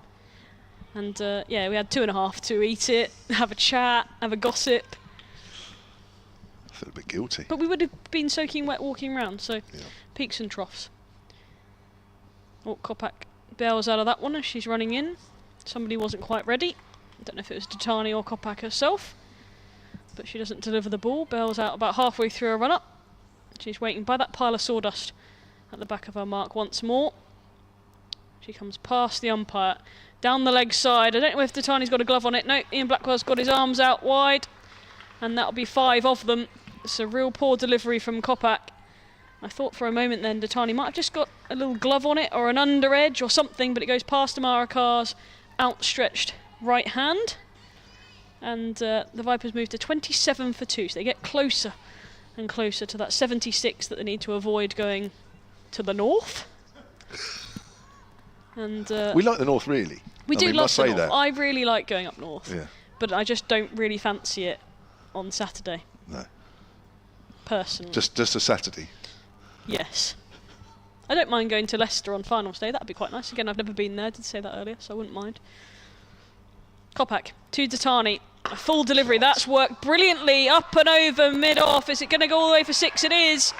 That was in the slot from Kopak. It's gone over the head of Grace Scrivens, the captain, who can just watch it sail over the boundary for 6. What a shot that is. My word. Well, they're on target. 33 for 2 after 3. Vipers. Oh my word, that Blaze lot watching this. God, you must message them. So how do they feel now? Shall I say? How many of them are there? About half a dozen of them? Yeah. All in one place, all watching this. Willing the Sunrisers to be second. Oh, great shot that was from Datani. She's 7 off 3. Adams is 2 off 2. Rihanna Southby gone for 1. Ella McGuckin has gone for 15. That was off 10 balls. Both of them fell to the combination of Court Grucock, Bold Gray. Gray is not going to get a second over, though. Kopak's 2 overs have cost 21. She took 1 wicket. And it's going to be Jodie Grucock with her leg breaks to bowl over number 4 of 10. The Vipers need 61. That run rate required has come to below 9. Small margins, small gains, but they are gains. So Jodie Grucock then from our commentary and from the hotel end. It's still Update overcast. from the Blaze camp, they are excited. Are they really? Yeah, they are excited. Well, there's a little bit of way to go yet, but here she is, Grucock, short outside the off stump. Is that wide? Yes, it is. Gabby Brown signals wide again. And that will still be an extra ball, of course, and the Vipers move on to 34 for 2, needing another 60. That's pulled away by Adams, out towards mid-on. That should be picked up cleanly. Is that Cordelia Griffiths down there below us, who batted superbly for her 55 of 68 deliveries, and in the same process passed 1,000 runs for the Sunrisers in the Rachael Heyhoe Flint Trophy. That's probably a nice little margin just to pass before the Sunrisers are no more, Well, as we know them. they might not be any more after tonight. They might still be the Sunrisers come next week. We'll have to wait and see. 35 for 2 then. It's a nice little nod, isn't it, It is. to just pass that mark. I'm still sitting on 49 wickets, so I'm salty. You've got time. Time's on your side. Grucock bowls. Oh, that's wrapped on the pad. That's pitched outside leg stump, surely. And they're coming through for a leg bye. While the Sunrisers were busy asking Gabby Brown to put your finger up, they sneaked a quick single. Just watching that again on the live feed. That's pitched way outside leg stump. Yeah. 36 for 2, the Vipers. That is one of the rules I'd get rid of, though, in cricket. If it's hitting the stumps, it's hitting the stumps. I heard somebody say that, actually, saying what rule would they change? Was that a TMS thing? Yeah, it might have been. Yeah, that's pulled away by Adams on the leg side. They will only get a single for that, and Adams moves on to 4. 37 for 2 in the 4th over here. So the Vipers need another 57 to win the game. which will please not only the Vipers but the Blaze as well. But remember, from a Vipers selfish point of view, lead 76. Now that's pulled away in the air and it's caught. And Datani goes, trying to sweep at Grucock. Didn't come out of the middle of the bat at all. In fact, it was a top edge. And the ball just went to the fielder, backward of square. It looped up. And Datani goes for 7. The Vipers 37 for 3. Yeah, she could have hit it anywhere, couldn't she? Naomi Datani, but just got a real top edge, a fine top edge. It went quite low to Lissy McLeod, who was at short fine waiting for the catch. And the order has changed slightly because we're going to see Nancy Harmon come out to middle. I thought this might happen. She is an aggressive player, doesn't hang around. So she's jumped above Norgrove and Windsor. Yeah, we thought Nancy would jump up the order somewhere, didn't we? Just in this pursuit of such a low total. The rate required now at 8.8. And it is very dark out lower there. Than when it started. It is dark. Yeah, it's very dark. I think if the drizzle comes back, they'll just stay out there now. I can't really see them pulling them off when we've come this far. True.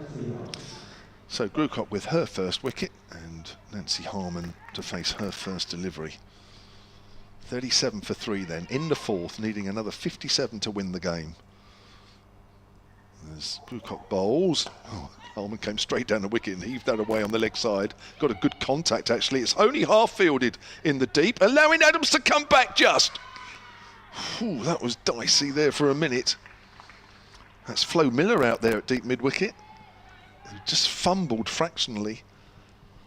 But Adams was struggling for a time there. If the throw was better, I think she was gone. It was wide of the stumps. And Adams was struggling. Nancy Harmon came back straight away, but she wasn't going to the danger end. 39 for 3. Harmon pulls that away, and it's fielded at square leg. Where's Adams going? She's halfway down. She's gone. She's out by a mile. Very nearly ran out the ball before. This time she is run out. And I think she was just having her hand outstretched there, saying to Nancy Harmon, I wasn't sure what the call was, if there was a call there at all. But that was always a risky single. And so it proved. 39 for 4. Well, there's no communication there for the two batters, I don't think. Nancy Harmon, she started to come and then didn't. I don't know whether she told Adams that she was no longer coming, and I didn't really hear any communication. There's not many people left in the ground, and I can hear bits and pieces from the players out in the middle now. And it's resulted in the run out of the captain, George Adams. So Nancy Harmon still there, 2 from 2 deliveries, but the loss of the wicket and the loss of the captain, just to sort of chauffeur the innings, albeit a short one through, it's going to land in the hands of Vice-Captain Emily Windsor.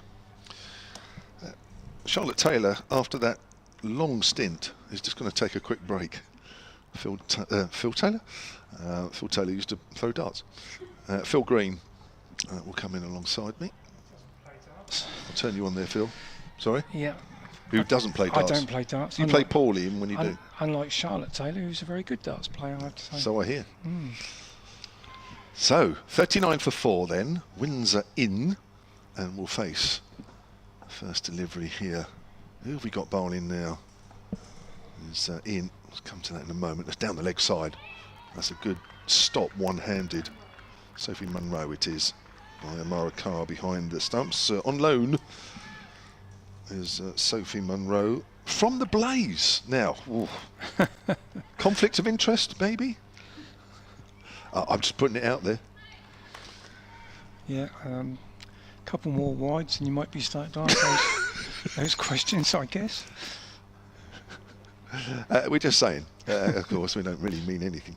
Here she is, right arm over from the pavilion end, and a slower ball, that's a good ball. Having a heave there is Nancy Harmon and misses that one. She's trying to fetch that from a long way outside off. I think when it's that wide, your better bet is to throw your hands at it on the offside, I think. But Nancy, as we know, does favour the onside when she's batting. Certainly looks it. Emily Windsor's having a chat with her there, just, I guess.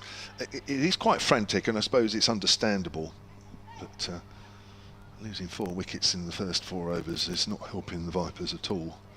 It's felt a bit frantic, but I'm honest. There's some good shots though. Here's Munro again, bowls. That's a good Yorker, and that's through one. She's very nearly run out there. Nancy Harmon, Amara Carr with the underarm throw.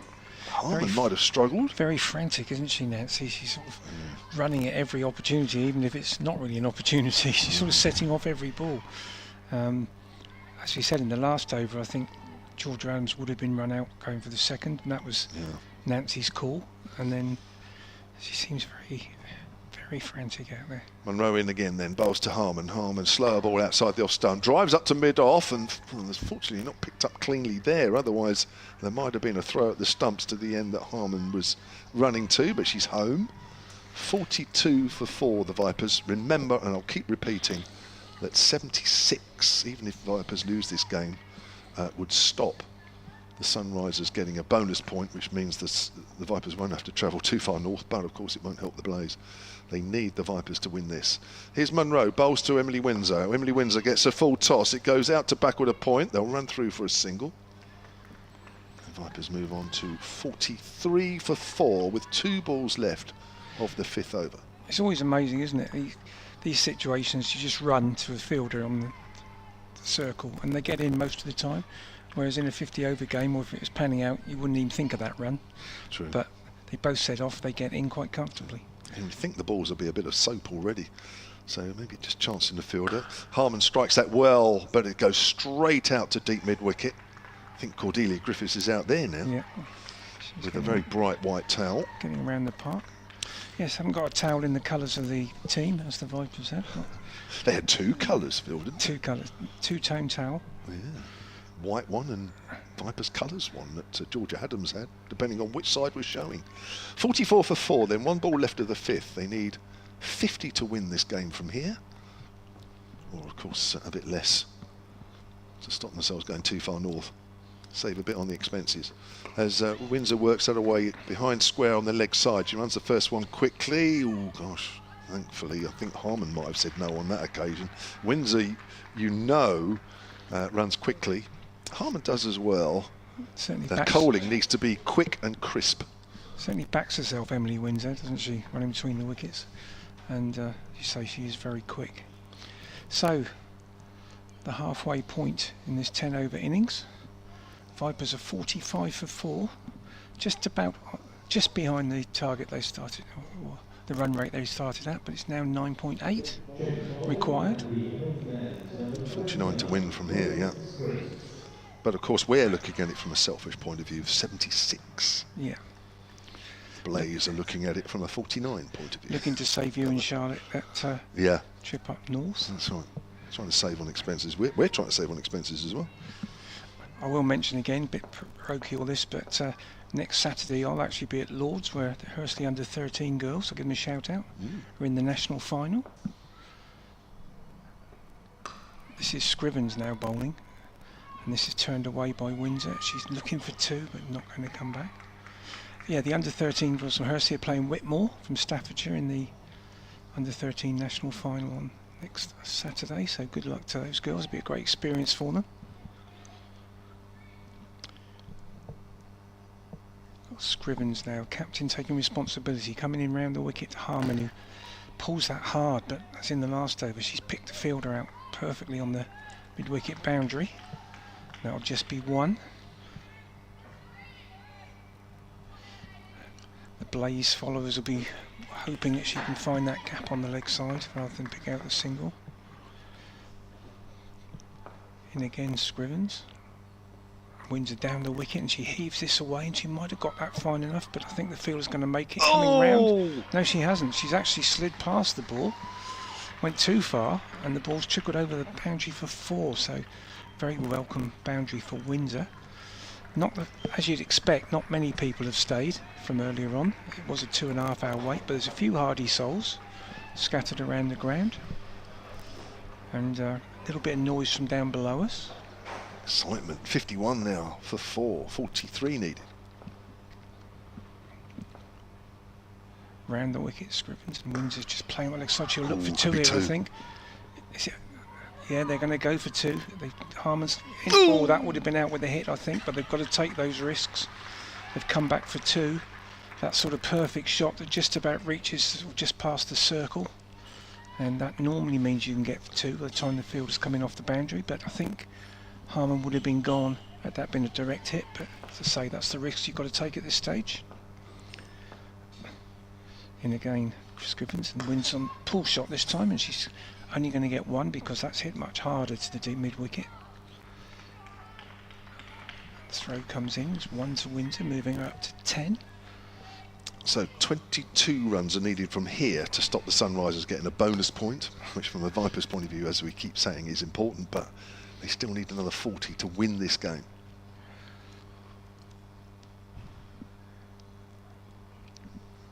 In again, Scrivens, and Harman's got this away, but it's well bowled, it's full, and she's not going to get it for more than one. So, totally get from the travel point of view where the preferred venue is next week, but who do you think the Vipers would prefer to actually play against at this stage of the season? Northern Diamonds, who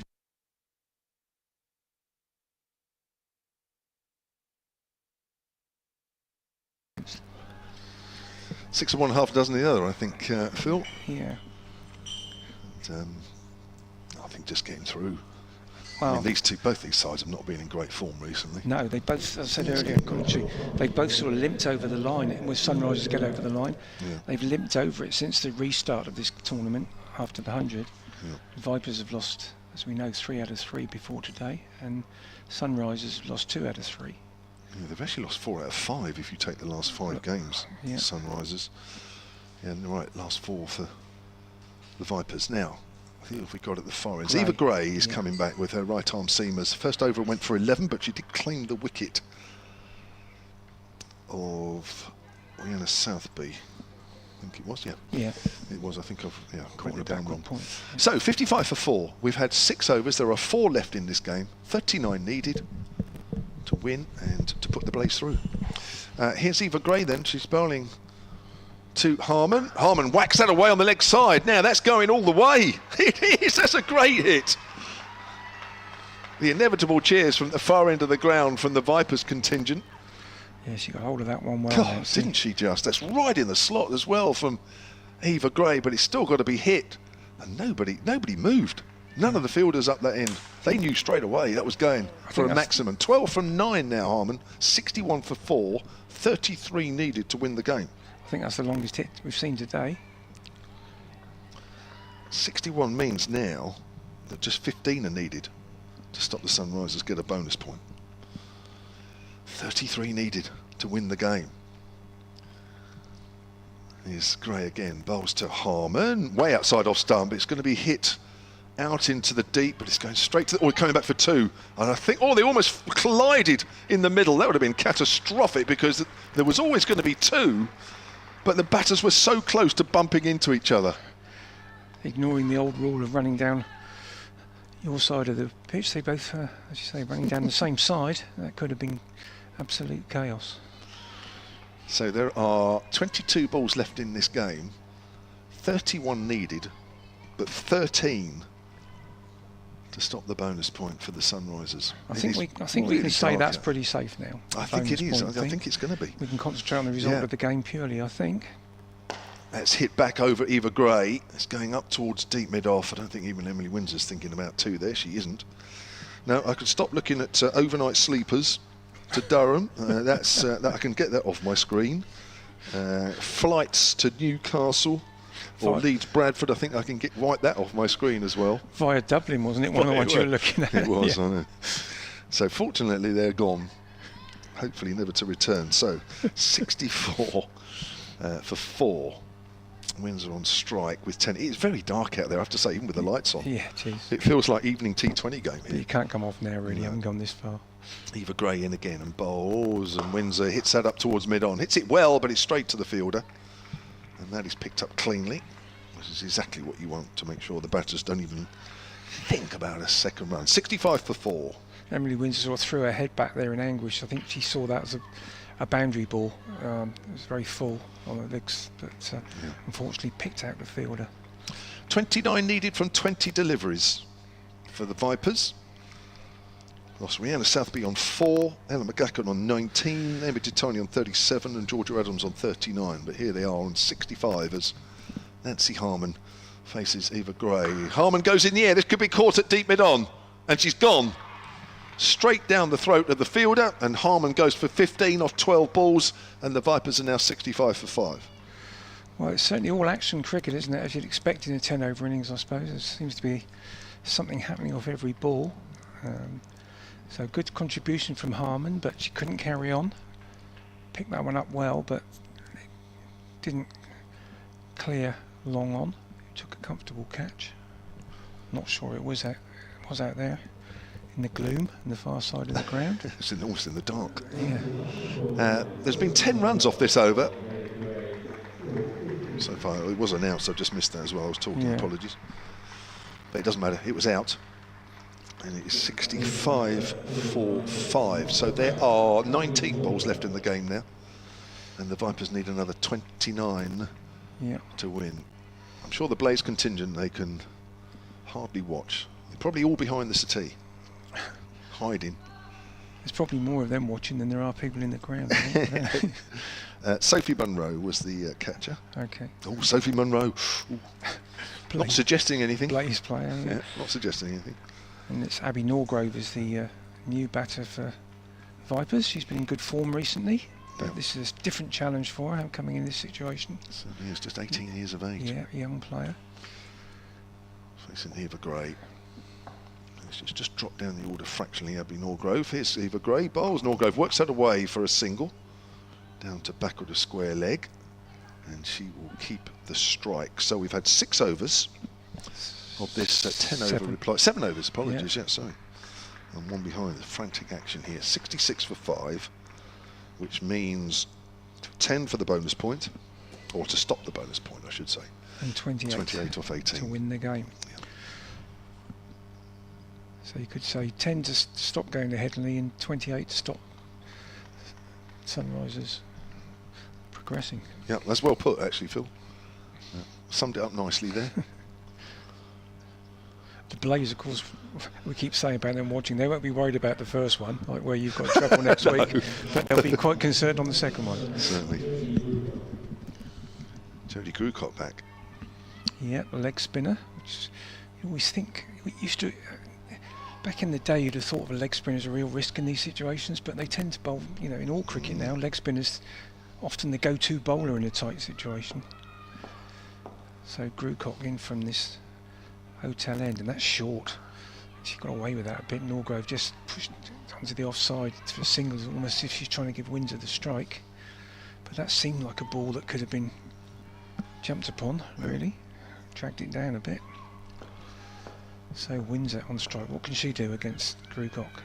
That's much fuller, and that's a much better ball. It's hit her on the pad, but they'll scuttle through for a single. Leg by. So run rate just creeping up every time there's only one off the balls, now up to 9.8 required. 8 runs to stop us going too far north.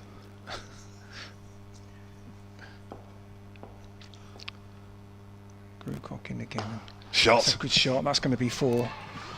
Down the wicket there, Norgrove, and she hit that back over the bowler's head. There's not a long off. Can't have everyone on the boundary, of course. There was a long on, but not a long off, so she's gone over the mid-off fielder. And as always in limited over cricket, if you hit the ball directly over a fielder in the circle, it's normally 4, because you obviously don't have fielders directly behind the one in the circle. So it's always good to target the circle fielders if you're going aerial. Now they have put the long off back, brought deep square leg in, so change of tactic from Scrivens and Grucott. She bowls, and Norgrove's pushed that away into a gap on the leg side. They'll probably make 2 here. I'm sure they will, these two. Coming back, and yes, Norgrove's getting in safely, so that's 2 more valuable runs to the Vipers. Taking the score up to 74. 2 runs needed to stop the bonus point, but still 20 runs needed to win the game. I have to say, just in the last few minutes, the Vipers have got some real momentum here. They have. You'd be backing them at this point, I think. This time, that's a great shot again from Norgrove. It's not going to be quite enough to get through. They're going to get only going to get 1, in fact. I thought they might be coming for 2, but only settling for 1 this time. So they score up to 75. That's great fielding, Joe Gardner. Norgrove up to 9. Windsor back on strike. We've seen Emily Windsor win lots of games, of course, batting second, seeing the side over the line, but not Not so often in these shorter formats. This time she's gone for a big heave on the leg side. Go two. And I think they'll get two. Norgrove will come back. She might be struggling though. Oh, she's struggling. She's out, in fact. It was a good throw from, I think that's Flo Miller out there. It was a good throw, and the bowler did well to get the bails off. And despite the full-length dive from Norgrove, she didn't make her ground, but of course she'll still get the 1 run. Windsor will get 1 for that. But it's another wicket, 6 down now for Vipers, so they're losing wickets as well. I think this is Mary Taylor coming in. So back in the team today. Thanks, Phil. Is that the 8th over completed? It is, Well, isn't it? there's 1 to go, but I'll... Is it? Yes. Oh, still 1 to go. Apologies. It's all right. I'm handing over to No, that's all right. Charlotte No, do the next ball. Oh, gosh. No, sorry. I thought it was 8 overs completed. No, I think you're right, actually. It is. Yeah, they have actually switched ends. So I'm handing over to Charlotte Taylor to see this game through to a conclusion. Thank you, Phil. Phil's only still here because he's trying to get out of a baby shower that he's been invited to. He's not here because he wants to see the game. We've actually encouraged him to go home when we realised it was only 10 overs. He said, no, I've only got a baby shower to go to. I want to stick around. That's why I hope they're not listening either. Because he was on the phone to them earlier saying, I'm really sorry, I'm really struggling to get over because there's a really important game I need to commentate on. So 76 for 6. The bonus point for the Sunrisers has gone, which means it's the South East Stars for the Vipers. Away, it's London as opposed to about another 500 miles north of that. But it's still 18 to do here off 12 deliveries to actually win the game. And of course, that has big repercussions for either the Sunrisers or the Blaze.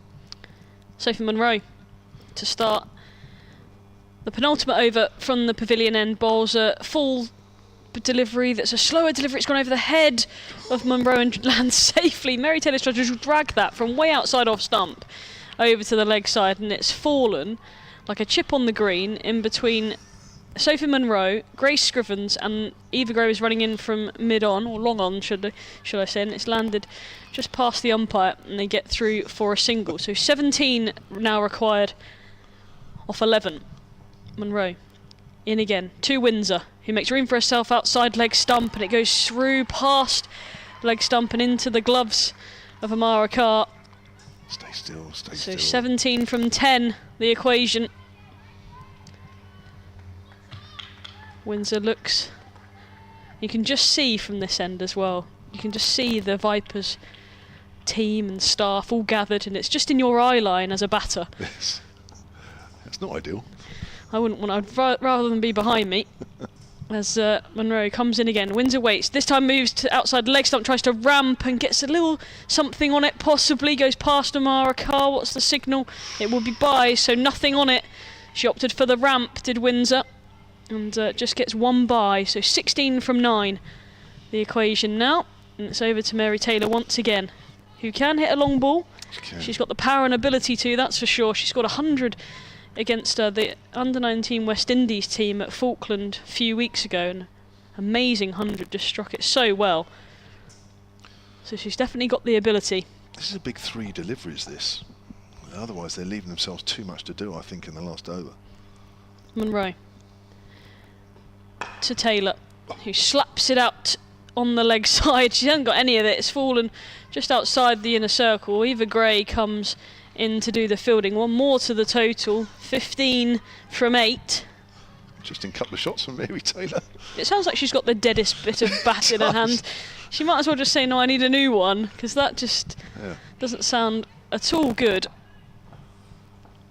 A couple of other Vipers batters warming up. You see Freya Davis warming up in the background. Ava Lee as well to come. Rebecca Tyson. And that's lifted over the infield. Has it gone far enough? It's down Eva Gray's throat, and she's taken the catch at long on. Emily Windsor to go this time. It's a nightmare for the Vipers. It's good for the Sunrisers. They're in pursuit of a victory here to send them into finals day. Or semi-final, sorry. It used to be a finals day, of course. Into the semi-final. 79 for 6 now, the Vipers. And that's Windsor gone for 12. Well, I think this is swinging a little bit in Sunrisers' favour now. This has been a really good over. And now we're starting to get to the real lower order of the Vipers, and they still have quite a bit to do here. With 15 needed from 7 I just felt these last 3 balls of this over, something needed to happen, and so far there's only 1 run and 1 wicket scored off 2 of these 3 balls. And this needs to be something here, because even if it's 14 off the last over, that is an awful lot. It is. A boundary, you would think, needs to come off this last couple of deliveries. There's 15, well, last delivery, there's 15 to win from 7. So last ball of the 9th. Can Freya Davies get this away to the boundary? Monroe is in, bowls to Davies, halfway down, it looks like it could be a wide, it's called a wide, another bonus delivery for the Vipers. 14 now from 7, to a ball. 13's the tie, but that's enough for the Sunrisers. It is. A bit like if this game had been a no result, which it looked like for a large period this afternoon, that would have been enough for the Sunrisers as well. Yeah, the Vipers need to win to stop them going through. They need to win here. And that's a good shot from Davies, slapped out towards deep mid-wicket. Cordelia Griffith out there does the fielding. They get 1 and 1 only. And Freya Davies keeps the strike, so 12 from the final one. No, 13 to win from the final over, sorry, 13 to win. Yeah. That's tough. That's going to be tough. Sophie Munro, 2 overs, 1 for 10 on loan from the Blaze. Good figures in this situation. So 13 from 6 deliveries, or 12 for the tie, but I'm afraid from a Blaze point of view that's no good. They need the Vipers to score. Update from the Blaze 13. camp. Yes. Stressed. Is that all? Yeah, that's just it, stressed. Well, big over. And 2 teams' fate will be decided over the next 6 deliveries. The Vipers has already been decided. We know what they're doing. Now it's whether the Sunrisers make the semi-finals or the Blaze. Here we go then. That's the first time, always like right up in the air. That's going to be caught by the keeper. And that is a wicket. Grace Scrivens with this final over. And that is a fairly soft dismissal with a huge top edge from Freya Davies. She goes for 1. And now the Vipers are 81 for 8. And obviously the new rules mean that the new batter, whether it be Rebecca Tyson or Ava Lee, I think it will be Ava Lee, gets her stuff and walks out to the middle at number 10. She will be on strike, so Mary Taylor will have to go and return to the non-striker's end, as per these new rules, whereby if the batters had crossed in the old rules, the old laws, sorry, that Mary Taylor would have kept the strike, and that would have been an advantage to the Vipers, but they deem that not to be fair, as you know, the bowling team gets a wicket and then you can't bowl at the new batter. I agree with the ruling, but the Vipers wouldn't be too happy about it on this occasion. But Ava Lee, she struck a couple in the last game, and she did a bit of work down in Arundel as well to string out that a little bit longer. Those big boundaries on the leg side. It's going to require a huge hit. 13 off 5 then. Grucock round the wicket. Bowls to Lee, short. Lee works that away on the onside. I don't think they're going to get any more than 1 here, because that's gone a little too quickly to the fielder. And the Vipers now need 12 from 4. It's looking like the Sunrisers, I'm afraid. I reckon 2 boundaries could change the game. If she gets 2 in 2 here, Mary Taylor, it could change the game. Swing back to the Vipers. Taylor gets wrapped on the pad, nothing there. That's pitched so far outside leg stump. That was really embarrassing appealing for that one, but it doesn't matter, because everybody will be too excited out there to worry about little things like that. 3 balls left, 12 needed. It's an interesting option from Mary Taylor. She's only ever going to get 1 or 2 from that shot, that sort of clip into the leg side. Needs a big one now somewhere along the line. She tries to hit that out hard on the leg side. She'll get 1. And with 2 balls remaining, I'm afraid it's going to need 2 maximums if the Vipers are to win this. Otherwise the Sunrisers are into the semi-finals. For me, this was always a tough chase. As soon as it got down to 20 overs initially, that was going to be difficult. 160, 10 overs. Now that's hit in the air, but that's going to be caught to extra cover. Oh no, it's down, but it doesn't matter. 3 goes at that and it still went down. It's almost like they were trying to play keepy up rather than catch it. It was a bit comical, wasn't it? Yeah. From Kate Kopak. their extra cover. Fumbled it a few times, eventually put it down, but you're right, it doesn't matter. The game's all over. The Sunrisers are going to win this. Here's the final ball. That's driven down the ground for 4 runs. Nice end, but I'm afraid it's not enough from a Vipers point of view. And the Sunrisers, well, they're celebrating. Look at them, all running to each other. For the first time in their history, they're into the Rachael Heyhoe Flint Trophy qualification, or the knockout stages, and they have won this game by 5 runs, 88 for 8. The Vipers of 10 overs. They've won that game by 6 runs on the Duckworth-Lewis, and the Sunrisers will be going to the Northern Diamonds next week, and it will be the Vipers that go to the South East Stars, and I'm afraid the Blaze, they miss out. Yeah, they do. It's been a brilliant group stages of this competition, isn't it? Northern Diamonds finished top, followed by the South East Stars, then the Vipers, who've just trickled away, haven't won one of their last 4 games since since the resumption of the competition after the 100, and then the Sunrisers, who have had a tricky patch, lost a couple and dropped down outside of the top 4, and now find themselves back in it, knocking out the Blaze, make up the top 4. So Diamonds, Stars, Vipers, Sunrisers. That's the way it's looking. So the Sunrisers live to fight another day, and the Vipers, who were through to the semi-finals with a win or lose, they've well, it could have been worse, let's put it that way. 88 for 8 then, the Vipers lost this game by 6 runs on the Duckworth-Lewis, and that is that. Thank you very much. Well, I think that we have to thank everyone for sticking with us. Yes. A big break. If you tuned in again, thank you very much. Thank you, Kev. Thank you, Phil. Yeah, thank you very much, and we will be with you next week from a Vipers point of view. That'll be at Beckenham, I presume.